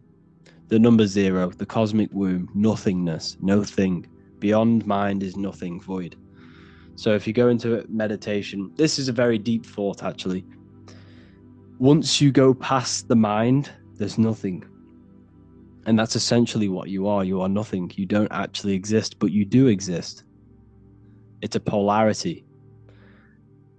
Beyond the mind is nothing. The mind is not physical. Your consciousness is not physical. They're not made. Thoughts are not made of atoms. Emotions are not made of atoms. Your body is made of atoms. Once you go past the mind, there is nothing. It's a black void. And that's where everything springs from. All creation comes from the void. All things seen come from the unseen. Thoughts manifest out of nothingness. Mind is the realm of infinite possibility, infinite expansion. These are very deep thoughts. A lot of people aren't going to understand this, but for the people who are quite advanced and deep thinkers, they're going to understand this. Essentially, the universe is nothingness, but out of this nothingness, so think of it like this: the highest realm in the universe is nothingness, pure void, pure nothingness. Then after nothingness, there is infinite potential, infinite, limitless thoughts, which is the mind. Mind is the realm of infinite thoughts and infinite possibilities. There's nothing you cannot not think of. Everything is possible in the mind. This is why the universe is constantly expanding. It's the expansion of mind. The universe is one mind expanding through information and thought. So anyways, we got a bit off topic there. That's essentially what the numbers are, how they correspond with yourself, and the real interpretations of numbers. There is nothing external. There is nothing external in the universe. Everything you see is inside of you, including the stars, the planets, and zodiac. Everything is inside. So you must understand this. So thank you all for watching this video. I hope you all learned something. Look forward to connecting with you all. Hello. And today we're going to be talking about sex, sacred energy exchange. Now, what you must understand is that your energy, everything that your physical body is doing is coming from the ether. So your energy of your body, your aura, is all etheric. And this is the life force behind your body. And this is what you are exchanging when two people interact. When you interact, you are exchanging this etheric life force energy, which is very, very powerful. Now, the sexual energy within the human is the most powerful energy and the most powerful emotion that you could possibly feel. This is why lust is so hard to come over, especially when you're addicted to watching them dirty websites, because the power of the sexual emotion completely takes over the body, takes over the mind, it takes over the spirit. It's so powerful, and that's why it's personified as the serpent tempting you. And you can see the serpent in the letter S, because S is the energy, the sexual energy, the serpent energy, the kundalini energy. It's all related. Now, sex is a very, very sacred thing, and it should not be performed with just anyone and anything. You are exchanging not only sacred energy, your etheric life force energy, You're exchanging DNA. Every time you even kiss someone, you're exchanging your DNA and their DNA with each other, which is altering both of your DNA. Now, when sex is performed, you have the masculine and the feminine coming together, the fire and the water. Water represents femininity, or the what's it called? Yeah, feminine, and then fire represents masculine. And you can see this in the triangles. Now, fire goes upwards in a triangle and water goes downwards. So this is why it's that way in the alchemical symbols. These are very ancient symbols. These symbols are thousands and thousands of years old to represent the fire and water, masculine and feminine. Males have a fire nature. When a man is truly masculine, he has a fire nature. He's action taking. He's not aggressive, but you know what I'm trying to say. Aggressive in taking action. Electricity, doing, leading. That is a masculine role. It represents the conscious mind. The feminine represents the water, the emotion, the emotional side of consciousness. Submissive, cleansing, taking care of things, nurturing. This is the divine masculine and feminine.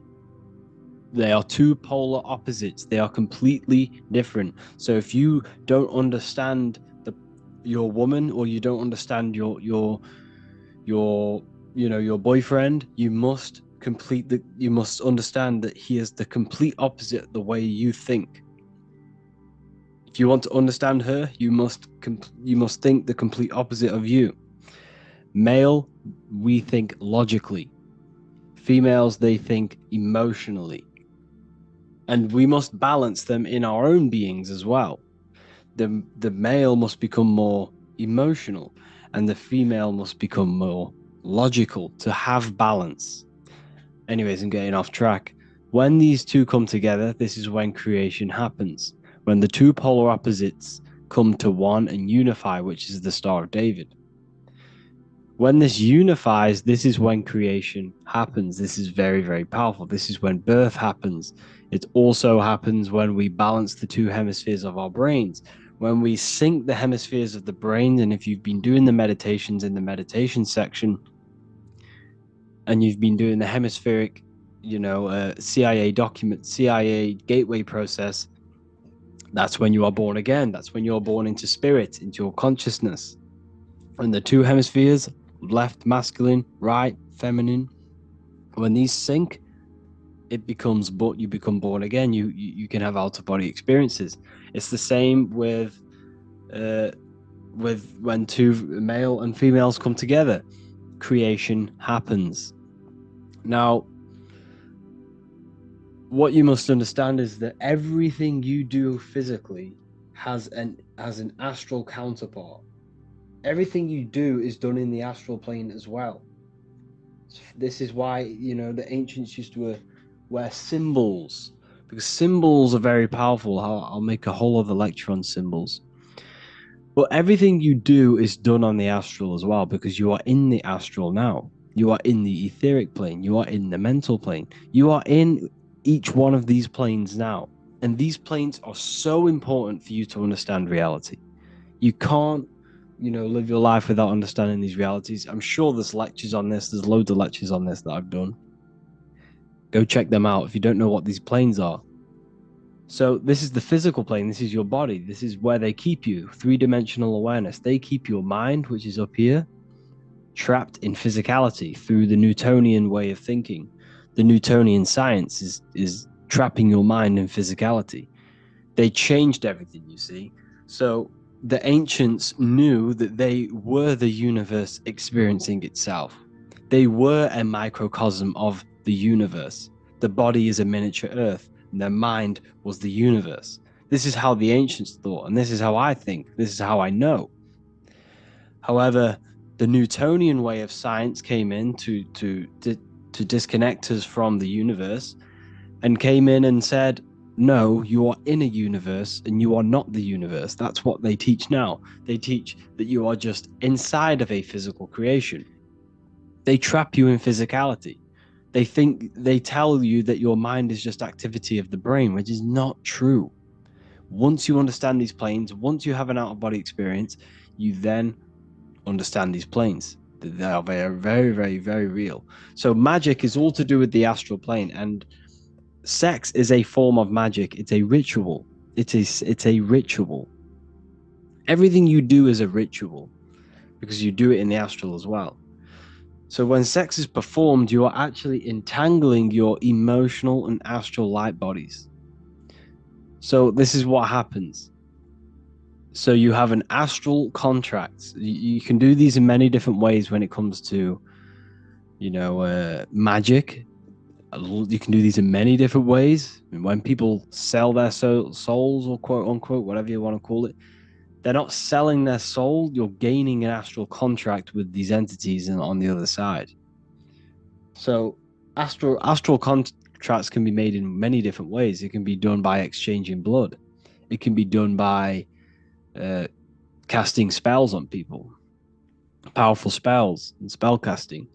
It can be done in many different ways, but sex is one of the ways where you create an astral contract. You are now entangling that person with yourself. You are because the emotions exist on the astral plane. So emotions are entangled. So my emotions, let's say I had sex with someone years down the line, or even the next day, their emotions will affect you, and their internal state will affect you. Their mental state will affect you. You are entangling each other on an astral level. You see, the astral plane is the realm of imagination. It's the realm of light. And this is where you're becoming entangled. And you are placing each other in your hearts, because your heart never forgets anything. This holds all of the important things. The heart is kind of like a brain. Well, it is a brain. It has 40,000 neuron cells, which are the same in the cranial brain. That was a science discovery recently. So your heart is a brain. It's the emotional brain. However, it stores different things than the cranial brain. So when you have sex, you're creating astral contracts. So this is why the ancients always said, never have sex before marriage. You're marrying each other on the astral when you do this. You're marrying each other. And this is why Christianity, Buddhism, or all these different religions, they tell you not to have sex with just random people. They tell you not to have sex until you are married. This is why. Because all of these modern day teachings that we have all stem back thousands and thousands of years to these teachings, what I'm telling you, of the occult, of the esoteric. But this is hard to believe because you've been told your whole life you're just a physical being. It's not true. Your emotions are not physical. So now that you understand these planes, so what happens when you get someone pregnant? Now, the woman is the master builder. She has been chosen to carry a portal between the spiritual realm and the physical realm, the astral and the physical. That's what the woman is, a womb woman. This is very powerful, and it's being suppressed. Our whole lives, we don't really get told what the womb is, how it even works, how it creates a whole human being. It turns a single cell into a whole human living being. That is how powerful the womb is. And they suppress this knowledge, and it's hidden within secret societies because they don't want you to know how powerful women truly are. Women are very powerful.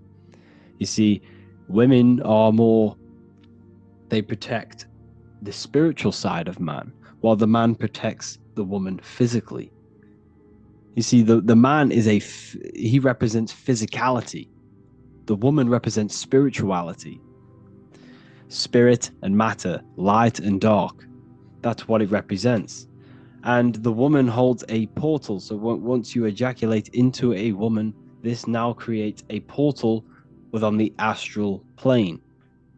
Now, what did I say? What sex is? It's a ritual. Remember that there are higher astral planes, there are middle planes, and there are lower planes. Rituals are either summoning the higher astral plane or the lower astral plane or the middle. So when you do this ritual, sex is a ritual, you are either summoning higher beings or lower beings, depending on the type of depending how you do the ritual. If you do sex and engage in low vibrational sex, based on lust, based on desire, based on no true feelings, there's no passion in the sex, there's no feelings between you two, you are engaging in low vibrational sex for your own pleasure. But remember, you can't fake in the astral plane. The astral plane works on vibration. The physical plane, you can fake it. But if I could see you in the astral plane, I could see you for your raw form. I would see your vibration. I would see your mind manifesting the way you think. You see, so in the astral, you can't fake it. You are your raw form. You can see people's soul in the astral. You can see, because everything you think is manifested into the astral. And the way you think is affecting your astral body. So in the astral, most people are walking around as demons because they're that negative. Their mind spaces are so negative, and they're literally demons. Their souls are so dark, they're not light. So anyways, the way I was getting on is that when you perform sex, you need to do it properly, or else you will incarnate a low vibrational soul into your child, a sun. The sun in the sky represents the soul. You're bringing a soul into the physical plane. That's what you're doing when you have sex, when you impregnate a woman. Now, you can do this consciously. You can soul invoke ritual. It's called the soul invoking ritual. I'm talking about it in the new book, Book of Wisdom Volume 2. It'll be ready for you guys very soon. You'll have early access to it if you're inside the university. So when you have sex and you're engaging in low vibrational sex, the vibration is so low in the astral, you're manifesting lower astral entities. And when you open that portal in the lower astral, you're going to get a lower astral soul into the woman. Okay? So this is why you need to make sure that you are doing it properly. And when you have a child, you want to make sure that you perform the ritual properly in a high vibrational state. Because remember, everything you do is in the astral. As above, so below. So to ensure this process attracts the right high vibrational soul, you need to create the environment. So first, you need to purify the space by banishing negative energy through the use of burning herbs such as sage, rosemary, or bay leaves. Ancients used to do this, but we still do this today. Burning these, because remember, everything has an astral body. Everything you see has an astral form. So when you use, the ancients knew the qualities and the different meanings of different leaves. So they'd use these leaves to burn, to clear and banish negative energy in the astral around them. So you use them, you burn the area, and you cleanse the area. And then before engaging in the sex magic ritual, both partners should focus on raising their energy and the frequency of the surroundings and themselves. This is achieved by chanting high vibrational words of light, setting positivity, loving intention. Both partners need to align their intent with love, light, and high vibrational emotions. During the sexual act, maintain deep sense of love and passion to enhance the ritual's effectiveness. By focusing on high vibrational energies, the couples can invoke higher astral entities and create a favorable environment for the conception of a soul that resonates with these frequencies.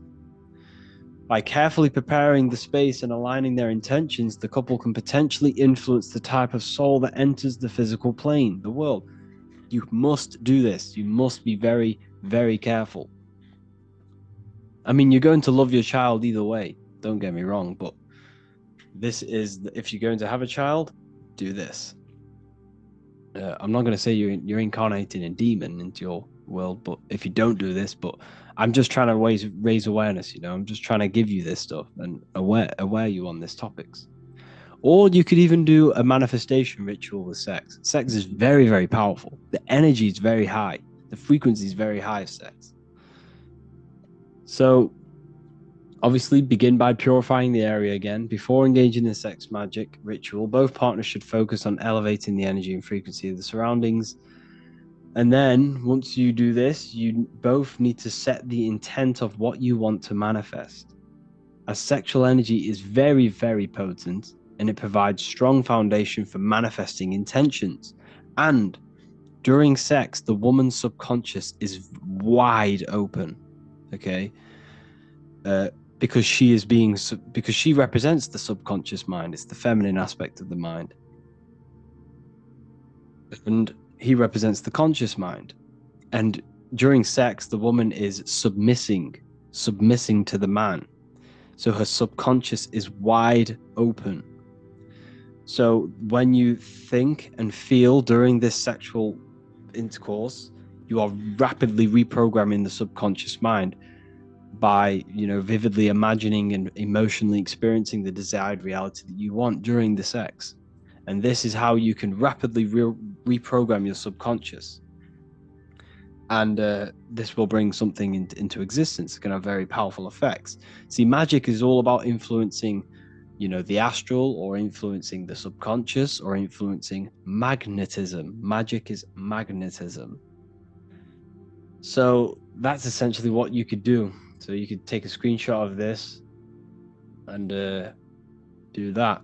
So the woman in the womb is the woman takes the energies of the 12 celestial constellations and takes this energy, harvests this energy, and manifests the baby inside of the womb. The womb is a magnetic womb. She represents magnetism. The woman represents magnetism, the subconscious, and the moon, and emotion, and water, all the feminine aspects of creation. So, what are you made out of? You're made in water. Water is very powerful as well. They don't tell you about what water truly is. Water is very, very powerful. Water is conscious. Water is intelligence. All of the elements are intelligent. All of the elements are etheric. They're ethereal beings. They're ethereal spirits. And so essentially, you're being created from the 12 constellations and the 7 planets. That's why your body is ruled by the 12 constellations, because your body is created by the 12 constellations. And you are created out of 12 cell salts for the 12 constellations. And you are, in fact, mineral deficient in at least 3 of these cell salts or constellations, because you are in the womb for 9 moons. You're in the womb for 9 moons. The moon is the womb. Okay? The moon represents the womb. Your soul comes through the astral, through the moon, and into the woman. That's the portal. The moon is the portal. The moon is heavily connected with the astral plane. So that's why they say there's souls in the moon and it collects souls, because it technically does. It's connected to the astral. So what's happening when you are born? You're born in 9 moons, okay, because the woman's directly connected with the cycle of the moon. That's why she has a menstrual cycle every moon. Every 28 days, the 28 days of the cycle of the moon, she'll have an egg, because fertility is directly connected with the moon and the cycles of the moon. So you're in for 9 moons, and you are mineral deficient in at least 3 of these constellations. So you definitely need to find out what constellations you don't have in your chart, and you need to make sure that you're getting them cell salts into your body, or else this can manifest into something. But as long as you're obviously healthy, you should be fine. But if you want to take your health to the next level, this is called medical astrology. This is famous in like Chinese astrology as well, Chinese medicine and stuff like that. So yeah, Tantric Sex. This is where you do not release your fluids. You shouldn't be releasing your sexual fluids, people. You should not be doing it. This is very, very powerful. And in fact, semen is the astral liquid of the soul. That's what semen is. It has high amounts of etheric energy. You know, when you release, you feel like you feel dead. You feel like the soul's been sucked out of you. You feel like there's nothing in you. You feel so depleted when you release your fluids because it's so powerful. It has so much life force, so much etheric energy, so much astral energy, so much minerals. See, this is why so many people are mineral deficient. They may be eating everything they can, like they're really healthy, but if you're releasing every day, that's where all your minerals are. Think about it. That fluid can create a whole other human being. That fluid has all the essential minerals in your body, and it's put into another human being to create another human being. So when you keep it inside of your body, you first of all you get an increase of energy. Second, you stop lusting once you stop touching yourself all the time, and the body recycles these minerals. It absorbs the minerals in the semen and uses it for itself. This is how sacred. So yes, it's considered the astral liquid of the soul. That's what semen is. So when you have sex, you need to have. There is a way you can have internal orgasms, which can activate the Kundalini. This is now a very hard practice. It's called Tantric Sex, and it's very powerful. It can activate the Kundalini. You can use this for spiritual awareness and gaining more, gaining more spiritual enlightenment by doing this. And basically what you're trying to do is not release the fluids, so you're edging, not release, but internalize the orgasm, and you can shoot the semen up the spine. And this is how another way you can raise the chrism to the brain and activate the pineal gland and 100% of your brain cells. So this is another way. You will have to do a bit of research on that, but I've done a little bit of research, but I don't know the full practices and stuff like that. But it's definitely a true thing. All of this is very powerful. Sex is very powerful. So be careful who you have sex with. Only have sex with people who you think you're going to have a future with, because you're going to have an astral contract with that person. There are ways to banish them through, magic rituals and stuff like that. But I don't know that. I'll do some research and have a look into that for you people, because I'm sure there is some people who can feel they have attachments to people. And that is partly because of the heart. The heart never forgets things. The heart's deeply connected to the subconscious. So yes, I hope you all enjoyed this. And Book of Wisdom Volume 2 will be ready soon for you people.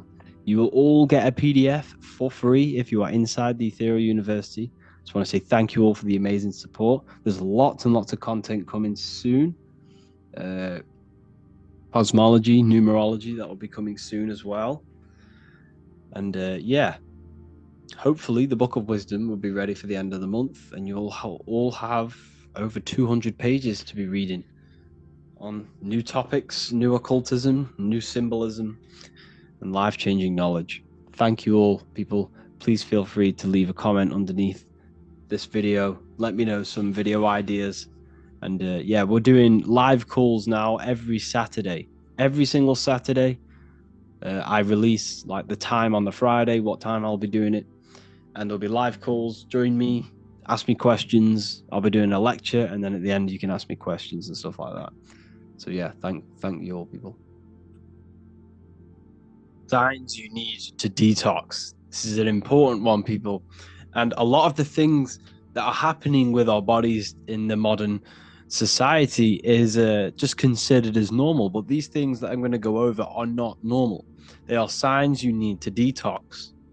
So the first sign we have is a runny nose. Runny nose means there is too much mucus in the body. The mucus is forming from the acidic food that we are placing into our body. So every time we consume something that is unnatural and something that was not produced by the earth, the body does not know what the food is. Therefore, the body has to attack it. So if the body did not have mucus, it creates the mucus to attack it so that it can help the body in detox from the chemicals and the things in these foods. So essentially, mucus is not bad. It's the body's defense mechanism. However, too much mucus will create blockages within the body, and especially in the sinuses in our head. And this is what we get runny noses from. It's too much mucus in our sinuses. Our sinuses are blocked, and this can lead to breathing problems and all sorts of things. Like, you don't want too much mucus in your body. So runny nose is a sign that you have too much mucus in your body and you need to detox. The next sign is a yellow tongue. This is a sign of unnatural foods. This is waste. This is toxic chemicals on the tongue left over. When you place something natural into your tongue, it will leave very minimal residue, and it will not stain your tongue because it is natural. It's produced by the earth. When you place something natural into your body that was grown by the earth and produced by the earth, it becomes one with the body. It assimilates with the body. The body recognizes it, and it can digest it properly without fighting it. So by placing, all these food colorings, chemicals, seed oils, essentially this is what all of this residue is. It's leftover waste. And if your tongue is looking like this, imagine what your colon and your gut looks like if your tongue is showing this. Yes, you need to detox if you have this on your tongue. This is a healthy tongue. No issues, no residue left over. Yes, don't get me wrong, you can clean these with the scrapers, but you're just placing a plaster on top of the main problem. You're placing a plaster just by scraping all this grime off.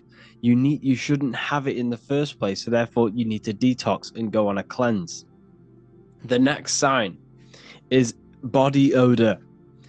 So what they have done is gave you all of this toxic chemicals, food and seed oils, and because they knew that your body would stink after consuming these foods, they go and sell you more toxic seed oils and chemicals with what we call aftershave or deodorant.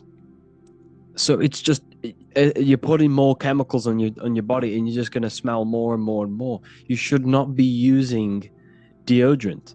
Deodorant is filled with harmful chemicals, disrupt the hormones of your body. It's going to cause inflammation, cause skin issues, and it's all going into your blood. All of these chemicals you're putting onto your skin is going to go straight into your blood and poison you. So essentially, body odor is an unhealthy gut. It's basically the food that is rotting inside of you. The stench of this food is sweating outside of you, coming outside of your body, because that's what sweat is.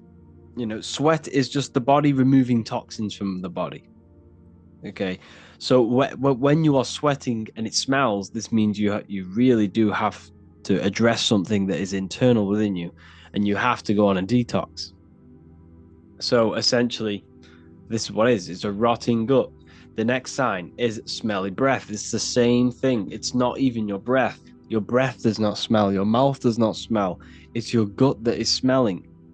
All the stench is finding a way out, and what you're smelling is someone's gut when you smell their breath or your breath.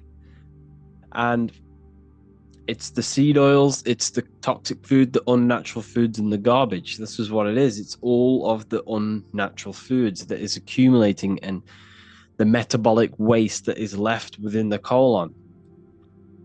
Inflammation. This is a very common. Everyone nowadays has these bellies. Literally everyone. Even if they're skinny, even if it's very common, because the foods that we are eating are very unnatural. It's filled with seed oils, chemicals, food colorings, and GMOs. And essentially, the body does not know what to do with it. So it stores it in its waste. The body cannot digest it. So what you're seeing here is an expanded gut. This is their colon, expanded outwards. It's so inflamed. Every time you eat something unnatural, you are essentially, every time you eat something unnatural, your body produces inflammation every single time. And this inflammation over time, the more you eat this unnatural food, because every time you inflammate something, it's weakening that organ. So the more you keep inflammating it, the weaker and the weaker and the weaker it's getting. So this is why we need to detox. If you have this, if you have this bloated stomach, this is leftover waste in your colon. This is leftover waste in all of your body. This is also an inflamed gut. This shows that your gut is not in good health, and it really needs to flatten out like this one. This is a healthy gut, nothing hanging over, flat. That's a healthy gut, and this is what you should be aiming when we come to detoxing. The next sign you need a detox is farting.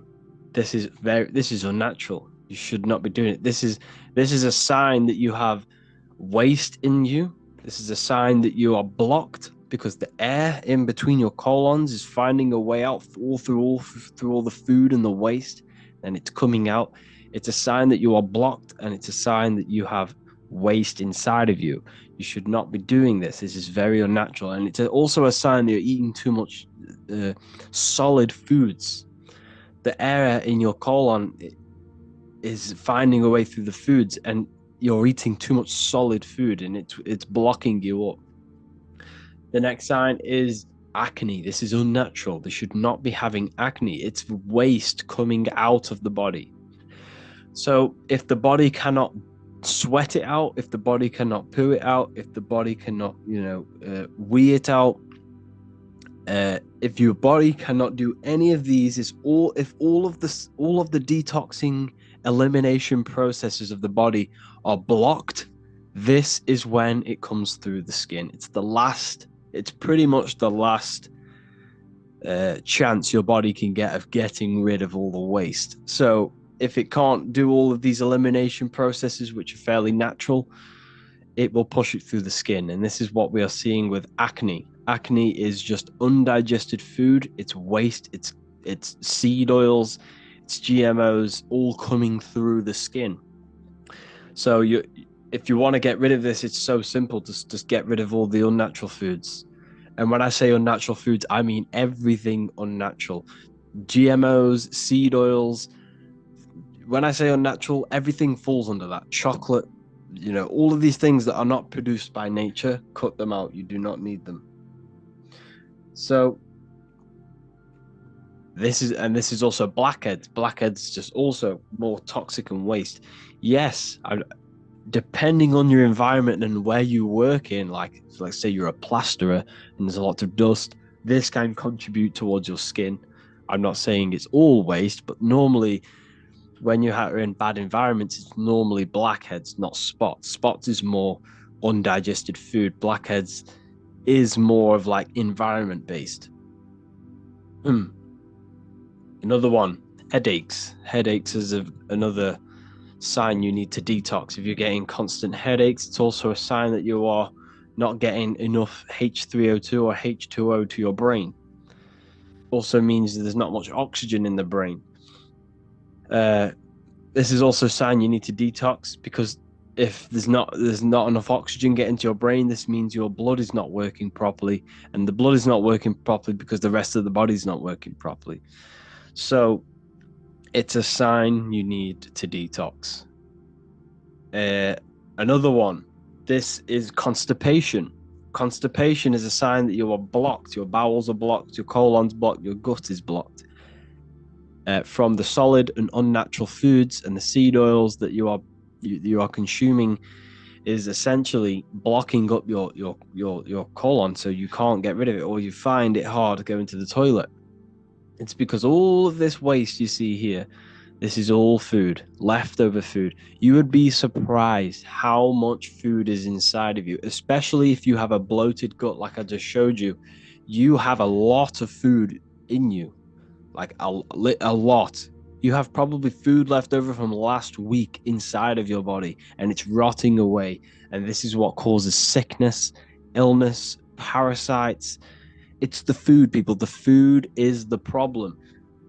Low energy, like I just said, all of these signs that I'm showing you, it's all the same cause, the unnatural foods. Low energy is essentially your body's not getting enough minerals. Your body's not getting the electricity.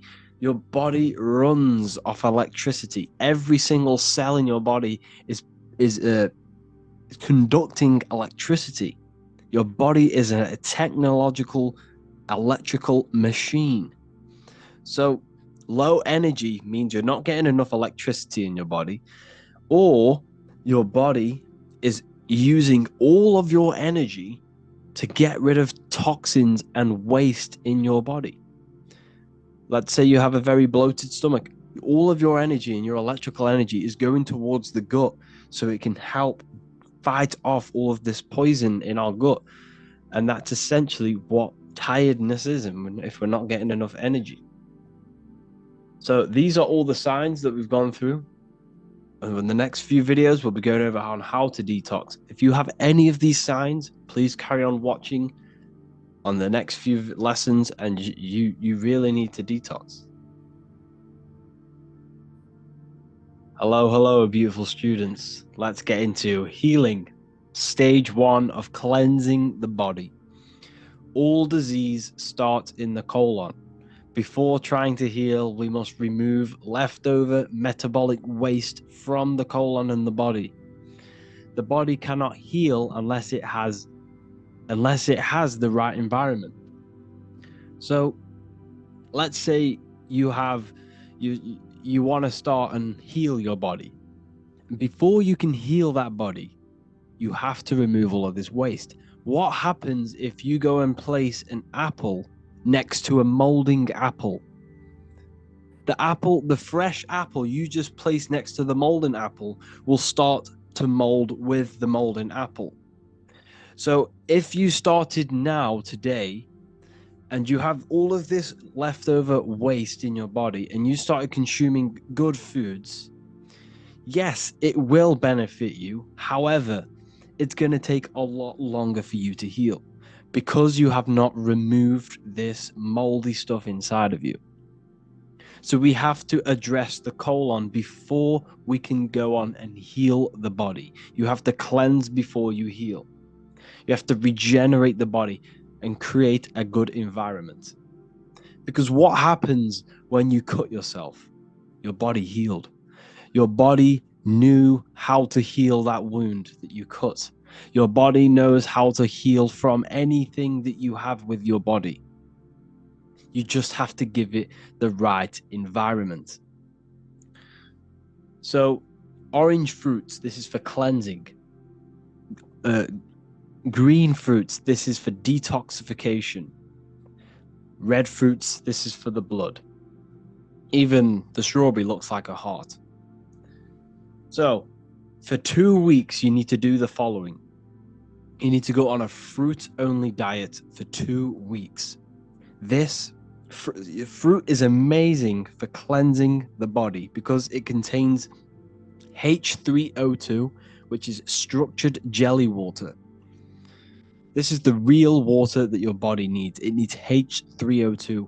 This is why when you drink gallons and gallons of H2O, which is just liquid water, you'll end up just weeing it all out. It's because your body cannot intake, well, it can intake that water, don't get me wrong, but mainly it needs this H3O2, which can only be found in fruits. Crystallized, structured water. So when we place this jelly water into our body through the fruits, this is what helps cleanse, push out waste from the digestive system. It will remove things from the digestive system because it's like jelly. It's beautiful for the digestive system. So essentially, this is what your colon looks like if you're trying to heal and you have issues with your body. You have a blocked colon. So therefore, the disease, the leftover food is all accumulating in your gut, which is your, pretty much your first brain.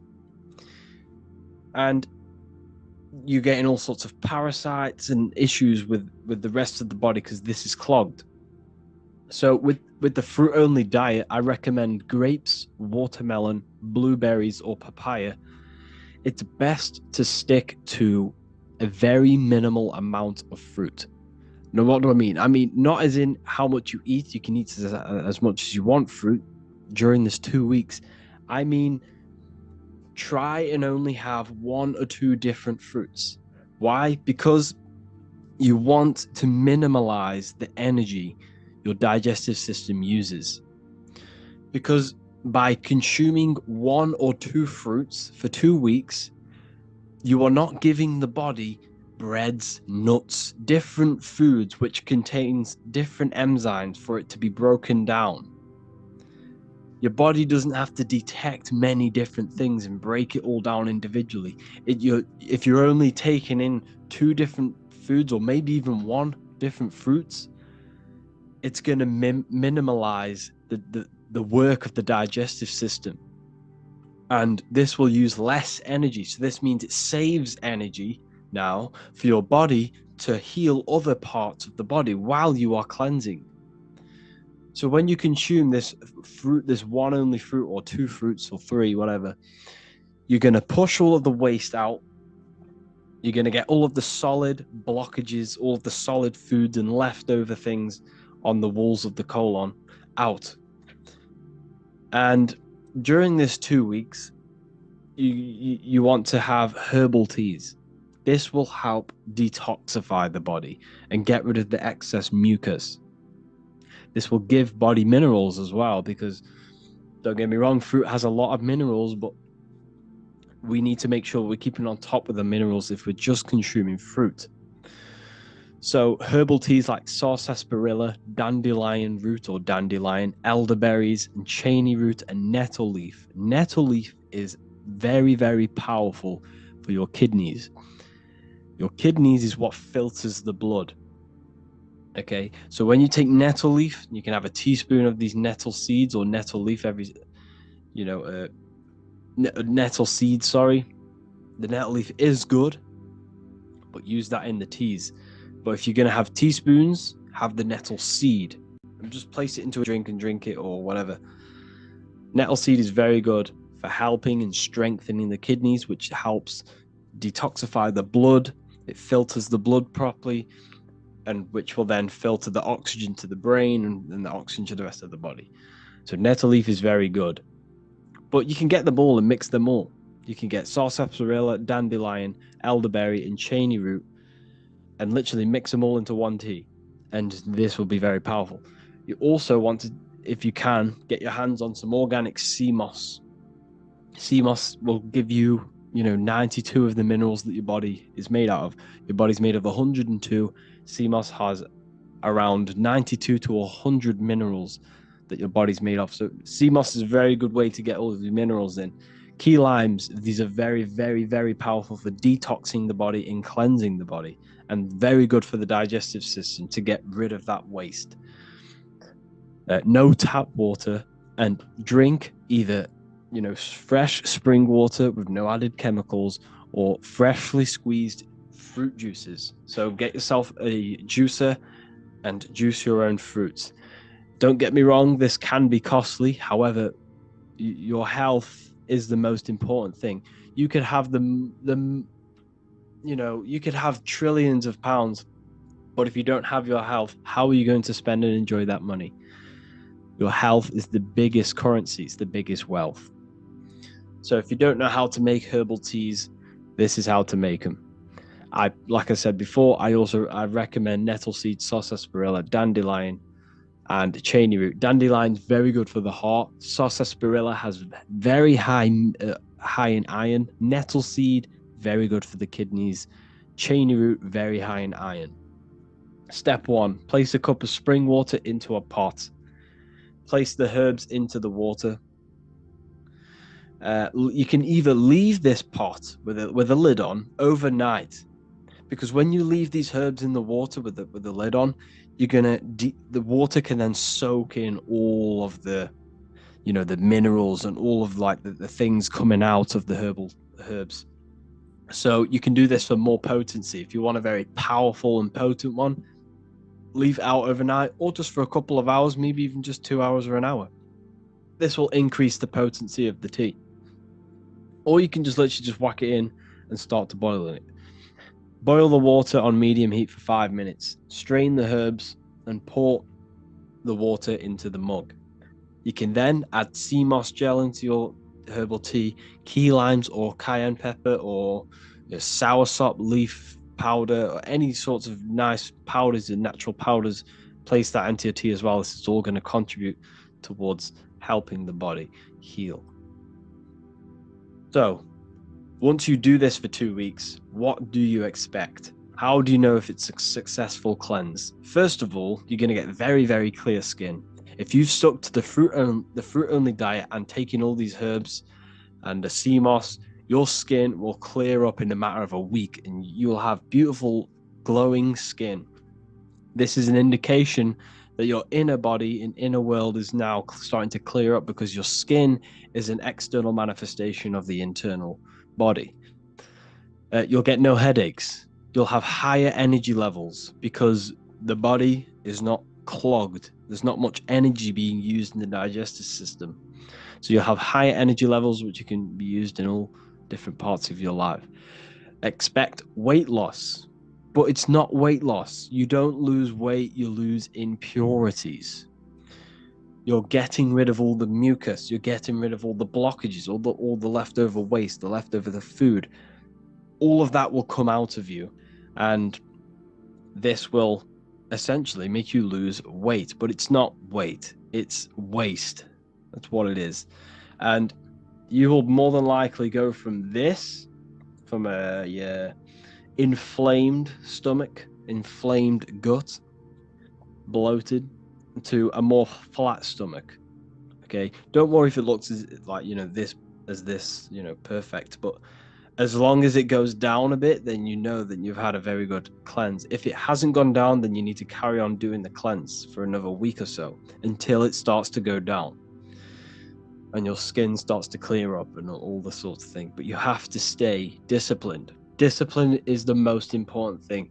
You are not going to heal overnight, because the reason why you are not healed now, or the reason why you are sick now or have issues with your body, is because you've had decades, or maybe like a couple decades, of eating waste and eating toxic, unnatural foods. So it's not an overnight process. However, you can heal your body just the natural way. You have to be disciplined, you have to be willing, you have to be thinking positive and feeling positive, and all of this will contribute towards your health, because every thought is obviously impacting the body. We'll go over that in another lecture. So this is what to expect. You will lose weight, which is just losing impurities. Do this for 2 weeks and then move on to step 2, which we'll go over into the next lesson. So cleansing is the most important stage of healing, is because you cannot heal without the waste gone. It's essentially the most important part. You cannot do anything. You cannot move forward. You cannot start to heal the body unless you remove the waste. Hello, people. Stage 2 of healing, fasting. Fasting gives the ability and gives the digestive system a break, allowing the body to redirect energy towards healing and repairing the body. Like I said in the last lesson, what happened when you cut yourself? When you cut yourself, your body knew how to heal the body. Now that your body is in the right condition through the cleansing process, once your body has now got rid of all of that waste, you can now start to fast. Because let's say you started to fast with all of that waste inside of you, you're going to have a heavy detoxification in that fast. You're going to get headaches, You're going to get, sweats, all sorts of horrible, heavy detoxification. And this is not the most efficient way to fast. Now you've gone through that cleansing phase of getting rid of the waste, you can now fast. Your body now has minerals. Your body is now healthier for you to go without food. There is no risk with fasting. Your body can last at least up to people have fasted up for 3 months or something like that. People have gone very, very long on fasting, and depending on how healthy your body is, depends on how long you can do the fast. So studies suggest, your body produces stem cells once 2 days of fasting has gone. So what stem cells are, they are basically these cells which are generated in your body to then latch onto another cell, or basically mimic another cell. It has the ability to mimic any cell it wants and become that cell. So basically these stem cells will go out to the body and produce cells that are needed to heal the body. So when you fast and your body is no longer spending a lot of energy, because a lot of your energy is used digesting food. So once that energy is now no longer being used, your body is now redirecting this energy to produce and healing things for the body, like stem cells. So this is why fasting is so important. 1 day water fast is what I don't recommend, but this is what I do. I'm not a health advisor. But if I was a beginner, I would do a 1 day water fast or herbal teas and juicing fast. So during this fast, you will not consume anything for 24 hours. You do this once a week or once every 2 weeks. And stick to this for a couple of weeks until you become used to fasting. Okay. While you are fasting, you still need to stick to your fruit-only diet, because this will heal the body quickly. While you're healing, you want your body, your digestive system, not to be using much energy. So let's say you've done the cleansing phase, but then you went straight back on heavy food like meat, bread and stuff like that, pasta, this will slow down your healing because it's very heavy food. It takes longer for it to digest. It takes more energy. You need to give the digestive system a break. Do not worry about your weight. Just let your body detox. You might lose, a fair bit of weight. However, this is necessary. Your body is getting rid of the toxic mucus and the toxic waste. Once you are done losing the weight and you have fasted and you have healed, you can then start to put on good weight with good, healthy food. The weight that you currently have now, if you're watching this, is more than likely, toxic waste and toxic weight on your body. So 1 day every week or 2 weeks is very good. And what I personally do is drink herbal teas during these fasts. Like I said, with the herbs I recommended. I also take cayenne pepper. I'll have a juicing. So when I freshly squeezed juices like watermelon juice, seeded grape juice, or seeded apple juice, I will add just a teaspoon of cayenne pepper. Cayenne pepper is very, very good for activating and the digestive system, like pushing stuff out of the digestive system. It helps blood flow, and it's amazing. Cayenne pepper is very, very good for the body. So I add that into my juices. It doesn't really count as adding to a fast because it'll go straight. No, sorry, not adding to a fast. It doesn't really count stopping the fast because it's just a powder. So drink juices, herbal teas. You can either drink sea moss as well. Just make sure it's like a liquid. You only want liquids in the body. You do not want to activate that digestive system. And yeah, this is a very powerful way of fasting, a very powerful way of regenerating the body quickly. So once you get used to fasting, you want to do 2 days every week until you start to heal. Okay. 2 days is when the stem cells, and when you become even, more used to fasting, you've had some experience, you know what you're doing, you know how your body reacts, you can then start to do longer fasts, and maybe even doing no water and no food fast. That's a very powerful fast. However, your body has to be healthy in order to do that. So only do that when you are doing it properly, when you know what you are doing. So essentially, you want to start fasting and the fruit-only diet until you are healing. And this is the best way to do it. Breaking a fast. When you break a fast, you want to make sure, you're sticking to the fruits. Like I said, the best way to break a fast is like drinking sea moss gel and then going for either something very light on the digestive system, like watermelon, grapes, blueberries, or even a smoothie. A smoothie is very good for breaking a fast. Easily, gets down into the digestion and gets digested very quickly.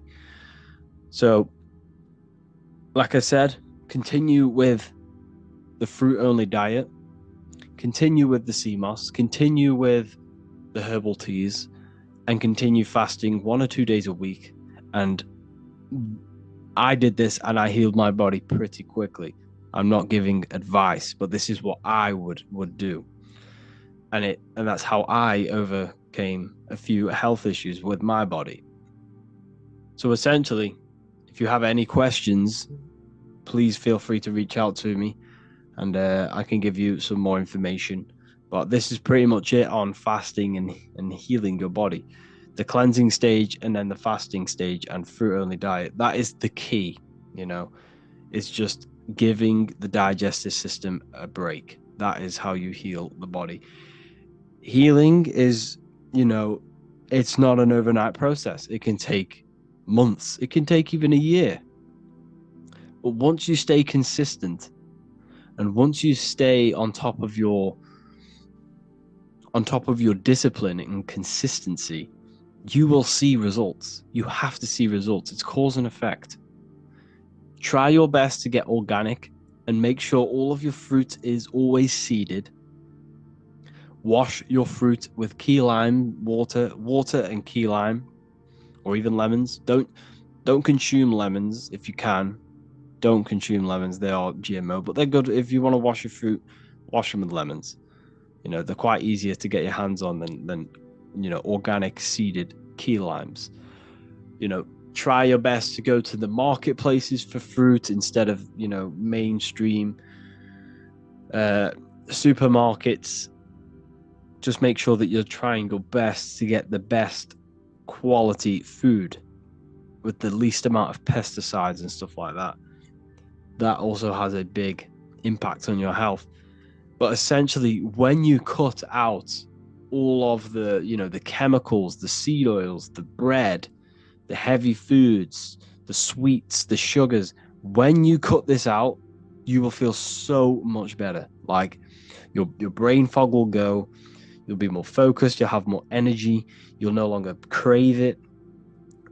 And that is essentially the most important thing, is just cutting out the unnatural food and going with the natural foods. That's the biggest first step you could do with your health, is just cutting out all of the unnatural foods and go with the raw foods. And that's when you see a big change in your body and how you feel. So yeah, if you have any more questions, please feel free to contact me. So today we're going to be talking about this world, how it's a simulation, and consciousness. So what you must understand is that the brain, the body, is a piece of technology. This body you have is simulating the reality to you. Now, the body is like a crystal. It receives frequencies. That's what crystals do. So if you have a radio, if you have a phone, they all use crystals because they receive frequencies. Your body is an antenna. Your brain is an antenna. Your pineal gland has crystals on it because it receives consciousness. Now, this consciousness is the real you. You are the consciousness, not the body. The body is nothing but a holographic version of yourself. It's the ego, the echo. It's an echo of the false, what is the echo of the true self. You are an invisible consciousness. You are the thoughts, the emotion. This is all to do with consciousness. So all of your decision making, all of your emotions, that's in consciousness and not in the body. So you are not even in the body. That's the biggest illusion. You think you are in the body. Your consciousness is not in the body. It's completely separate from the body. The body is an antenna which receives the signals of consciousness, so you can experience this reality. But the body is simulating the reality. The brain produces the reality that you're experiencing. It's like the Sims game. You see how, they always show the truth in plain sight. You see how you have this thing above their head, this little diamond shape? This is the consciousness. This is you. This is your avatar. You're playing an avatar. This is a character in a game. Your body is a character. Now, the human form only exists in the three-dimensional world. Now, your ego was not present when you were born. When you were born, you had no ego. You were pure. You were pure consciousness. You were pure emotion, pure thought. That's it. But as you grew older, as you gained experience in this three-dimensional avatar, you grew an ego, which is the earthly personality. The ego is your mind's perception of itself in a three-dimensional body. So the ego is the echo of the true self. You are the consciousness. You are the thoughts. You are the emotions. But let me say that again. You're not the thoughts and the emotion. These are aspects of consciousness. So thoughts is called the mind. The mind is consciousness. But the mind is just the aspect of, it's the thought aspect of consciousness. Emotion is the feeling aspect of this consciousness, the all-seeing eye, the consciousness. So you are not even in this plane. You are playing a game. So when you are using a controller to play a virtual reality, you are the controller. You are the consciousness. You are the mind. You're not the thoughts and the emotions. You're the observer behind that. You're the one feeling them thoughts and emotions. So the body is only a part of this three-dimensional world. Your consciousness interacts with this world, with the brain. You see, like I said, the brain produces the reality you are in. See, the body is organic technology. It has been designed, it has been specifically designed to run a simulation. So this is a designed simulation, and your consciousness has been uploaded to this simulation. Whether that we choose this, whether they're not, I don't know about that. But this is a simulation. Your consciousness is not in this simulation. It's experiencing the simulation. It's a virtual headset. Imagine putting a VR headset on. This is what you are doing with the human body. But other than just seeing and hearing, you've got sight, you've got 5 senses, you've got everything involved. So the brain, well, your consciousness, your thoughts and emotions interacts with an energy grid, interacts with the brain, and the brain then produces the reality. So your thoughts and emotions, your consciousness, is weaving its own reality. Let me say that again. You are projecting your own reality based off your thoughts and emotions. Every single thought and emotion has led you to this very point in life. Your life is a direct result and correlation of every thought and emotion you felt in the past. Therefore, your consciousness, your thoughts and emotion is weaving your own path in this lifetime. Your consciousness is creating its own reality. Now, there are external forces. External forces can manipulate your reality through belief. This is why it's called a government. They govern your ment, your mind, your thought, your belief system within consciousness, your memories. So thoughts, emotions, and memories, they are all in consciousness. They are not in the brain. The brain is a computer. It's yes or no. The brain has no memory. It has none of this. It is a computer. It's yes or no. So, like I said, the brain is what you're experiencing, and you are weaving your own reality through thoughts, emotions.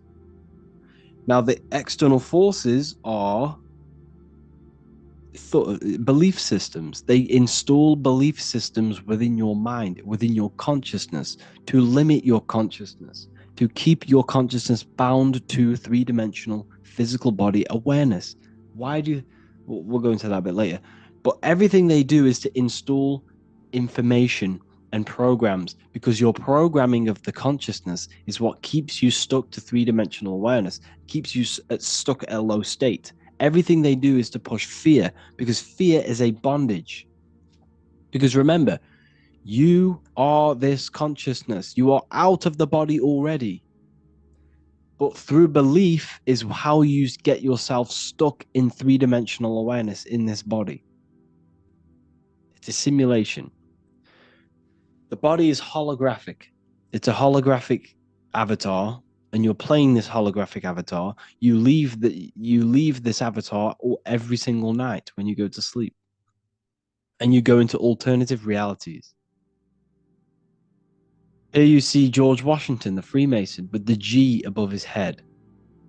It's the same symbolism.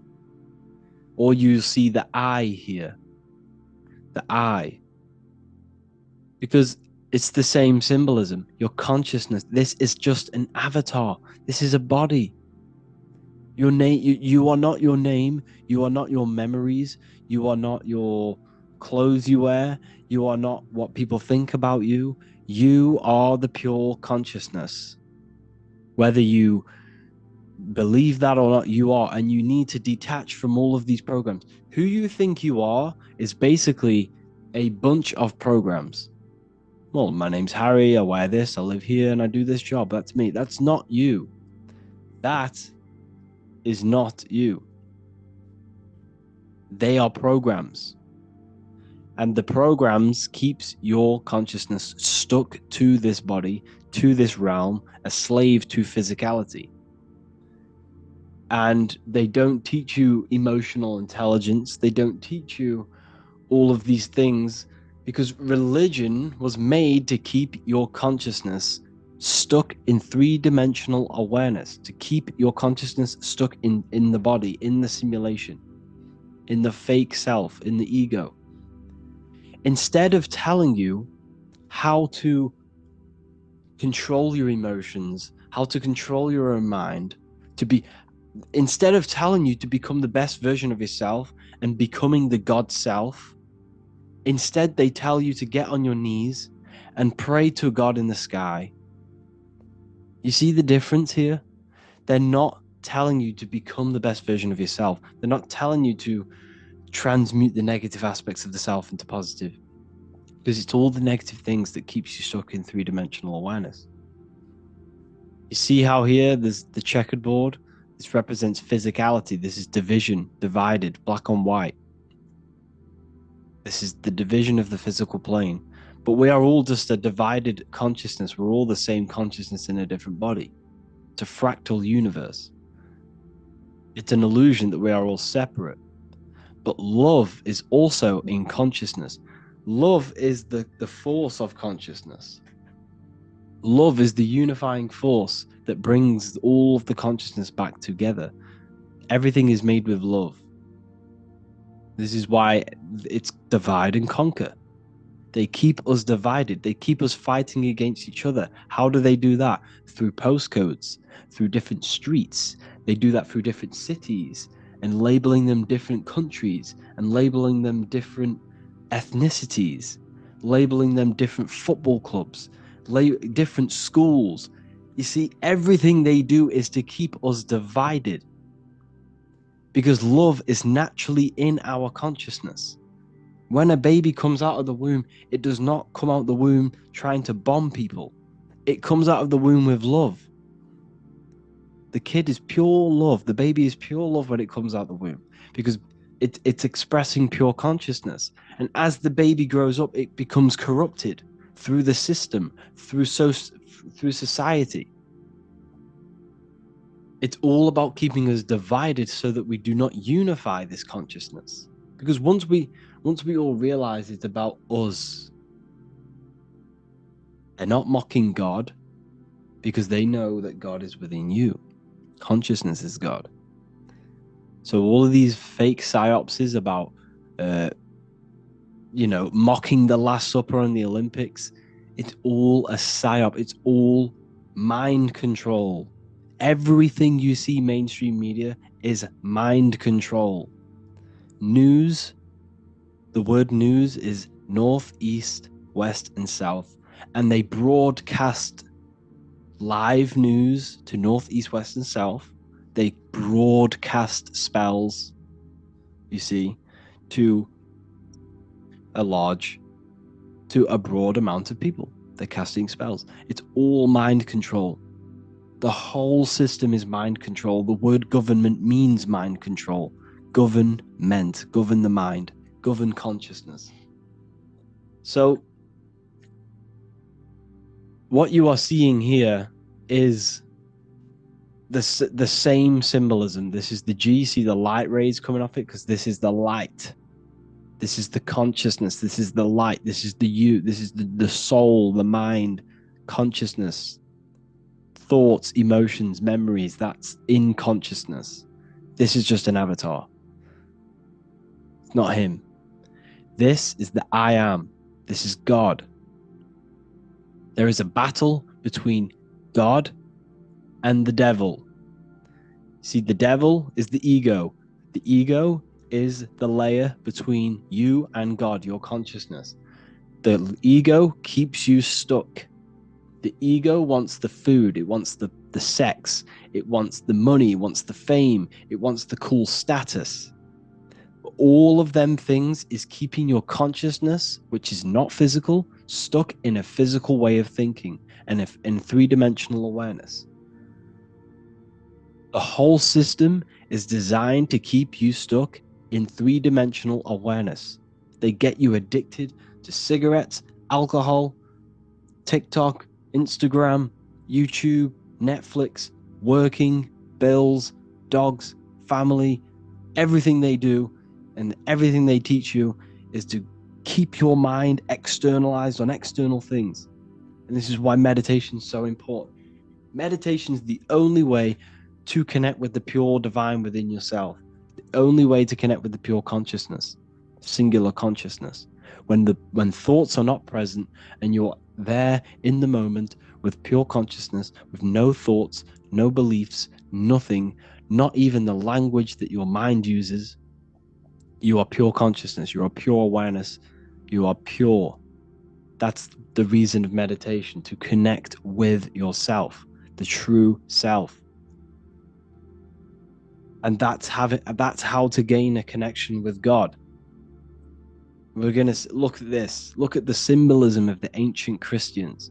This is in Rome. This painting's in Rome. It was painted in like the 1600s. It's the Kabbalah tree. But what you're seeing here is not God and Jesus. This is you, your body, and this is your consciousness. This is your mind. This is you up here, Kether. See, this is the Kether. This is Malkuth. I'll make a whole lecture on the Kabbalah and how you initiate yourself into the Kabbalah if you really want to do right.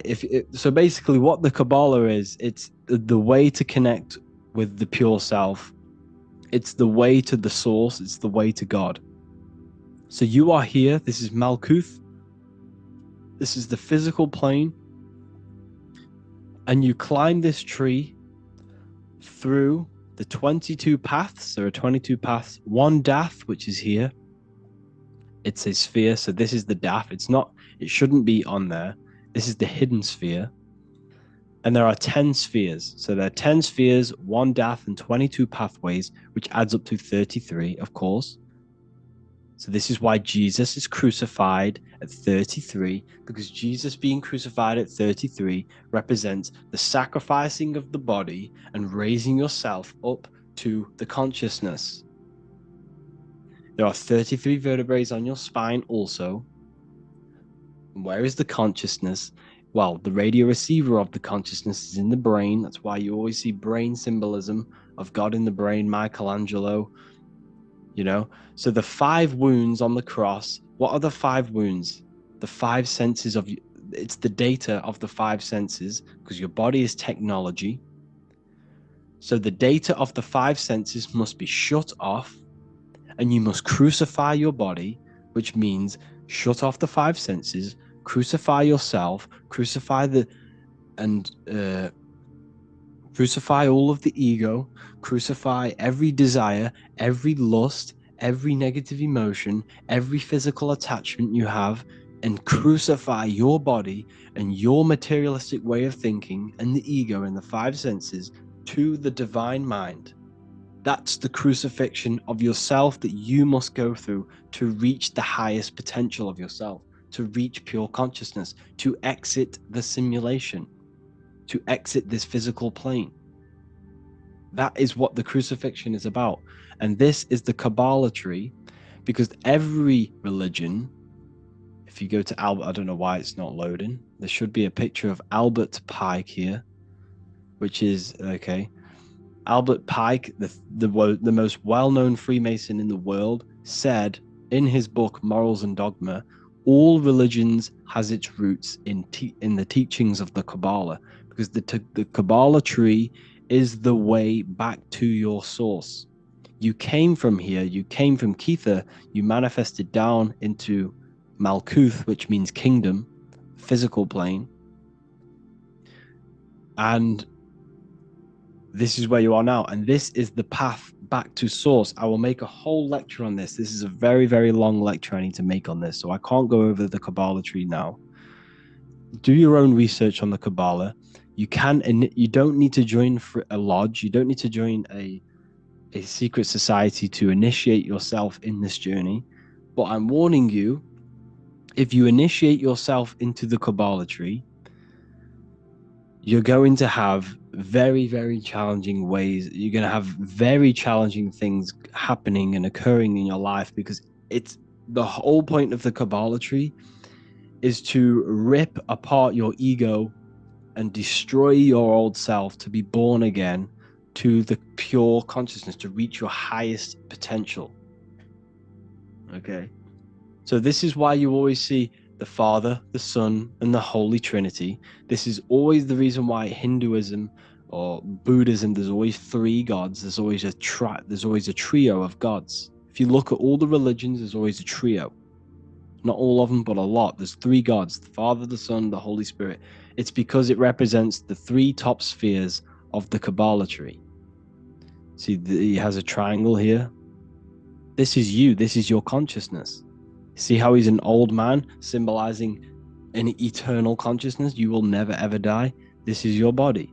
This is Malkuth. Okay? So this is also hopscotch. Remember playing hopscotch as a child? Well, this is also the path to source, the path back to Kether, the path back to your consciousness, to the oversoul, whatever you want to call it. So man is both human and the divine. This is Albert Pike. See this Masonic symbolism here? You have the eye. This is Kether, which means crown. So you know when kings wear crowns on their head, it represents Kether, because Kether means crown. Kingdom, this is death, because the physical plane, there's death here. You can't die. Your consciousness will never die, but your body will die. So this represents kingdom, the lowest point on the Kabbalah tree, which is matter. Then you're going up through these pillars back to the light bringer, Lucifer. Lucifer is the light bringer. Lucifer is your consciousness. That's what Lucifer is. They demonized all of this. They made it sound so bad. But Lucifer just means Lucy means light, fer means bringer, light bringer, and your consciousness is the light bringer that brings the light down into the kingdom, into the physical plane. Like I just showed you earlier with the Sims character and the George Washington. It's the same symbolism. This is the sigil of Lucifer, which is the visual pathway of your brain and how light enters the eyes, which is, and then produces a visual image in the back of the brain in the visual cortex. So this is showing you how light is transformed into images in the brain and how the brain is producing a reality, a simulation in the brain. We see this in the ancient Egyptians here. It's the same thing. This is the back of the brain. This is the visual field crossing over. We see this here. Wow, this is just mind-blowing. Look, they tell you, you see, the Newtonian way, so the Newtonian science, right? Everything about science is all a lie. The whole thing is to program you and program your consciousness, program your mind to limit you. So they tell you that the Earth is a globe in the middle of space. Why? To keep you stuck in physicality. Everything they do is to keep you stuck in physicality. Everything they tell you is to keep your mind stuck in three-dimensional awareness, to keep it stuck to the technology of the body. Everything. Everything you've ever been taught is to keep you in three-dimensional awareness. It's not about money. They can print money out of thin air. It's not about money. It's not about anything about physical things. It's about trapping your mind in physicality. I don't know why they're doing it, but this is what they are doing. So they've put this purposely in the model of the heliocentric lie on purpose because it symbolizes the visual field, which is a powerful symbol of how your brain produces a simulation. See? So this is what you are. You are a physical, etheric, astral, mental. This is your consciousness. So you're already out of body. You're not in the world. You're already outside of the body now. The reason you can't astral project is because you have so many limiting beliefs within your subconscious. And I did need to make a video on this. I have some people saying, I've tried the techniques and I still can't astral project. It's not an overnight process. It takes a very long time. It can take you years. You might never even do it. But the only way for you to astral project is for you to detach from every single belief you have and every single limiting belief you have. Because that fear you have, that emotion you have, that mental attachment to external things is keeping you stuck. You can't leave the body unless there is no thought, no emotion present. You must completely surrender yourself, which is the crucifixion. You must crucify yourself to be born again. In John 3:3 in the Bible, what does it say? You are born again. No, sorry. What does it say? It says, in order to see the kingdom of heaven, you must be born again. Where's the kingdom of heaven? It says that in Luke. The kingdom of heaven is within you. It says that in Luke 21:12, I'm pretty sure. The kingdom of heaven is within you, and you can only see the kingdom of heaven when you are born again. You must kill the ego. You must kill every material thing about yourself. If you truly want the path of enlightenment and you truly want to reach the divine, this is how you do it. You must sacrifice yourself. And now I'm not saying don't work on your life, don't work for greatness, don't work for wealth. I'm not saying that. I'm not saying sit around meditating all day either. I'm saying that yes, you work on your wealth, you work on your body, you become 1% better every single day, physically, mentally, spiritually, in every way possible. I'm saying you need to work on yourself. You need to go to the gym. You need to make as much money as possible and have the best life you could possibly have. But what I'm saying is that you need to work on your mind and make sure your mind is not too attached and entangled with physical things. Because the physicality, the ego is the barrier between you and the divine. You cannot see the kingdom of God unless you are born again. And you are born again by destroying the lower self, by completely mastering your mind, and by detaching from all external things. You can still love your family, but remove the attachment. Do not rely on anything or anyone for your happiness, for your peace. That is the most important thing, because that's where they get you. If you smoke, you have to stop smoking. You won't astral project. Some people can, but some people have a natural ability to do so. But if you have any addiction, you have to start getting rid of them one by one. Start with your phone, start with TikTok. Instead of remove that, remove it for watching something else, reading a book. When you're in your car, stop listening to music, put YouTube on, listen to a lecture. Okay? You must remove all of these negative things in your mind. Everything is contributing towards your mental state and your consciousness.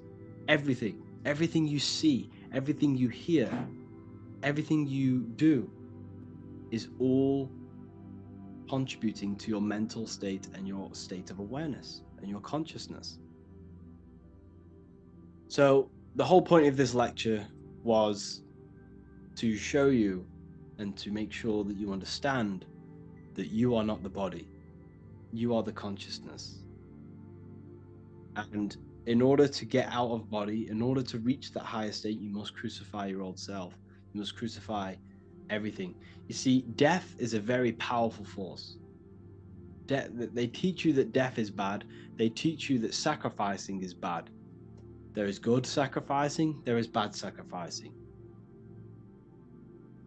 Sacrificing creates a very powerful force. Death is a very powerful force. So when you sacrifice, maybe in order for you to grow, in order for you to reach that next stage of your life, that next stage of your consciousness, maybe you need to cut off an old friend. Maybe you need to stop hanging out with them people who do drugs or who drink alcohol. And we all know alcohol is a potion. It's a magic potion which invokes spirits. So the only way for you to progress is through sacrifice and through crucifixion. And that's what the Bible is telling you, through crucifixion. So that's the only way. So you must sacrifice. You might need to, in order for you to reach that next level of your consciousness, you're going to have to sacrifice some friends. And if you don't, then that will stop the evolution of your soul. The whole point of the universe, the whole point of you coming into physicality is for the journey of the soul. You are here because you are for growth. You are here to grow. It's the whole point of reality. That's the whole point. You cannot not learn something. So what does that tell you? That's the whole purpose of life: growth and expansion, evolution of the mind, the evolution of the soul, the journey of the soul through the universe. That is the whole point. You can't not learn something. You have to. You will never not learn something. It's impossible for you not to learn. So the mastery of your mind, the mastery of yourself, is the only thing that counts when you transition from this physical body back to your consciousness. It's the only thing that counts. It's the only thing that matters. You need to prepare for your life after death. You need to prepare because you will not have this physical body forever. What we're discussing now is very deep ancient teachings. You won't find these teachings anywhere else. You're in the best university ever, ever online. And that's what it's all about, people. The transmutation of your mind. The Bible says, the Bible tells you, because the Bible's a spiritual text. It's not about God. It's about the God within you and how you manifest the God within you. Jesus never said he was God. Jesus came to show the divine within other people. He never praised about himself. Read the Bible. Jesus never ever said he is the best. He came to show that people that they could do better than him. Whatever he could do, you could do. That's what he said to his disciples. So the whole Bible is talking about you and how you upgrade yourself. And that's the whole point of exiting the simulation. It's the growth of the soul and being a free traveler. The word Freemason means traveler. And when Freemasons meet, they say, "Are you a traveling man? Are you a traveling man?" Well, the word man means mind. It comes from the Latin word mens, which then got turned into men and man. So when Jesus is the fisher of men, he's the fisher of minds. You see, once you start to learn these words and what they actually mean and the etymology of these words, that's when you find the truth. The Bible, you got to research these words. The word spirit, the word man. What does man mean? It means mind. So when a Freemason says, "Are you a traveling man?" it means, "Are you a traveling mind?" Because that's what Freemasonry is. It's the mastery of the self. It's the growth of the mind and the soul. It's self improvement. Yes, there are bad Freemasons. Yes, there are good Freemasons.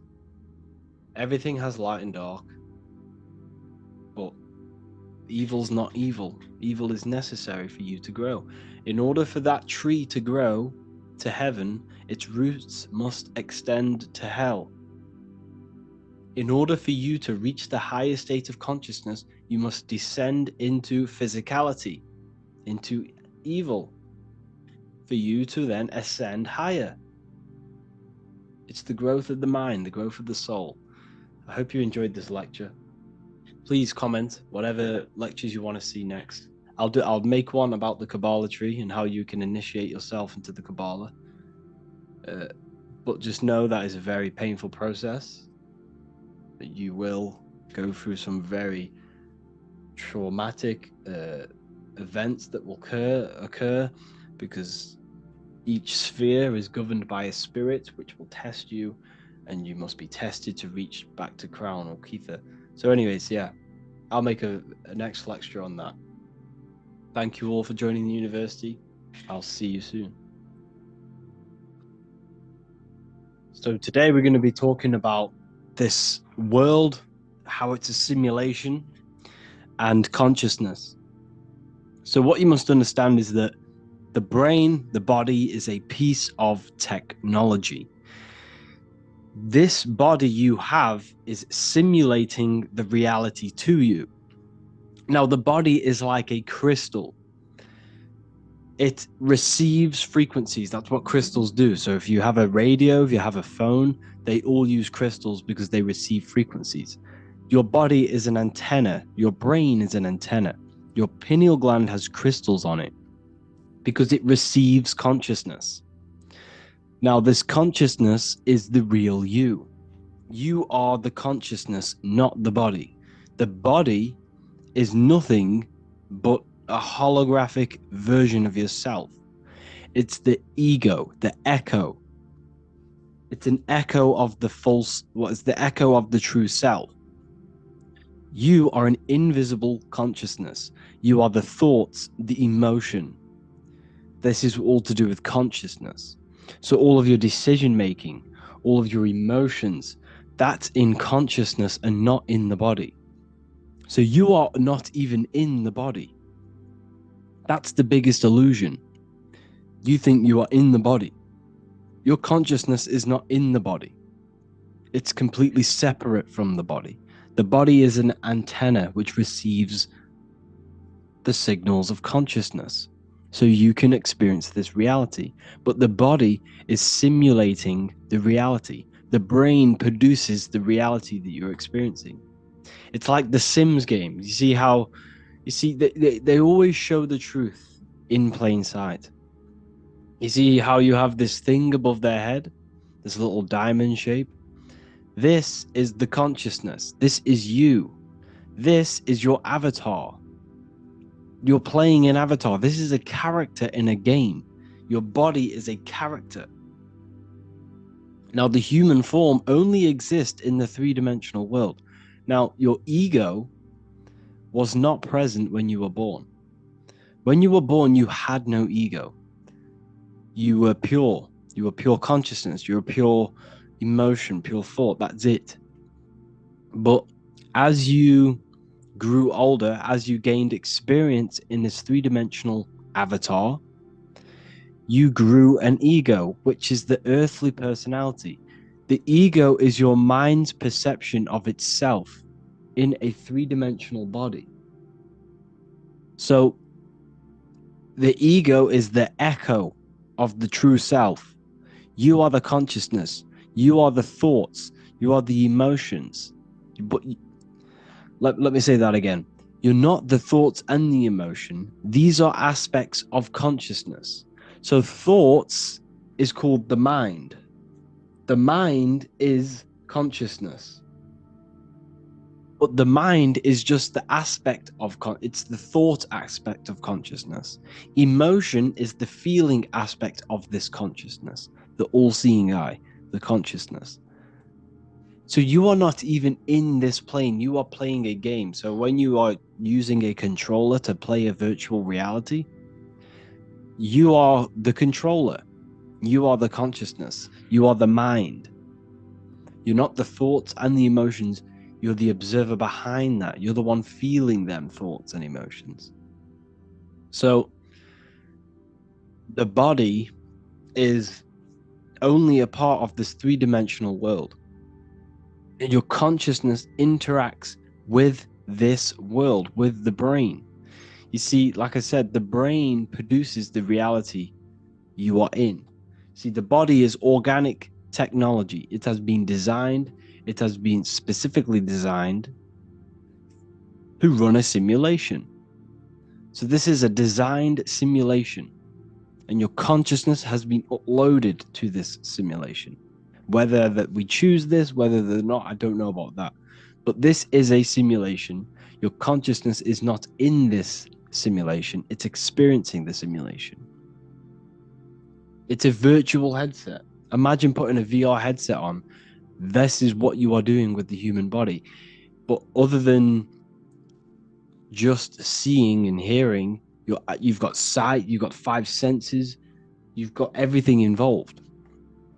So the brain, your consciousness, your thoughts and emotions interacts with an energy grid, interacts with the brain, and the brain then produces the reality. So your thoughts and emotions, your consciousness, is weaving its own reality. Let me say that again. You are projecting your own reality based off your thoughts and emotions. Every single thought and emotion has led you to this very point in life. Your life is a direct result and correlation of every thought and emotion you felt in the past. Therefore, your consciousness, your thoughts and emotion is weaving your own path in this lifetime. Your consciousness is creating its own reality. Now, there are external forces.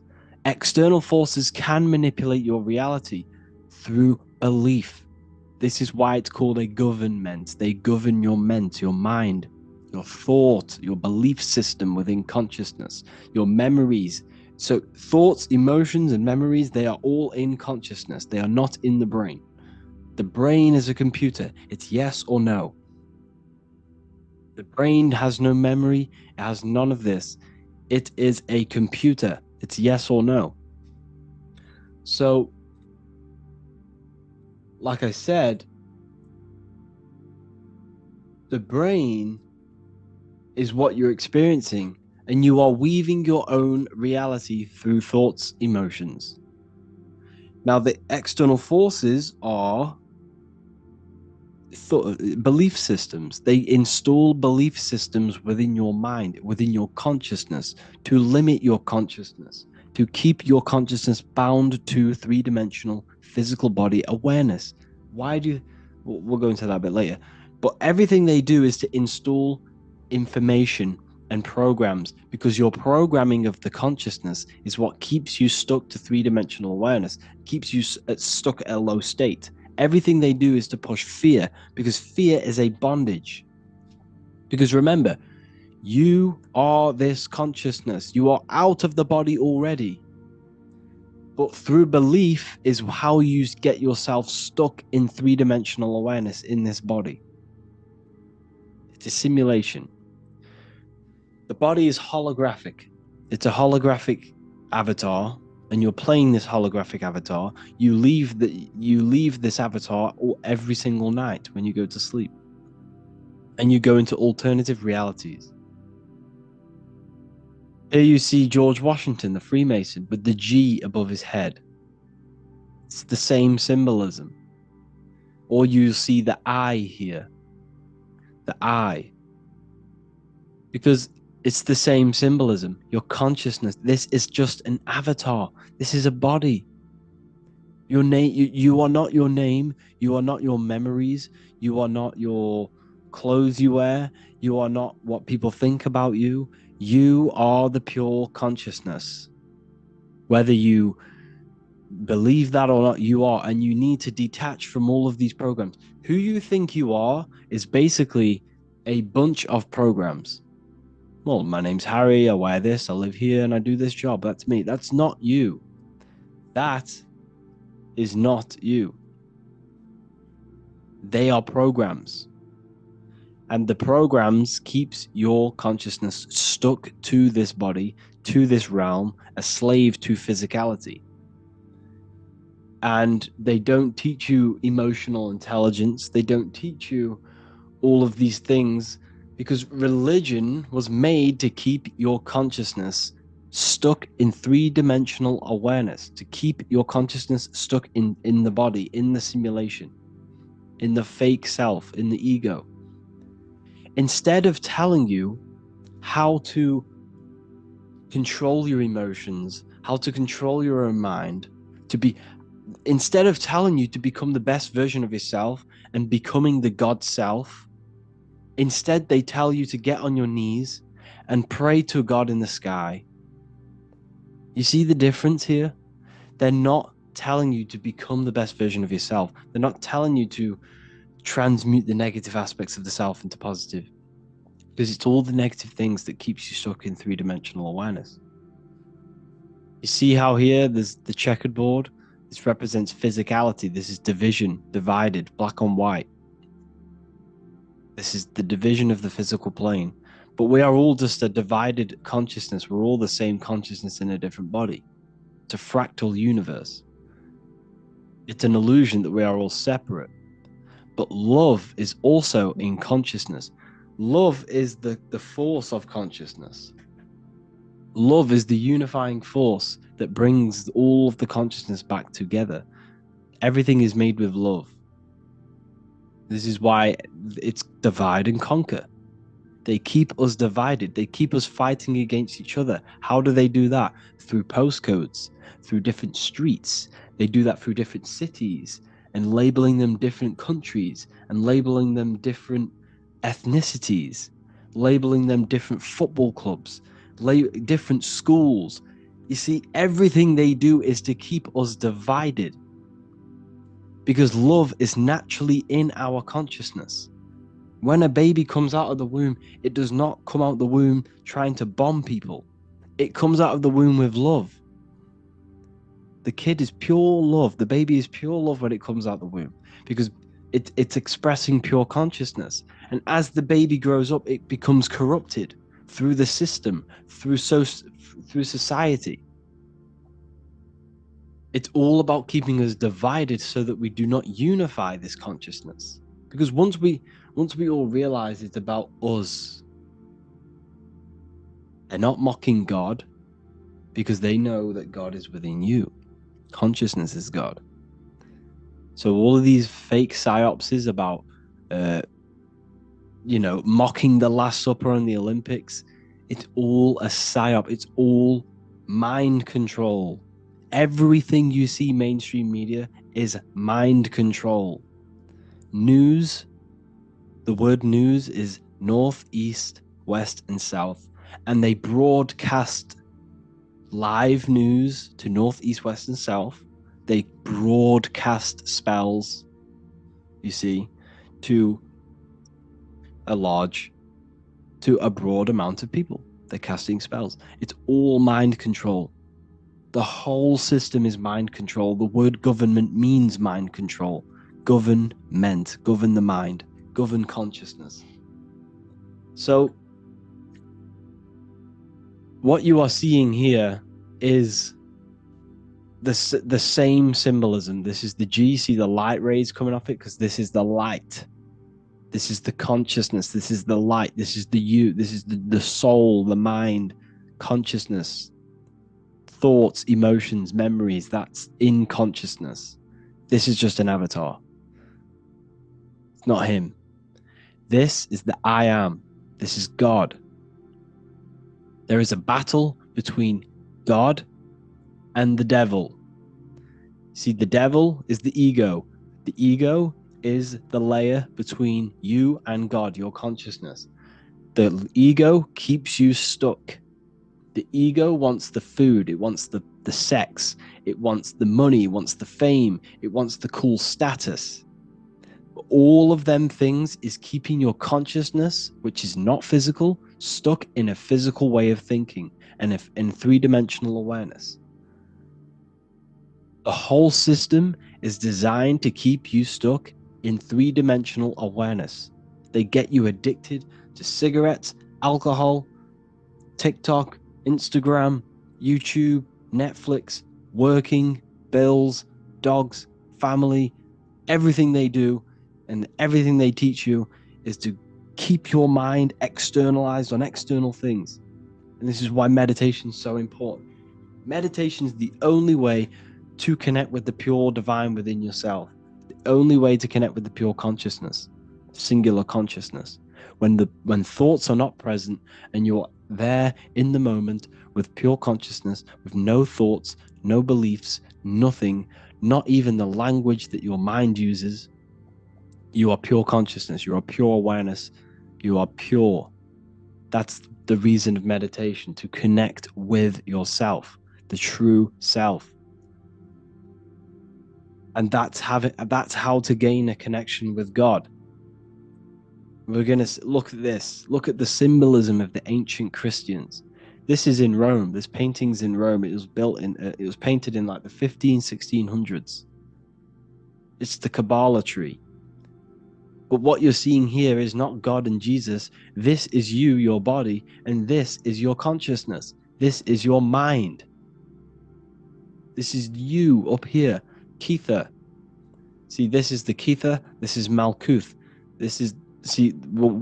I'll make a whole lecture on the Kabbalah and how you initiate yourself into the Kabbalah if you really want to do right. So basically what the Kabbalah is, it's the way to connect with the pure self. It's the way to the source. It's the way to God. So you are here. This is Malkuth. This is the physical plane.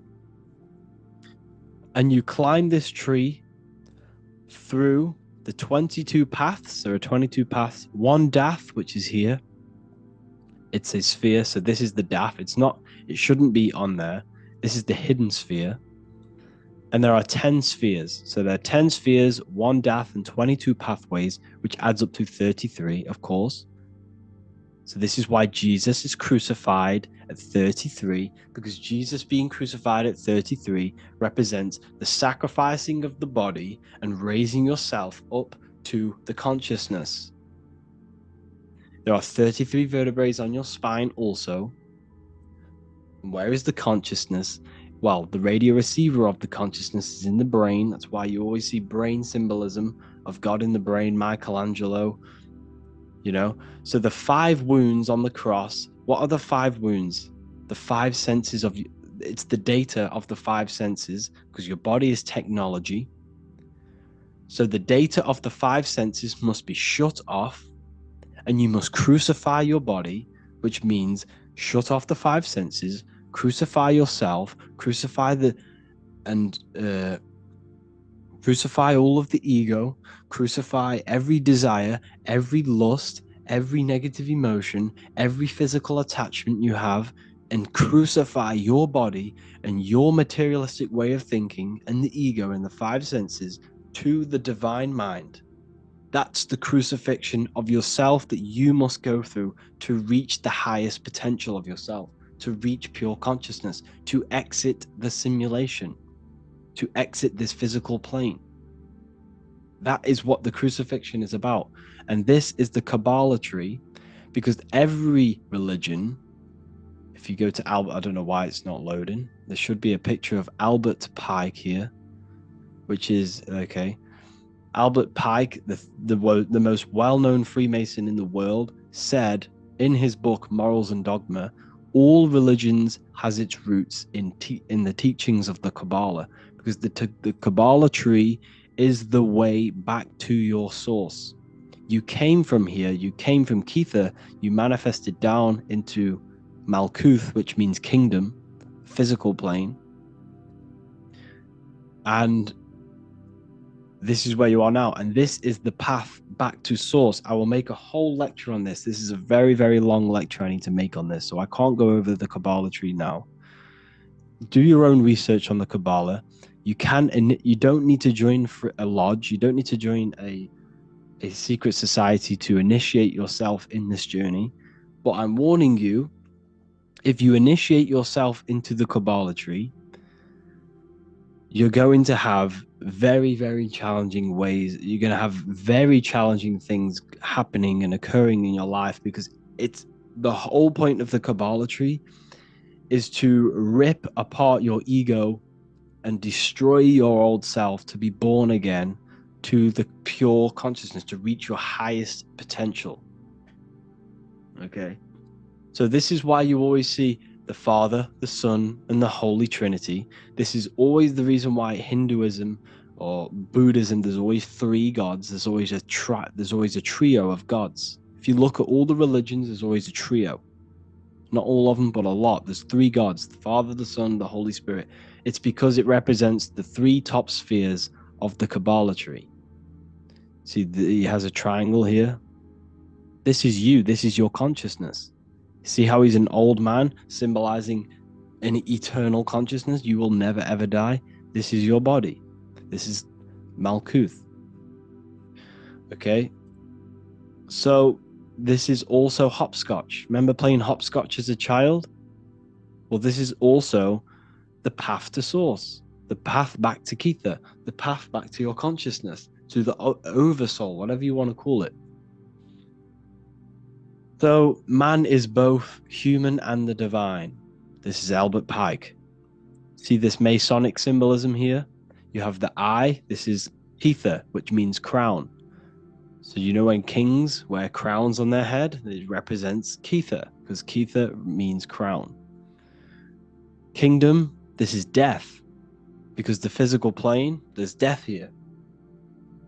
You can't die. Your consciousness will never die, but your body will die. So this represents kingdom, the lowest point on the Kabbalah tree, which is matter. Then you're going up through these pillars back to the light bringer, Lucifer. Lucifer is the light bringer. Lucifer is your consciousness. That's what Lucifer is. They demonized all of this. They made it sound so bad. But Lucifer just means loose. See, Lucy means light. Fer means bringer, light bringer. And your consciousness is the light bringer that brings the light down into the kingdom, into the physical plane. Like I just showed you earlier with the Sims character and the George Washington. It's the same symbolism. This is the sigil of Lucifer, which is the visual pathway of your brain and how light enters the eyes, which is, and then produces a visual image in the back of the brain in the visual cortex. So this is showing you how light is transformed into images in the brain and how the brain is producing a reality, a simulation in the brain. We see this in the ancient Egyptians here. It's the same thing. This is the back of the brain. This is the visual field crossing over. We see this here. Wow, this is just mind-blowing. Look, they tell you, you see, the Newtonian way, so the Newtonian science, right? Everything about science is all a lie. The whole thing is to program you and program your consciousness, program your mind to limit you. So they tell you that the Earth is a globe in the middle of space. Why? To keep you stuck in physicality. Everything they do is to keep you stuck in physicality. Everything they tell you is to keep your mind stuck in three-dimensional awareness, to keep it stuck to the technology of the body. Everything you've ever been taught is to keep you in three-dimensional awareness. It's not about money. They can print money out of thin air. It's not about money. It's not about anything about physical things. It's about trapping your mind in physicality. I don't know why they're doing it, but this is what they are doing.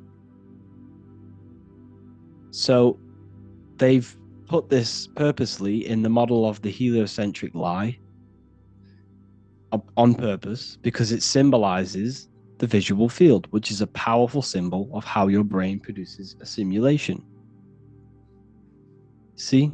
So this is what you are. You are a physical, etheric, astral, mental. This is your consciousness. So you're already out of body. You're not in the world. You're already outside of the body now. The reason you can't astral project is because you have so many limiting beliefs within your subconscious.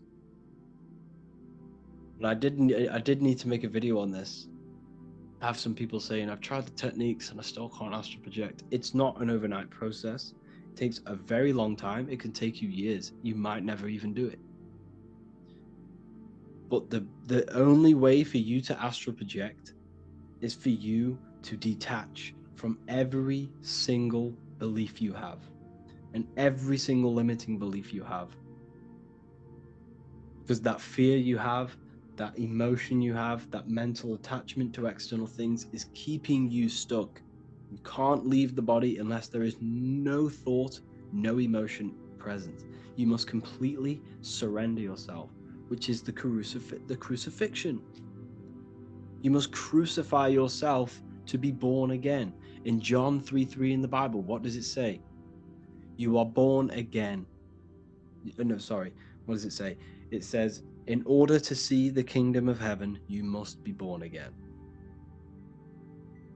Where's the kingdom of heaven? It says that in Luke. The kingdom of heaven is within you. It says that in Luke 21:12, I'm pretty sure. The kingdom of heaven is within you, and you can only see the kingdom of heaven when you are born again. You must kill the ego. You must kill every material thing about yourself. If you truly want the path of enlightenment and you truly want to reach the divine, this is how you do it. You must sacrifice yourself.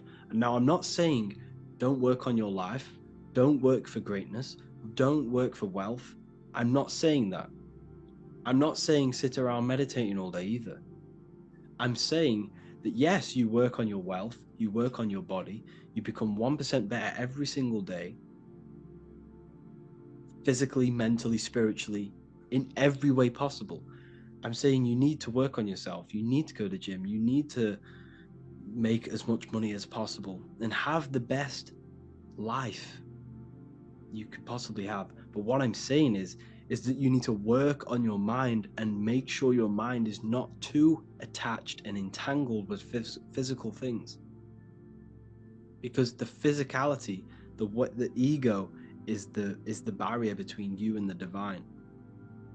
You cannot see the kingdom of God unless you are born again. And you are born again by destroying the lower self, by completely mastering your mind, and by detaching from all external things. You can still love your family, but remove the attachment. Do not rely on anything or anyone for your happiness, for your peace. That is the most important thing, because that's where they get you. If you smoke, you have to stop smoking. You won't astral project. Some people can, but some people have a natural ability to do so.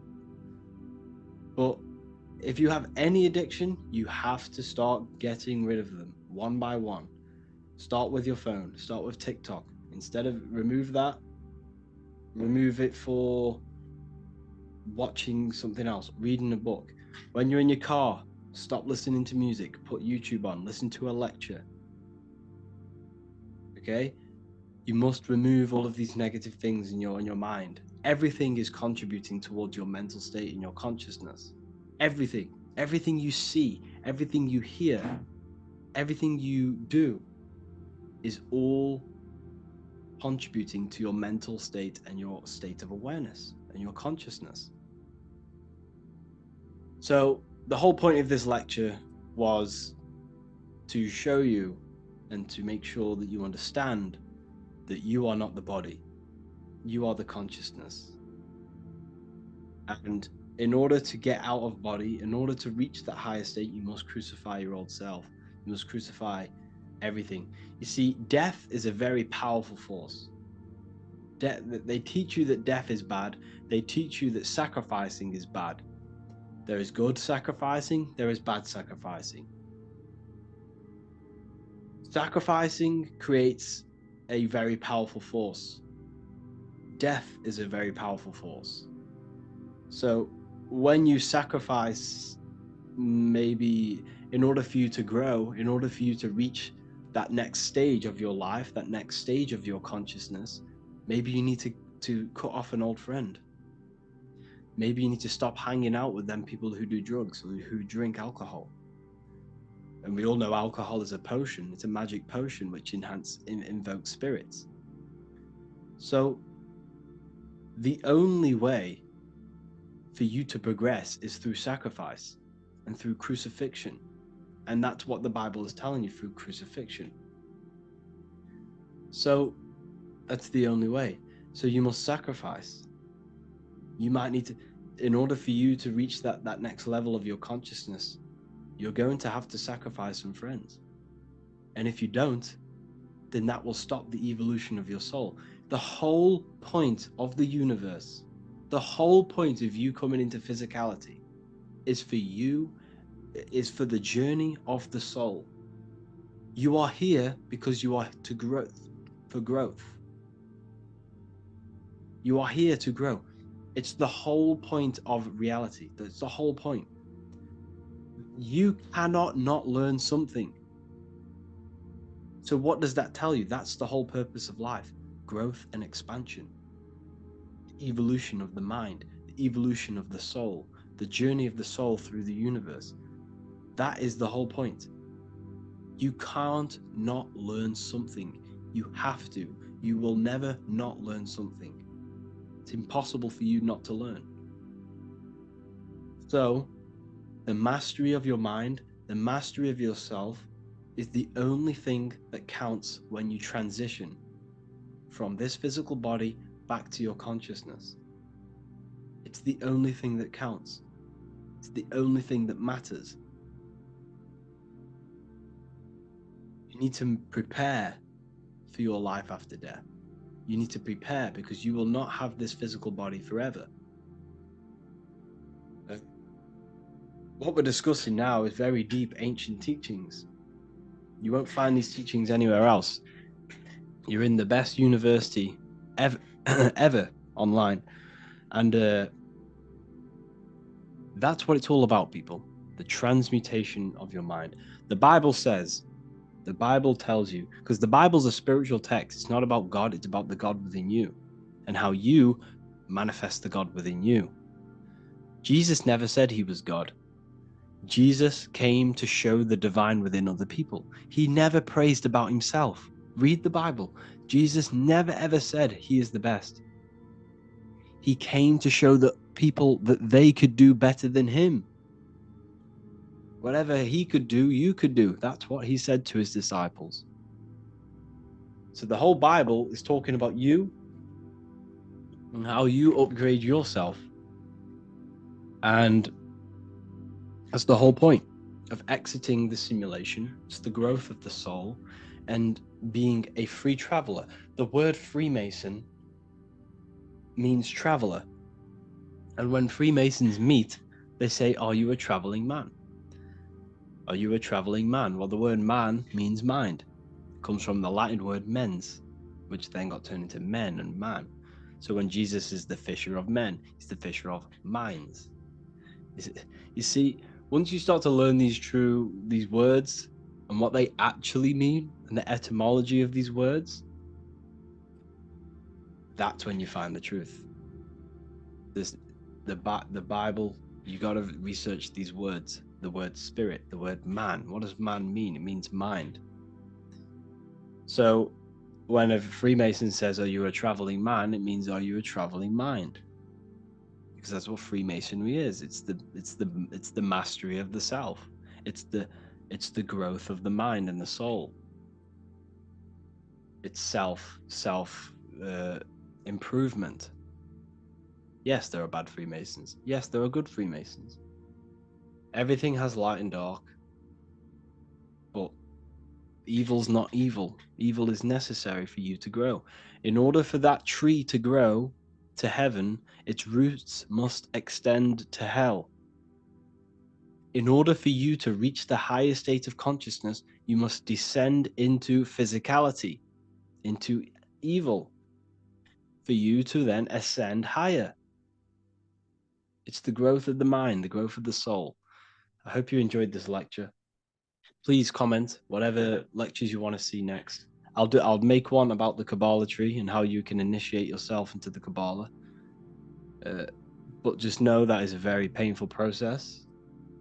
That you will go through some very traumatic events that will occur because each sphere is governed by a spirit which will test you, and you must be tested to reach back to Crown or Kether.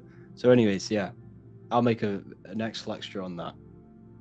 Thank you all for joining the university. I'll see you soon. Let's talk about the soul trap and how they are trapping our soul in three-dimensional awareness. What is the soul?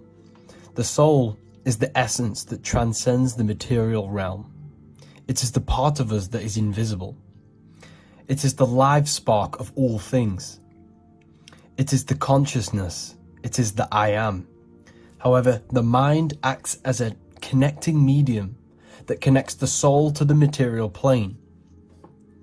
The mind is what projects the soul into material realms or other realms. So the mind acts as a bridge between the physical and material realms, the physical and spiritual realms. So what they are doing is tricking your mind into only believing physicality. Like I said before in the last breakdown, you are experiencing the body. The body is producing the simulation to your consciousness. You do not experience the external world. The external world is produced by your body. So therefore, what they are doing is installing programs within your mind which keeps your mind limited into three-dimensional awareness, which keeps the soul and mind stuck to the material plane. This is why it all goes hand in hand with the material heliocentric model. Because what they are doing is only teaching you physical things. They want you believing that your mind is your brain. They want you believing everything is only physical, and they want you believing that you are your physical body. By awakening the mind and transcending the physical plane through astral projection and meditation, this is how we expand our awareness to beyond physical reality.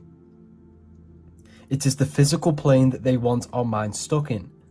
They do not want us traveling the astral realms free from our physical bodies, because what they are doing is harnessing our energy within the astral plane.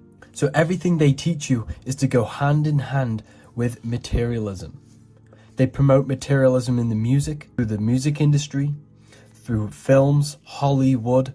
Hollywood is made from the holly tree, which the ancients used to make magic wands out of the holly tree to cast spells on you. All of this is casting spells to keep your mind stuck in physicality. So it's essential for our minds and for us to prepare our minds and our soul for life after death. Because we are eternal beings. We are the intelligence within the physical form. The physical form does not live. It is simply a technological machine powered by your soul power. It's important to notice that everything they do is to keep you stuck in three-dimensional awareness and keeping you looking outside of yourself, so you never do the internal work. What we need to do to prepare for life after death is to train our minds to remove all external addictions. It is the addictions that they continue to press upon us so that our minds are stuck in physical reality.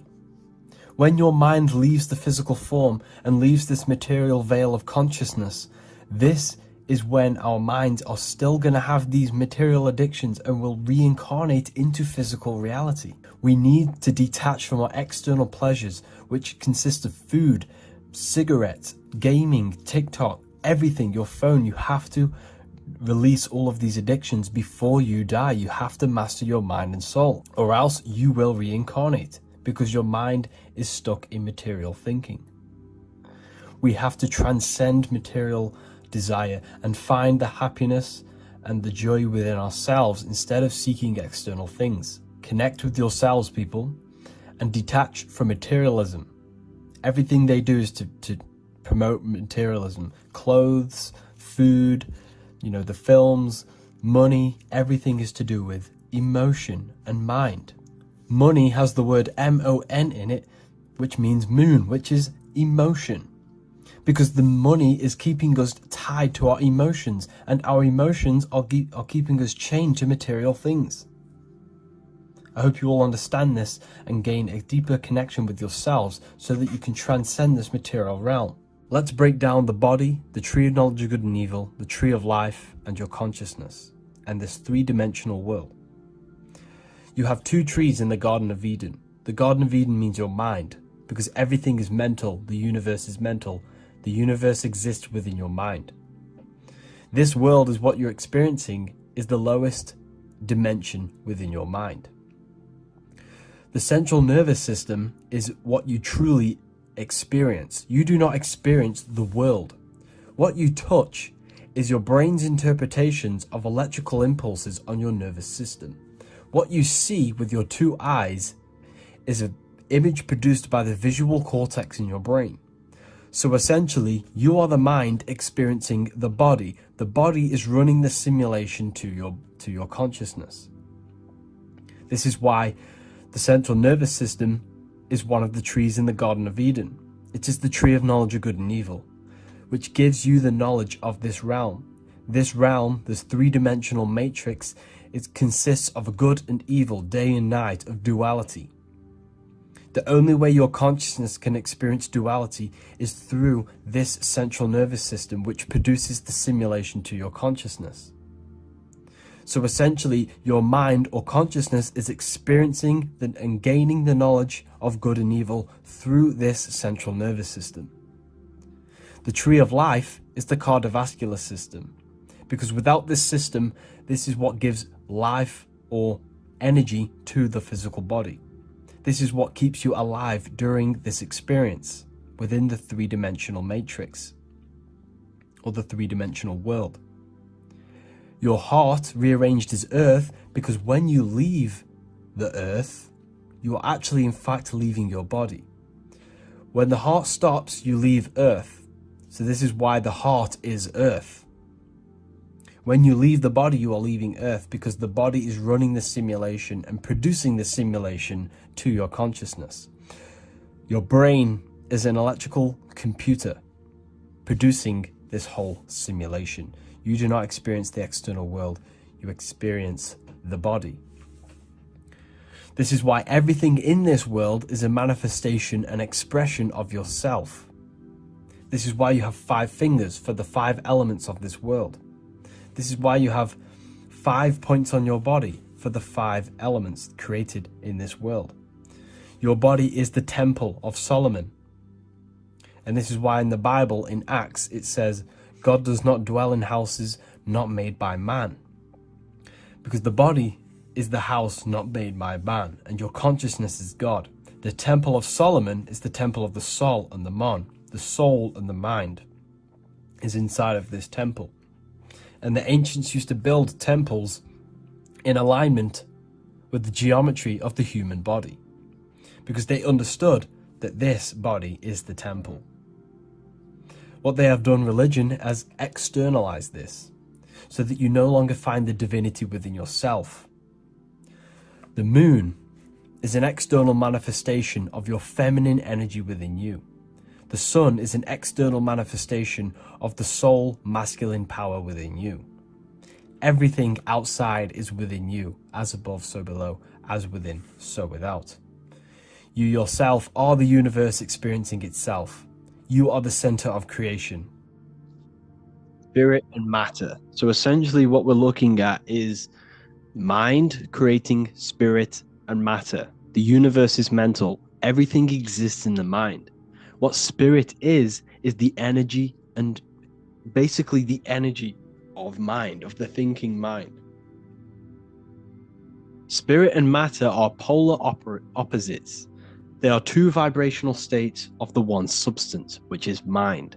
Mind creates matter, mind creates spirit. Mind is the ultimate source of the universe. Man is made in the image of both the divine and physical.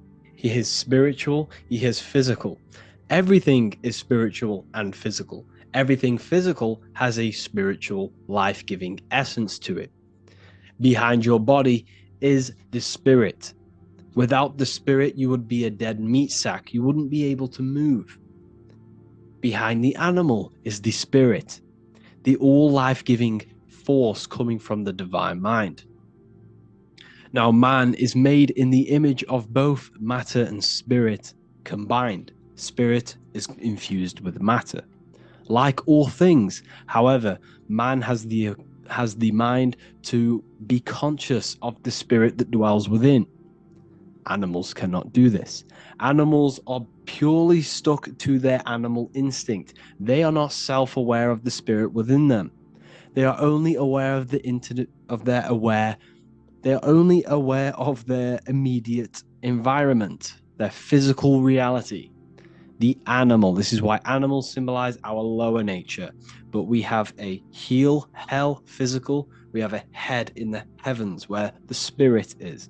We can raise our consciousness above the animal self to the spirit, to the divine. Now, matter is a way of thinking, so is spirit.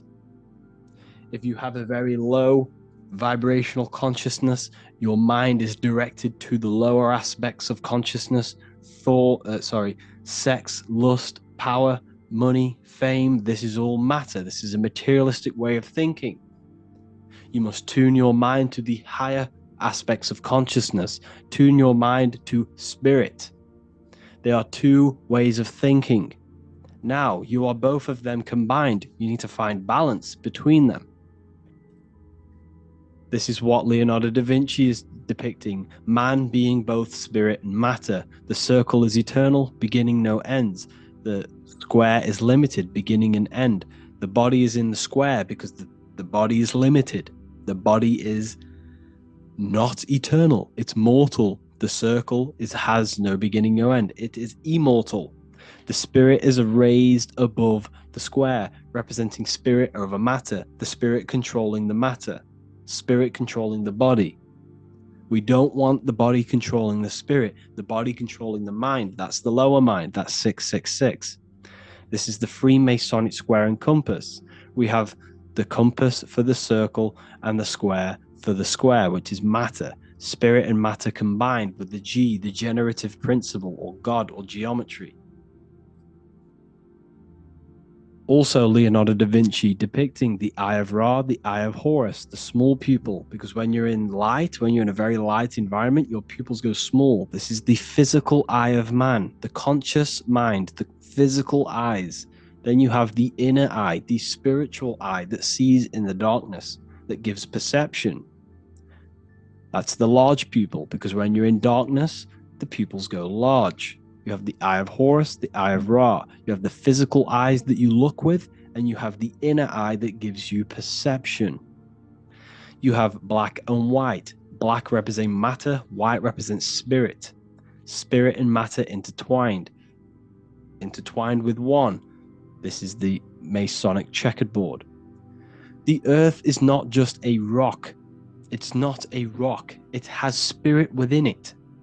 The tree is not wood. It has spirit within it, which is the life-giving force. The life essence is the spirit. The earth has spirit. You have spirit. Everything has spirit. But you have the ability to be conscious of the spirit within and raise your consciousness to the spirit. And that's exactly what the Sumerians are showing you here, with the animal, the ground animal, stepping upwards to the flying bird, the elevated bird, to the spirit. And that's what the Anunnaki is. Anu is the supreme god of the sky. The sky is spirit. The stars is spirit. And earth is matter. That's why Anu has a wife called Kai. The word Kai means earth. It's another word for earth. So Anu, the supreme god of the sky, who is a Sumerian living essence of the heavens, representing the vast and infinity of the sky.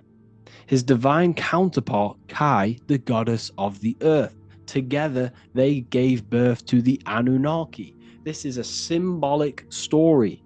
Everything we see from the past, from the Bible, the ancient text of India, from the ancient Sumerian texts, this is all symbolic for you. The Anunnaki is you. You are Anu and Ki, spirit and matter infused. You are the Anunnaki. You are the heavens. You are the earth together. Okay, that is exactly what we're looking at here. All of these texts are encoded, talking about you. It's never about history. None of these things were right in history. The Bible was not history. The Sumerian texts weren't history. Anunnaki were not history. This is all symbolic for you and your consciousness, your spirit and your matter. The indwelling spirit and your physical body. The Holy Spirit, the white dove. White represents spirit. The pine cone. This is the Anunnaki god. The pine cone in the Vatican. This is the head. This is the dome. This is the pine cone, the receiver of consciousness, the receiver of spirit. You see the spirit, you see the pine cone on the Pope's staff. This is crucifixion. What does this symbolize? You must crucify yourself, crucify your body to the spirit through the pineal gland. Pine is pine cone, pine, pineal, etymological connected. You have the Freemasonic square and compass. Now notice something. You have the square on top of the compass. This represents the beginning of the Mason's journey, the beginning of someone's journey on their spiritual evolution, of their spiritual awakening.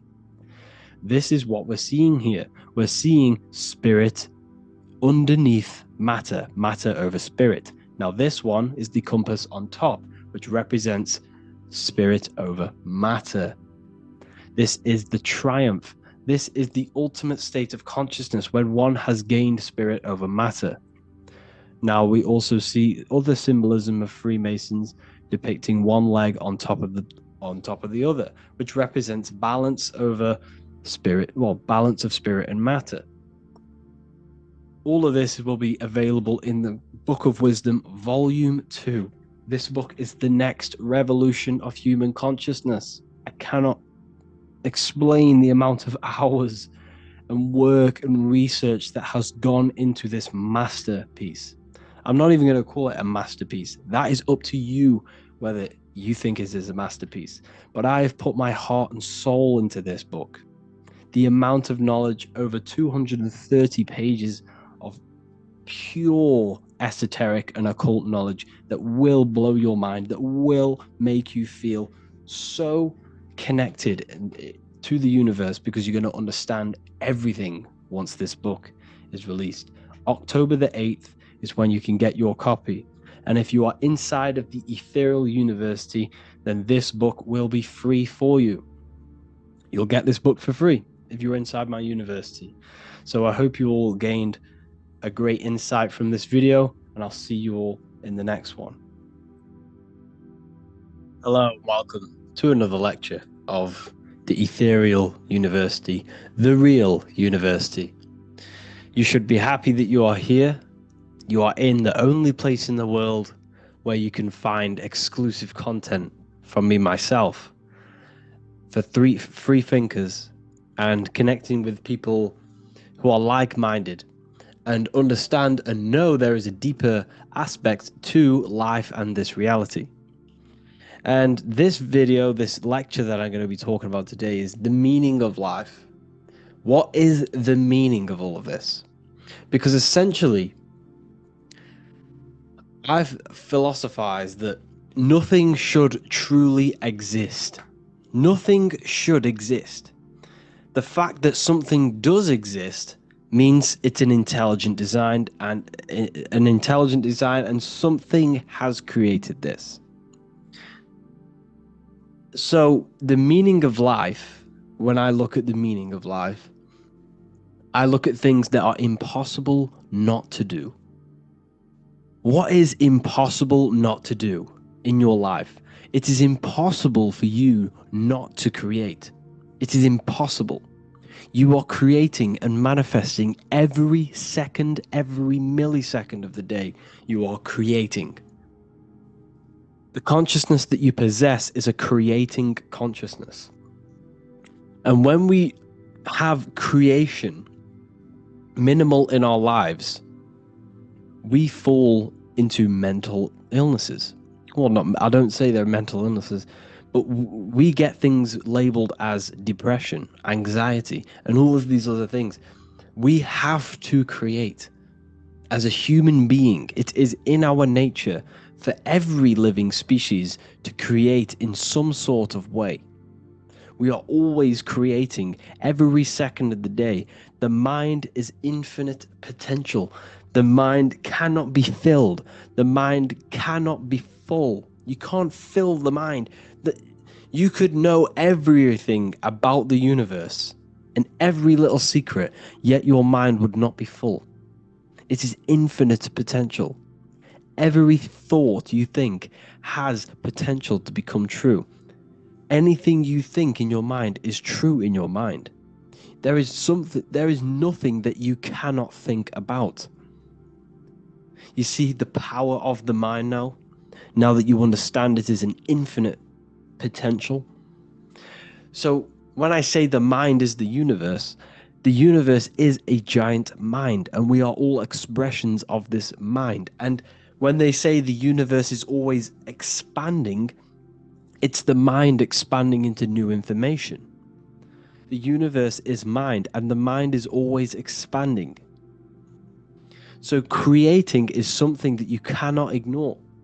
So you have to create something in your life. You have to create, you have to manifest, or else you will fall into some sort of mental problem. Learning is another one that it is impossible not to learn. Learning is the expansion of the universe. It's the expansion of mind. And every person you meet is a product of their mind. Where you are in life right now, whether you are very ahead, and I'm supposedly going to say, if you are joining this university, you are doing something right, because it's not on the cheaper side to join this university. So wherever you are in life is a direct manifestation of every thought that you have thought in the past. Where you are right now is a product of all of the thoughts collectively. And all of them thoughts collectively has led you to this point where you are right now. So what does this tell you? Your life is a product of thought. Your life is a product of mind. Everything you see in your life is a product of your mind, was manifested from your mind, from thought alone. Okay? So that's a very important thing to understand. And you can never learn enough.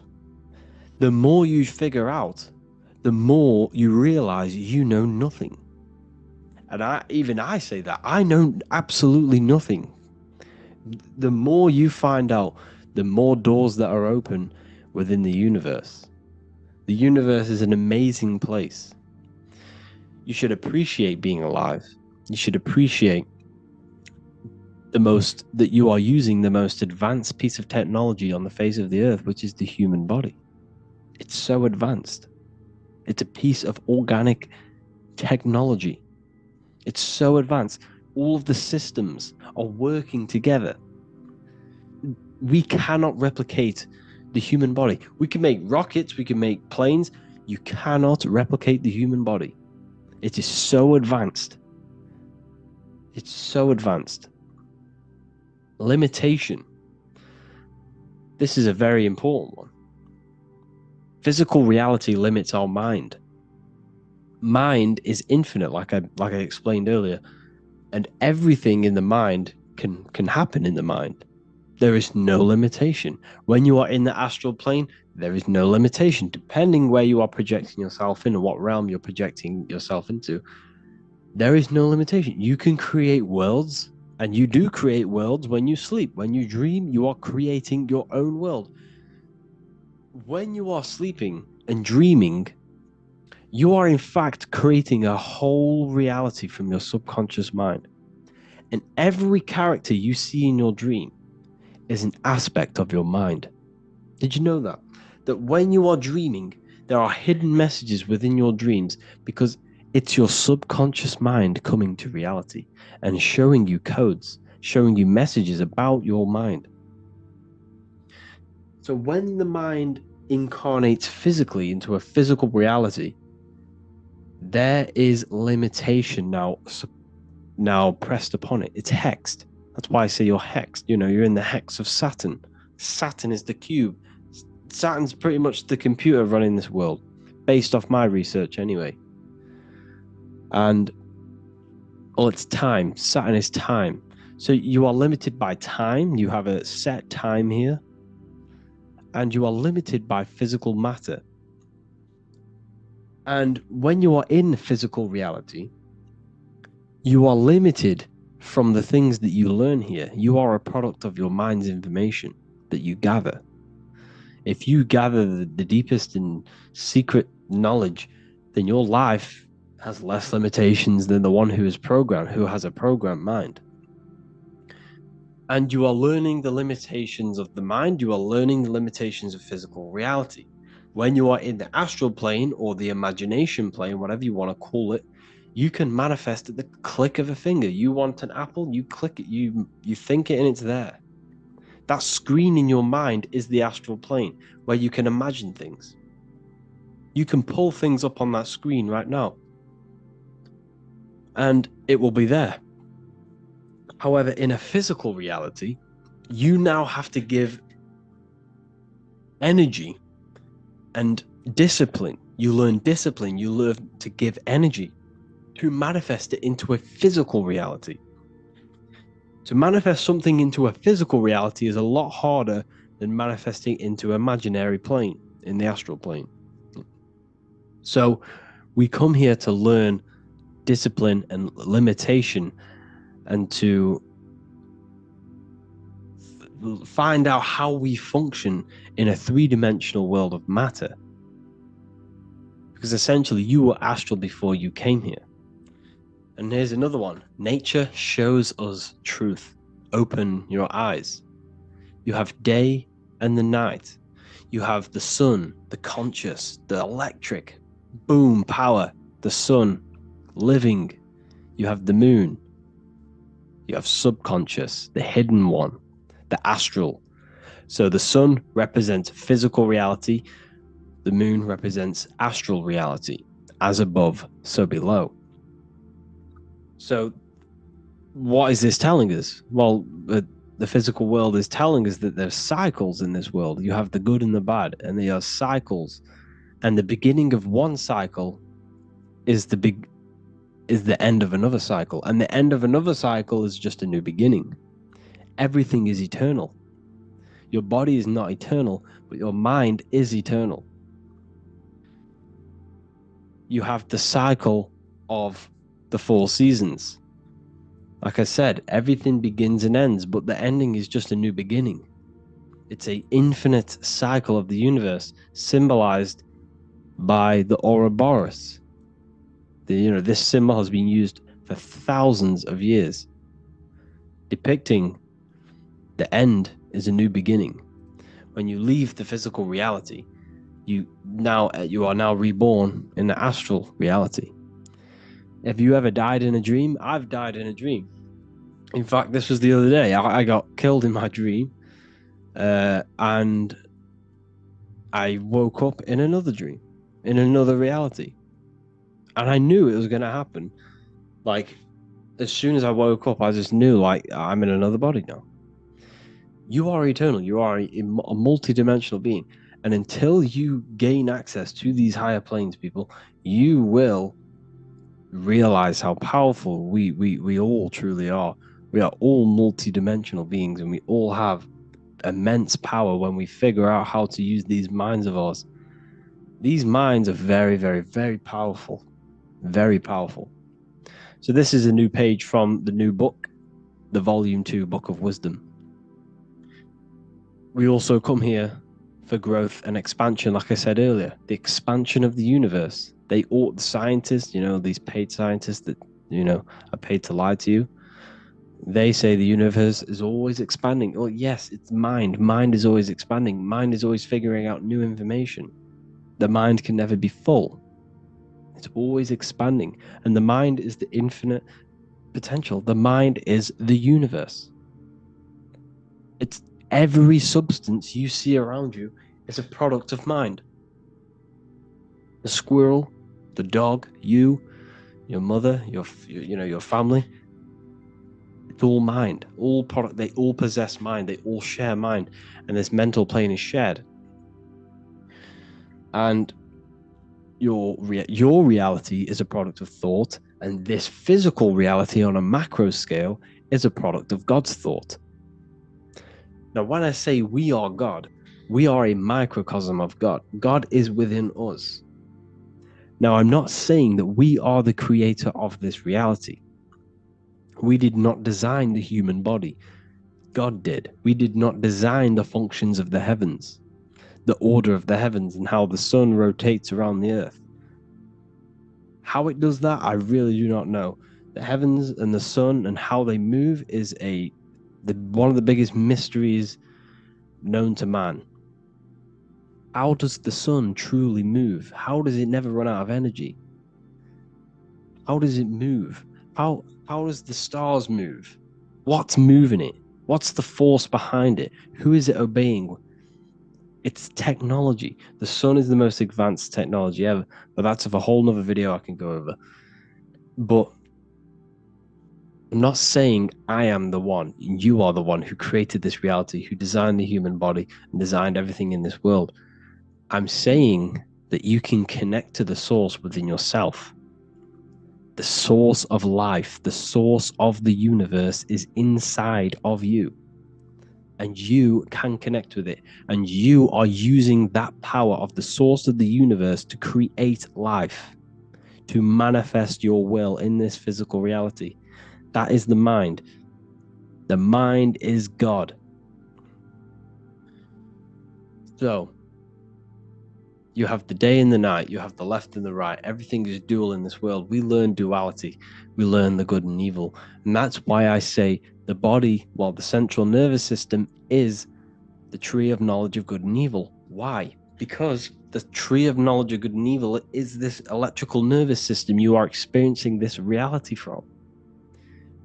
The central nervous system is giving you the knowledge of duality, of good and evil in this physical dual world. Your consciousness is experiencing the central nervous system. Without the nervous system, you cannot function in this world. You need it. This is why it's sacred. It's the tree within the Garden of Eden. Okay, so I hope you enjoyed this video. Please contact me if you wish, for any lectures on anything you want. Give me a message. I'll create a lecture for you. And yeah, have an amazing day, people. Lesson number 3, conscious and the subconscious mind. This is so important to understand how the mind works and the two aspects of the mind. If you don't know this, your life is going to be hell. So make sure to listen and get your notepads out. So the conscious mind is the awareness. This is what you're aware of right now. You're listening to me. You're probably watching your phone or, laptop, something like that.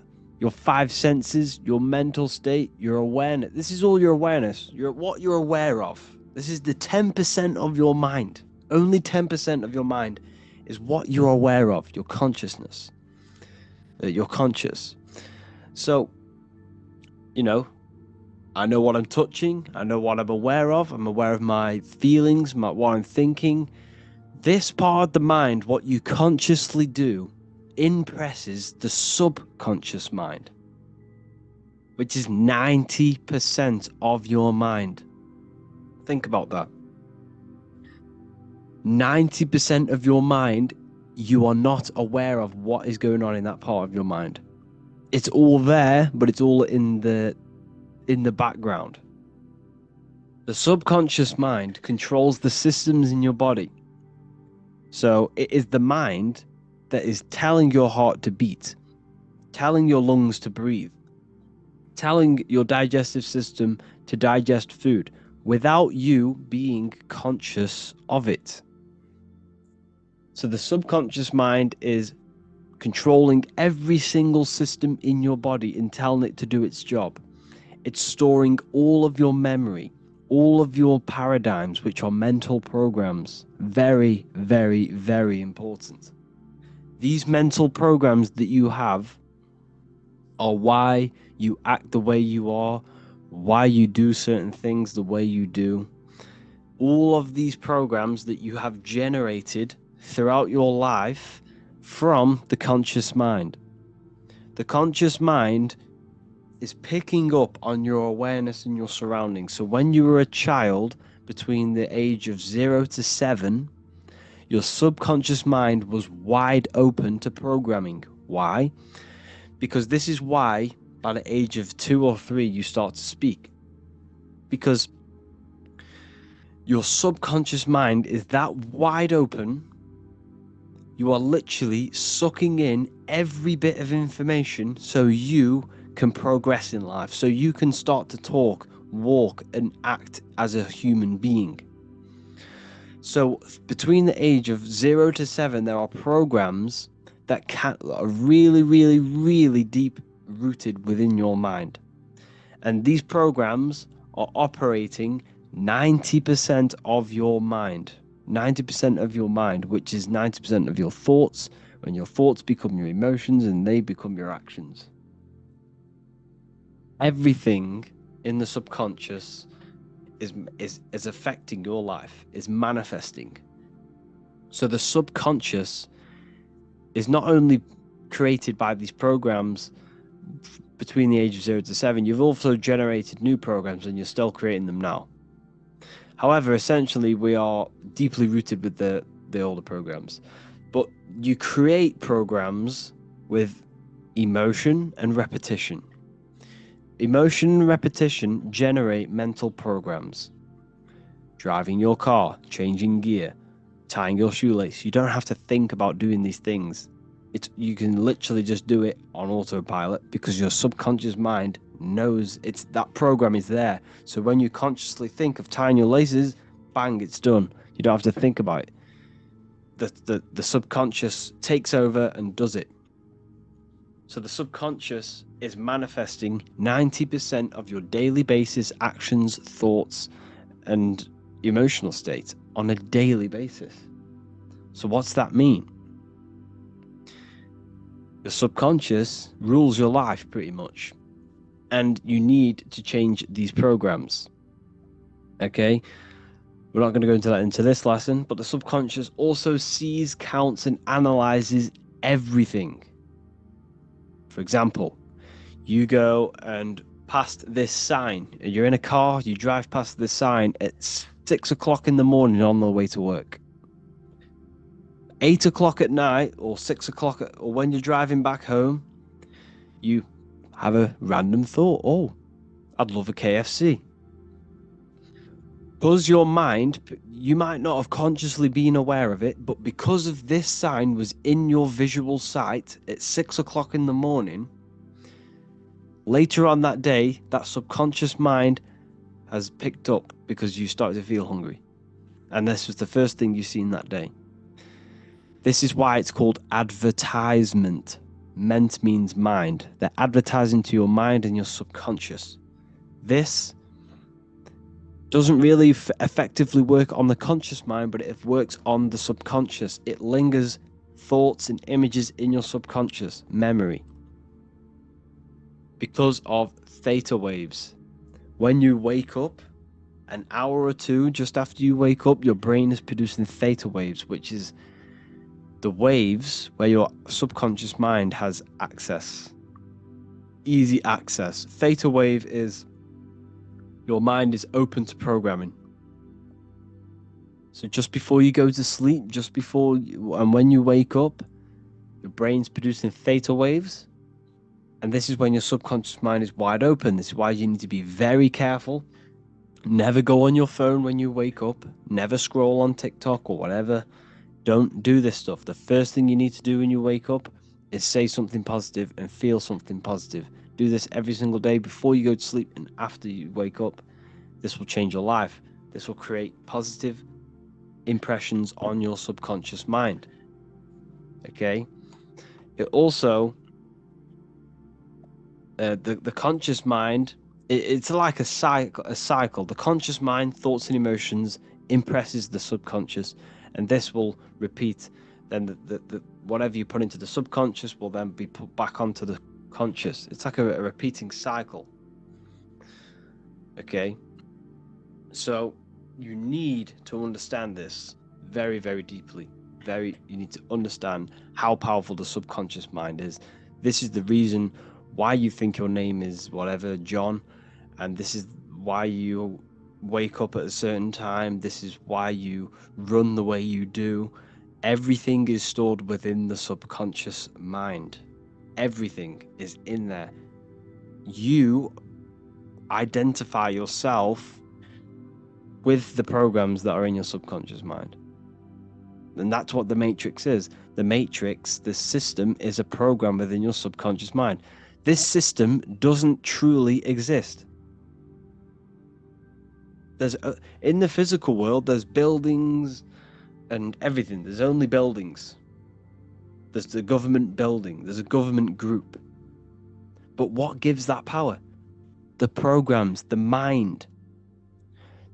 This system only exists in our minds. We only need to go to school because our mind believes we need to go. We only go to jail because our mind believes this system. The matrix is a program within your subconscious, and so is your self-identity. Your self-identity is just a program within your subconscious mind. Higher faculties. You need to work on your imagination, will, intuition, memory, reason, and perception. This was in the first lesson. You need to work on these to access the subconscious mind. These are all part of your subconscious mind. You have to work on your will, especially your will and imagination, and your memory. They are the three very, very important faculties you need to work on. Can't stress enough how this is so powerful on your life and your subconscious mind. So for example, I'm going to give you another example of how the subconscious mind affects your life. let's say you were in a car crash. 20 years ago, you were in a car crash. You were going down the M6 in a red car. Someone flies around the corner, or someone smashes into the side of you. You really hurt your leg. Your leg's broken. Your arm's broken. You might have even seen a fellow passenger die. Okay, right? This was 20 years ago. Because you had a strong emotion that you felt that very traumatic, sad, painful emotion. That emotion that you thought had a very, very big punch on your subconscious mind. And this is why, if you think about that moment, that traumatic moment that you've experienced when you were younger, you can recall that moment so vividly, like you were there. Like you could remember the taste, the smell. You could remember every little detail about that moment. Why? Because of the impression of your emotions. Because of the strong emotion you felt punched your subconscious. It says you're never going to ever forget that. Memory. What did I say in the beginning? You don't have good or bad emotion. You don't have good or bad memories, just strong or weak ones, depending on how deeply you impressed your subconscious mind with that emotion. Okay? Therefore, I've just given you the secret to success. The secret to your manifestation is emotion. Your emotions are not what you've been taught. Emotions are not something that is reactive. They should not be reactive. Okay?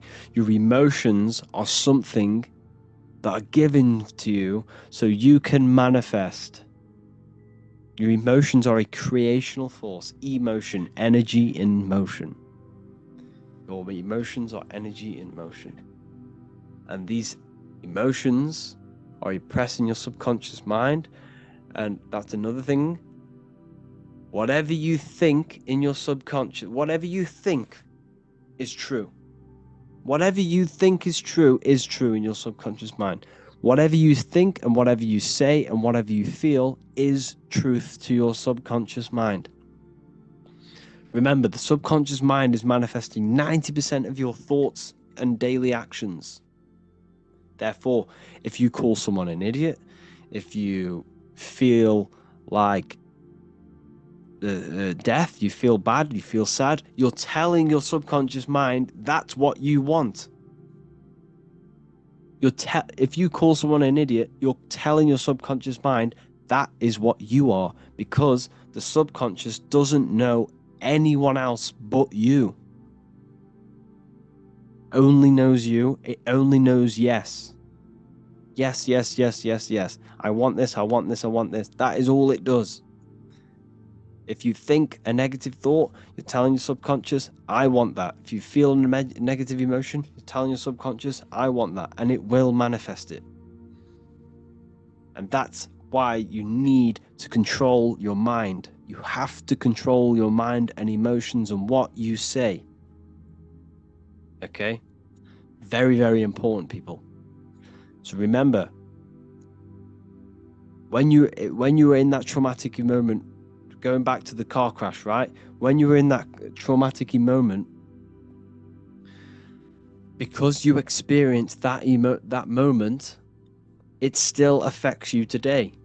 Because you had that car crash and you felt that such negative and traumatic emotion, it's still affecting you today because you'll be conscious of whose car you get in. I won't get in certain cars with him because this might happen because of that. Or you might not even go in a car at all because of that event. That is how the subconscious mind manifests into 90% of your daily basis behaviors. Every program you have is having an effect on your decision making, your actions and thoughts. This is why you need to heal childhood traumas through meditations. We'll go over that.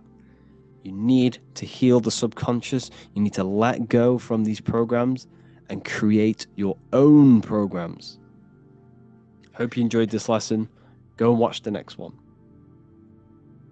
How's it going, people? Today we're going to be going on lesson 5 on the human electromagnetic field. This is very, very important, people. You have to understand how energy works, how your mind contributes towards this, and how your emotions contribute towards this. So the heart produces this electromagnetic field, which surrounds the body from 3 foot to 9 foot, depending on your internal state, and we'll get into that a bit later. But the heart produces this field. Now, the brain is all to do with the mind intelligence. However, the heart is the second brain. It is to do with the emotional intelligence of our beings.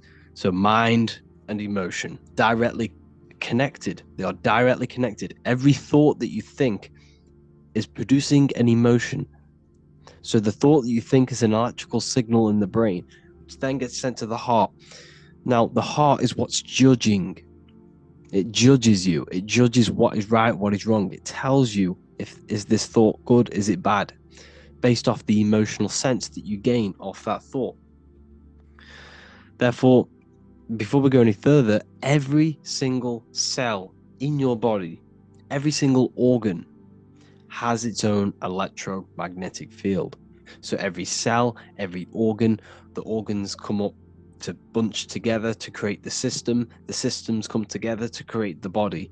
And all of this contributes towards the electromagnetic field of the heart. Okay?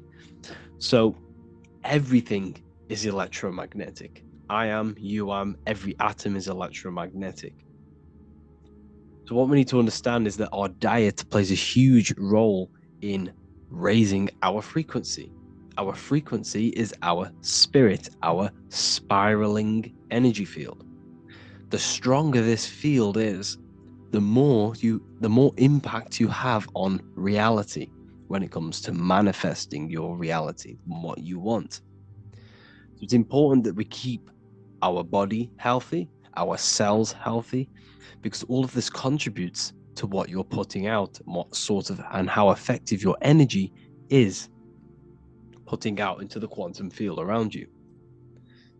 So your heart produces this field based off the emotion that you feel.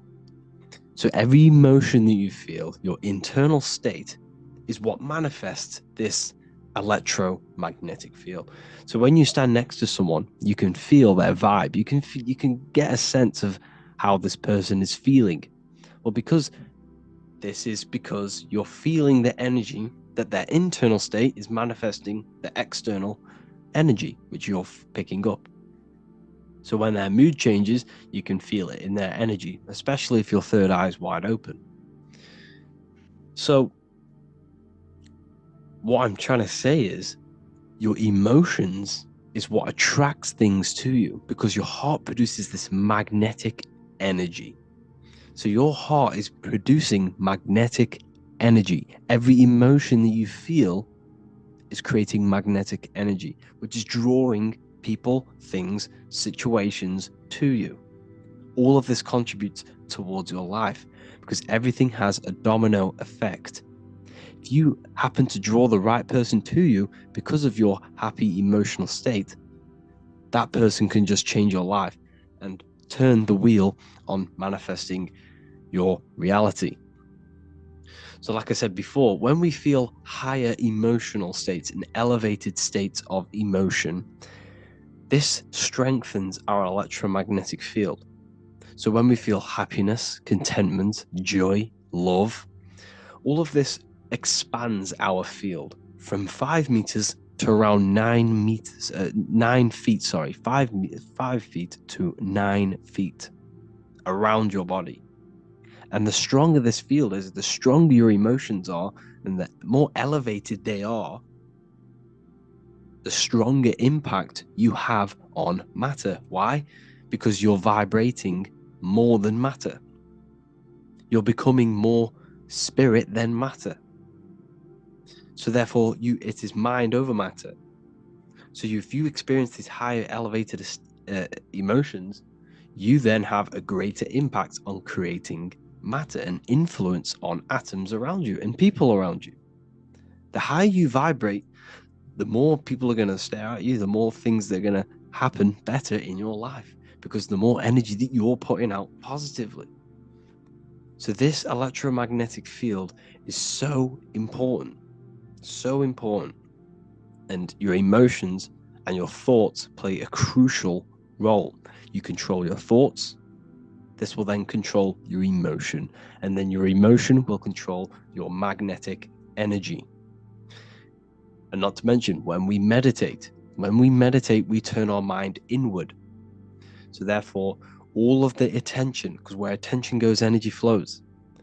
So where attention goes, energy flows. So if you turn your mind inward and put your attention on yourself, all of that energy is being internalized, and you can then redirect that into manifesting your reality. You can use this energy to manifest your reality.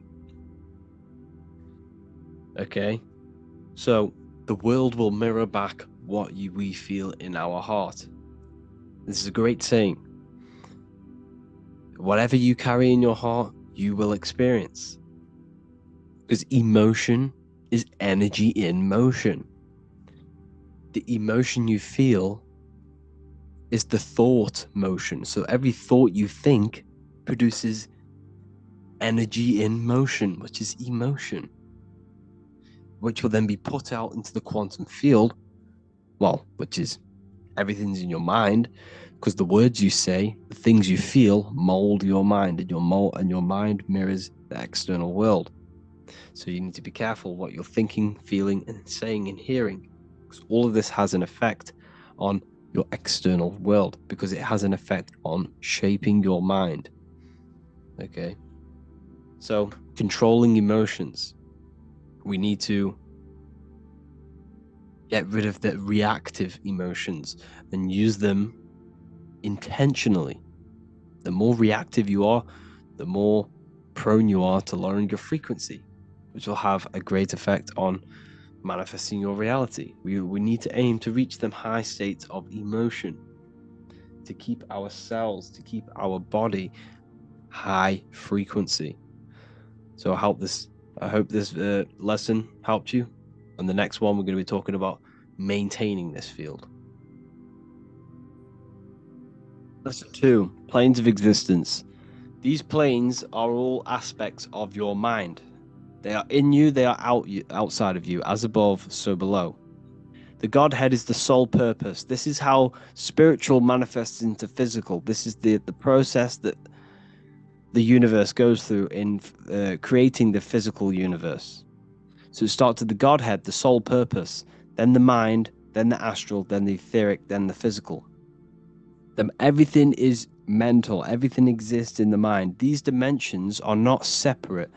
They're all dimensions within your mind. They're different vibrational states, pretty much. So the mind is the realm of thoughts. This is where thoughts reside. There's no form to a thought. It's invisible. There's no physicality to it. It's the most lucid. The higher you go, the more lucid it is. The lower you go, the more solid it becomes. Okay? So the mental plane is the most lucidic. So the mental plane is the thought alone. The astral plane is the imagination of the thought. This is where the thought forms manifest into some sort of form. Not physical form, but some sort of form, lucid form. Like dreams. Then it goes to the etheric, then physical plane. The etheric plane is the blueprint. It's like a blueprint of the astral and the physical form. It's basically the realm of energy. This is where energy is, and frequency. And then the physical plane is where physical manifestations happen. So essentially, this physical world is a product and the world of effect. Everything goes through this is a world of effect. You can't change this world by manipulating it physically. You can, but it's not going to last long. It's not long term. This is where we get the saying, as above, so below from. You change the higher planes, you manipulate the lower planes. If you manipulate the astral plane, you manipulate the physical plane. This is a mirror effect. You manipulate the mental plane, you manipulate all of the planes. So these planes are how things manifest into physicality. Everything starts in the mind, then goes through the astral. Now, the higher, middle, and lower astral are the vibrational states of the thought, because remember that the mental plane is the thought alone. So, for example, I'm going to give you an example now. This is a chair. Think of a chair. That's just don't imagine the chair, just think of the thought of a chair. So you have the thought of a chair in your mind. Then now, imagine that thought.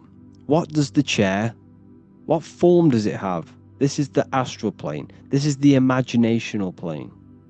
This is where you imagine things. So when you hold something in the screen of your mind, this is astral matter. You're creating out of astral matter. That's what imagination is. Depending on the vibration of that thought that you are manifesting in your imagination, depends whether it goes to the higher, middle, or lower astral. If it's a high vibrational form, high vibrational thought, you create the higher astral plane. This imagination will go into the higher astral. Or if you think of a chair to murder someone on it with spikes and kill someone on it, it will go to the lower astral plane because it's a lower vibrational thought form manifesting. So you got to use these planes to manifest things, to imagine things. You can manipulate the astral plane through astral projection. This is a very, very occult teaching of astral projection, and that's going to be taught later on in another course, because that's not for everyone. But you can still access the astral plane through imagination, and that is how you pretty much get there. You use your conscious mind to project yourself, your consciousness, your awareness into the astral plane.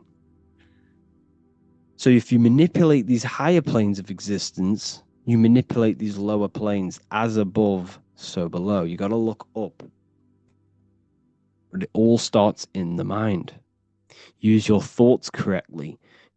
Use your thoughts. Use your imagination. Use your energy.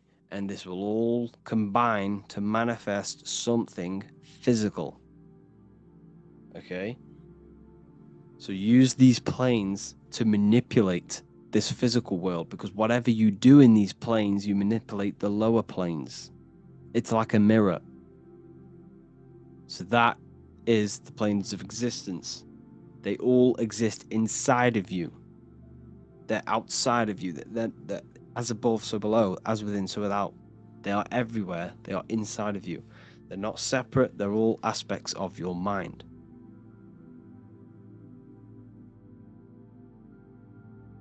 Lesson 6. Maintaining the human electromagnetic field, the human energy field. This is an important one, people.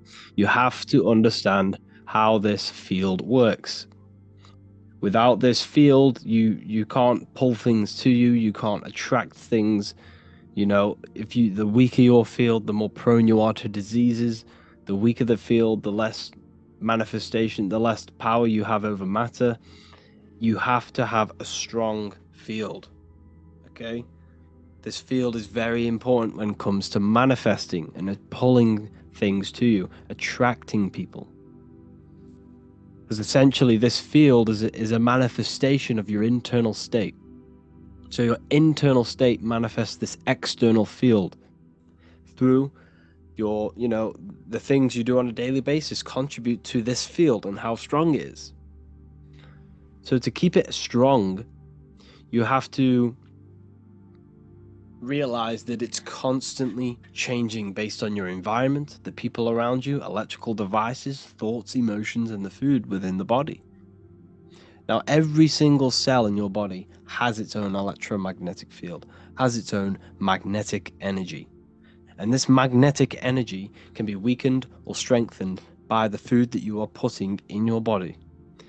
So therefore, when we eat food that is processed, that is not grown under the sun, made in some sort of lab or manufacturing, wherever, it has no magnetic energy to it. It's vibrating so low that when you consume it, it's going to pull your energy. It's going to lower your frequency, it's going to lower your mood. It's going to just destroy everything about you. You don't want it in your body. You have to eat raw food. As much as you need as much uncooked raw food as possible. Because the cooked food is what kills the magnetic energy in it. Kills nutrients as well.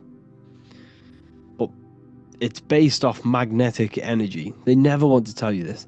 They want you focused on nutrients, minerals, but they'll never tell you about the magnetic energy, the etheric energy about the food. Yes, meat might have some, nutritious benefits to the body. Flesh might have that. However, the magnetic energy behind it is negatively charged. Because the magnetic energy never leaves the food. Never. Energy can't be killed, cannot be destroyed. Therefore, the slaughtered animal is running, fear, traumatized, and all this negative energy is stuck within the food, and this is going to lower your vibration and weaken your field. So don't just think about nutrition. Think about magnetic energy. You're an electromagnetic being. So you need to make sure you're eating food that is under the electric sun. When you stand under the sun, you feel that masculine, powerful electrical energy charging you in your body, in your cells. This is why you feel so much better when you're under the sun. It's because it charges you. It charges your body, your cells, your mind, your spirit, everything. It upgrades your DNA. The sun is amazing. You need the food that grows underneath the sun, because the sun crystallizes in the food. When you eat raw fruit that's grown under the sun, you're eating the sun. You're pretty much eating electrical currents. You're putting that into your body, and it's charging your body, charging the cells, because the cells produce electricity. Your body is made of water, which, contributes to moving electricity around your body. So your diet is very important when it comes to maintaining the strength of your electromagnetic field, because the weaker this field, the less impact you have on manifesting over matter and pulling things to you, and magnetically pulling people and, surroundings to you. It's a magnetic field. It pulls things to you. The right people, the right places. So eat fruits and vegetables as much as possible. Grounding, putting your feet in the soil or in the earth. This will charge you. The earth is electromagnetic. This will strengthen the field, strengthen your body, strengthen your cells, put electricity in your body. Everything is just amazing when you ground, especially when you're stood under the sun as well. It's a double whammy. So grounding every day is important to keep the strength of your field up. So if you have a very weak field, you're just gonna, you're gonna attract negative people. You can sense it from a mile off. When you see a negative person, you don't even need to know them. You can just sense that they're very negative, very low vibration. You see it on their face. You feel it in their energy. It's a no-brainer. Energy doesn't lie. And this is because their field is so depleted. Because of the food, the thoughts, the emotions. They're so unattached from nature. And this is why it's so important to get back in touch with nature, back in touch with your body. And this will strengthen not only your field, but your mind and emotion will be better. So your diet plays a massive role. Grounding, very important. Proper thinking. Being present. Your field is made out of your thoughts as well as your emotions. Being present is a very important one, because when you put your mental attention into the future or the past, you're giving energy to it. So when you are in the present, you retain energy. Okay, you don't give energy away by retaining energy by being in the present. Proper thinking. This is a very important one. So thinking is energy, mental energy. Every thought is either, positively impacting you or negatively impacting you.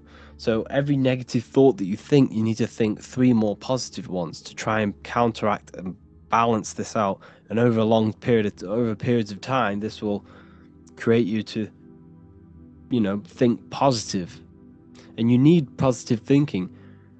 You're just dragging yourself down. You're slowing the process of where you want to go in life just by negative thinking alone. You see, your external world it's not actually external. The world is within you. You're not in the world. The external world is within you. So therefore, your mind is like the controller of your external world, because you are a result of your thoughts. Where you are in your life now, where you are right now listening to this, is an effect and a direct manifestation of all the thoughts that you have thinked in the past. Think about that for a minute. You are where you are in life because of the thoughts that you have thinked. I bet you've never realized that. Every thought, every decision has contributed to where you are right now. Therefore, you change your thoughts, further down the line, you change your external world, you change your life. You change the way you think, you change the people around you. It's directly correlated. The mind is a reflection of your external world. So every thought has an emotion attached to it, and the emotion is energy in motion. We've gone over this, which contributes to your electromagnetic field. So your positive emotion is going to strengthen your electromagnetic field. And when this field is stronger, the more impact you have on matter, the more abilities you have to pulling people to you and places. Okay, so your heart knows everything. Your heart knows what is good and what is bad. When you go against the inner guide, the heart's voice, you're actually weakening your field. You're weakening your willpower, you're weakening your mind, you're weakening your electromagnetic field just by going against that inner guide. When you know you're doing something bad, you're not only, mentally going to suffer, you're going to suffer energetically and physically. Because what affects your electromagnetic field affects your body. So do not go against that inner guide. The people around you have a massive effect on your field. So when you interact with someone, there's a balancing out of the frequencies. Every frequency does this. It's called binaural beats. Every frequencies do this. When 2 frequencies meet, they harmonize and they balance. So if you're vibrating very high and you meet someone who's vibrating very low, when you meet, your vibrations will balance out. So yours will lower and his will rise to counteract, so to balance out. So that person is essentially taking your energy if they're vibrating lower than you. So it's important that you understand and be mindful of the people who are in your surroundings, because they're either taking your energy or giving energy to you and, contributing towards your life. It's so important that you change the people in your life. If you want to heal your body, stop talking to the people or don't chill with them as much if they just want to go out and eat Burger King every day. You see, it's not only physically are they going to take that, they're going to have, because their thoughts are in their electromagnetic field. So when you're around these people, you're gaining their thoughts, you're gaining their emotions. And this is why you feel so influenced. The word flu in influence. Because influence energy is like a flu. It's sticky. The people around are giving you energy, giving you thoughts, giving you emotions. So it's so important you keep clean-hearted people around you and people who contribute towards your life. If not, cut them out. If they're not contributing towards something in your life and you're not contributing something towards theirs, cut them out. Is it going to help you? No, then remove it. It's so important that you stick to this. So the people around you have an effect on your field. And like we say, The lower the field, the less impact you have on reality. The higher frequency you are, the more wave you are than matter. So I hope you learned a lot from this video. Lesson 13, mirror magic. This is all to do with mirrors and how you should treat mirrors in yourself. See, mirrors not only just reflect your vision and yourself, they reflect what you say, what you speak, and what you feel. They reflect energy. Okay? So it's important that you are saying the correct things and feeling the correct things in front of mirrors, because mirrors reflect back to you everything you say into them. They are a great tool you can use to reprogram your subconscious mind. Now, the good thing with this, you can do this when you brush your teeth. You can do this every time you see yourself in a mirror. You see, what you say into a mirror is also being reflected back to you, which is then reflected back to the mirror and done infinite amount of times. It infinitely reflects what you think and say and feel. So if you say a negative thing into a mirror, or you say, I am ugly, this is just going to constantly reflect back between you and the mirror and quickly and rapidly reprogram your subconscious mind. So it's important that you say the correct things in front of mirrors. Okay? Mirrors are a very powerful tool to change your mind and to manifest things. So if you get yourself hyped up, you think and feel and you say the things, your affirmations into the mirror, this is a very powerful way to become that frequency. Okay? It's all about giving high energy. Work yourself up. Give energy to these affirmations that you say. And never entertain any negative thought, any negative emotion into mirrors, because mirrors are what are reflecting back to you. Okay? This is a very, very important lesson, because a lot of people are used to, doubting themselves in the mirrors and stuff like that. So you've got to make sure that you say very positive into mirrors and say, think and feel very positive things.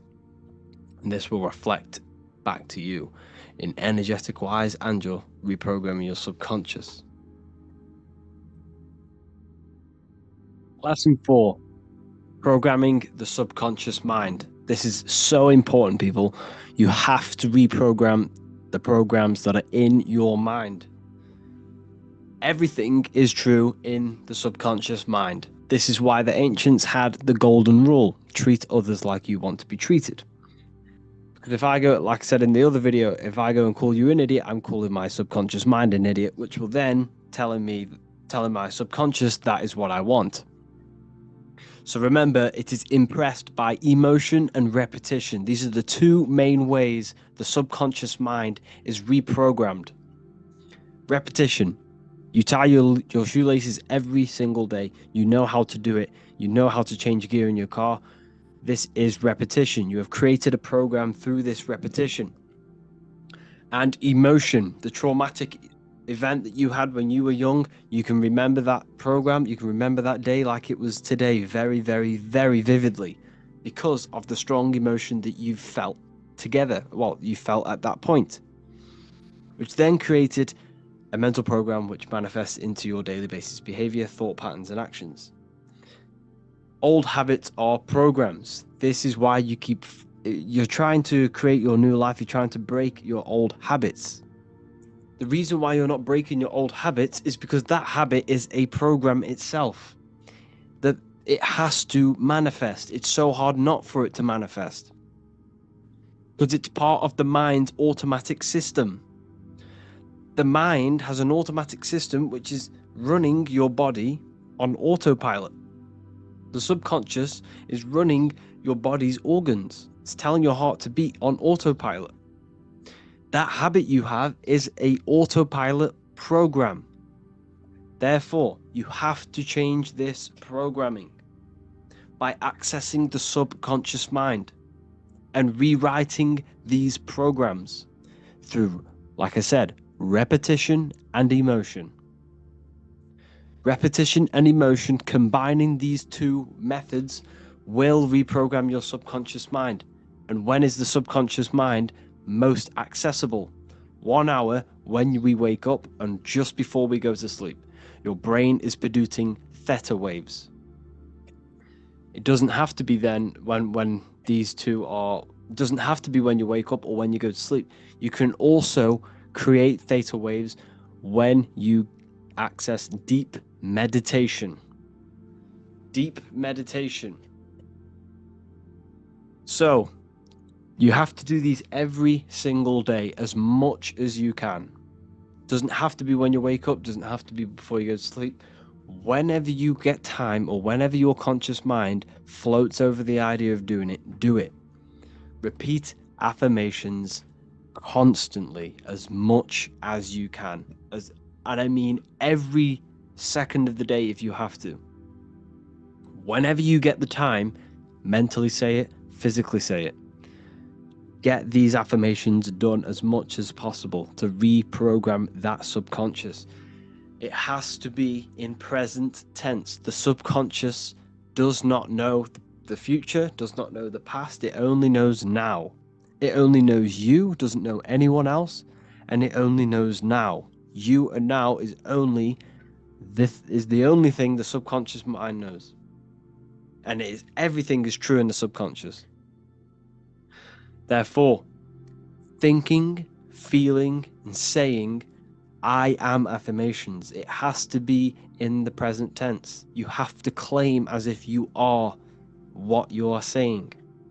If you want financial freedom, say money is coming in constantly on a daily cycle or whatever, or I am financially free. Money is coming in. I am happy. I am healed. I am healthy. Whatever you are trying to manifest, believe it is true. Say it is true and feel it is true on a daily basis as much as possible. Most effectively in the mornings and at nighttime and in deep meditation. Every single morning, as soon as you wake up, it's the first thing that should be on your mind is reprogramming the subconscious mind. Is feeling the emotion of that life you want, feeling the emotional state of your desire, rich, free, or happy, affirming your desire, listening to repeated affirmations. Download an app on your phone, whatever, voice recorder, whatever it is, download an app. Record yourself saying, I am affirmations, I am healthy, I am rich, money flows into my life abundantly. And listen to this every single morning for half an hour, 10 minutes, whatever. Do it every single morning as much as you can. And while you're listening to them, mentally say them. And while you're listening to them. Feel as if they are true constantly, as much as possible. You have to do this to reprogram the mind. And don't keep changing the affirmations. Listen to the same ones over and over and over and over again. And I'm telling you, you will know the affirmations off by heart. And it'll be that deeply rooted in your subconscious. You will literally think about it constantly. Once it's in the subconscious, once you have this deep new program of you feeling wealthy or feeling healthy or wealthy or healed, it has to manifest. Because what happens? The programs are manifesting 90% of your daily basis behavior. So if you create a program where you already feel like money is rolling in more than ever, or you are healed, that will manifest into 90% of your thought patterns, 90% of your actions, and 90% of your daily basis behavior. And it will be subconsciously. You won't even know you are acting upon this program because it's in the automatic system of your mind. This is how powerful this is. So if you create a program on, let's say you want to be financially free and you've created a program, a memory, a paradigm, because you've been saying these affirmations and you've been thinking and feeling about this desired reality, guess what? You will be taking action according to that program. You will think the thoughts. You will do the things that person does of that reality. And you won't even know. This is how powerful it is. You have to do this. Mirrors are very, very, very, very powerful. You have to stay aware of what you're thinking, feeling into a mirror, because it's a direct reflection. Be very careful what you're saying to mirrors, and never ever say anything negative into a mirror. Okay? Meditation. Find a comfortable position. Close your eyes. Breathe deeply in through the nose until your lungs are full. Then exhale slowly out through the mouth. In through the nose, out through the mouth. Bring all of your attention to the present moment and lose track of thoughts, environment, stress, if you're trying to fall asleep. As if you're trying to fall asleep. So, if a thought, because this will happen, thoughts will appear, then you just have to remove it. Thoughts will keep trying to appear into your conscious mind when you're trying to meditate. Bring your awareness to the present moment, and if a thought comes, remove it. And this will keep happening. Thoughts or little words or little voice will come, just remove it. Keep removing it.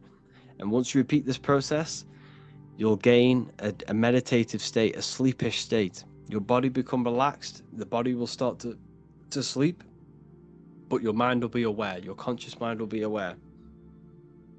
Now bring all of your attention to the emotion you would feel as if you've got what you wanted. Feel that reality that you have, that you wanted. Feel the financial free, the freeness. Feel it. Feel as if you've already got it. Feel as if there is millions in the bank. Feel as if you are healed. Feel as if you are running around happy, or whatever emotion it is of that desired reality that you want. Use your will to hold this emotional state. Like I said, the will is so important. You have to work on your will and imagination. They are very important. Use your will to hold this emotional state. Now you have to bring in your imagination, which is another higher faculty you need to work on. Imagine yourself being the person you want to become. What would you be wearing? Where are you? What would you look like? What would you smell like? Imagine, if you want to become financially free, imagine you are on a beach. Imagine you had the financial freedom. You had the freedom of traveling around the world. What would that feel like? Imagine the place that you'd be. Imagine what you'd be wearing. Feel the emotion, your emotional state, and imagine it. Hold this thought and emotion for as long as you can and experience the life you want. And I'm telling you, you do this over and over and over, combining this with the affirmations on a daily basis. I promise you, you will reprogram the subconscious mind that deeply. Your life will change. Not only your life, it will start to steep into your emotions. It will creep on your actions, not your emotions. This program will creep onto your actions, and you won't even know you're acting according to this program that you've created. And before you know it, you're working this hard towards this life, it will show up in your life. But like I said, cause and effect. You have to take action on this program. You have to take action on these thoughts towards your goals. You can't sit around meditating and affirmating every day. But I promise something will happen to trigger this program. You will make the right decision. You will go the right place at the right time and meet someone, or you will have a conversation with someone and something will pop up in your mind and you can just, that is it. Your life will change. This is so important. Affirmations and meditation on a daily basis will reprogram your subconscious mind. You can heal, you can manifest, you can attract, you can do whatever you want. You can get rid of depression like this, anything you want. Tell your subconscious mind you already have it. The stronger the emotion you feel, the more impact it's going to have in your subconscious. You have to do this, people. This is a very, very, very important part of manifesting, is the subconscious mind. Thank you all. Lesson 12, sigil magic. So what are sigils? Sigil is a symbol, same thing. And it represents something corresponding with your mind. So, for example, without you even seeing the letters, this object, well, this shape corresponds with something within your mind that associates with that shape that you see. So the symbol for Nike, everyone knows it's Nike, even without it saying Nike. It's because this symbol has been associated with something that our minds recognize. So symbols speak to our mind and subconscious mind.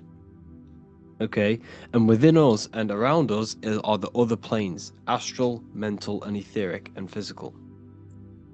So this symbol, right, the Nike symbol, carries energy. Why does it carry energy?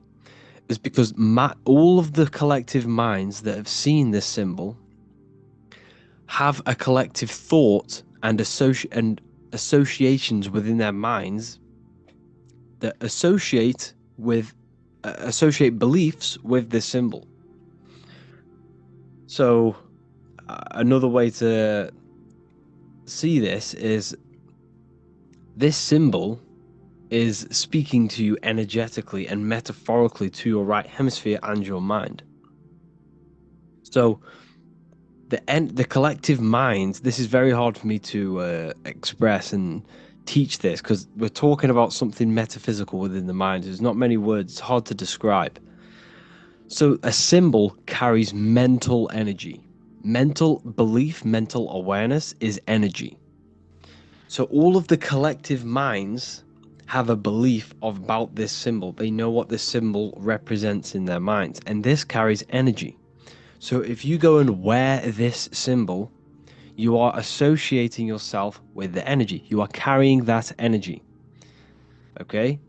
So that's how symbols are very powerful. They carry energy because when someone sees you with that symbol on, they associate you with their mental belief system on that symbol. So you can create symbols yourself. What you have to do is create a sigil, something simple, easy to remember. Okay? You got to make sure it's very easy to remember, because you're going to have to imagine this symbol as well. Create a sigil, like a triangle with whatever in, and give it a mental belief. So every time you see this symbol, or it could even be a letter, you could even use something so simple. Whenever you see this, it's going to remind you of that belief that you have with that symbol. And what you need to do is create it on a piece of paper or a bay leaf, draw it and give it mental attention. Hover your hand over it and give it a charge. Imagine this symbol glowing and give it the belief, give it the intent. It's all about your intention with the symbol. Okay? And you want to keep this symbol on you at all times. And when you do meditations, when you enter deep states of meditations or manifesting meditations, you can, instead of thinking about the reality you want, you could think about the symbol. This is a very good way to visualize. If you're not very good at visualizing a full reality of yourself in a world somewhere else with whatever you want or whatever you want to manifest, if you can't imagine in detail, this is a good practice. Imagining a symbol and holding your mental energy, your mental awareness and attention on that symbol.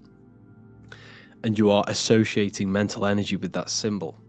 And it will become bigger and stronger and stronger. And it will impress your subconscious mind. You want to give this symbol emotional energy as well. And then what you could also do with this symbol, or words. You can even use words. I am, I achieved, I have, underneath water, because water holds memory. Because when you speak to plants, which take in water, if you say love to one plant and hate to the other, the love plant will grow bigger and the hate plant will die off. It's because it's all to do with frequency. So if you write good words on a piece of paper or a sigil and put it under the water glass, it will impress them energy frequency codes into the water, and then you drink the water. And this is all helping and contributing towards getting you towards that frequency of what you want, giving that energy. It's all about filling your mind with that what you want to manifest. You have to find a way to fill your mind as much as possible with what you have, what you want to have. It's about tricking the mind, about something you already have. So you can do this with the sigils. You can do this with, prayer, meditation, all of these different things. You want to employ them into your life. Every time you drink water, you want to impress them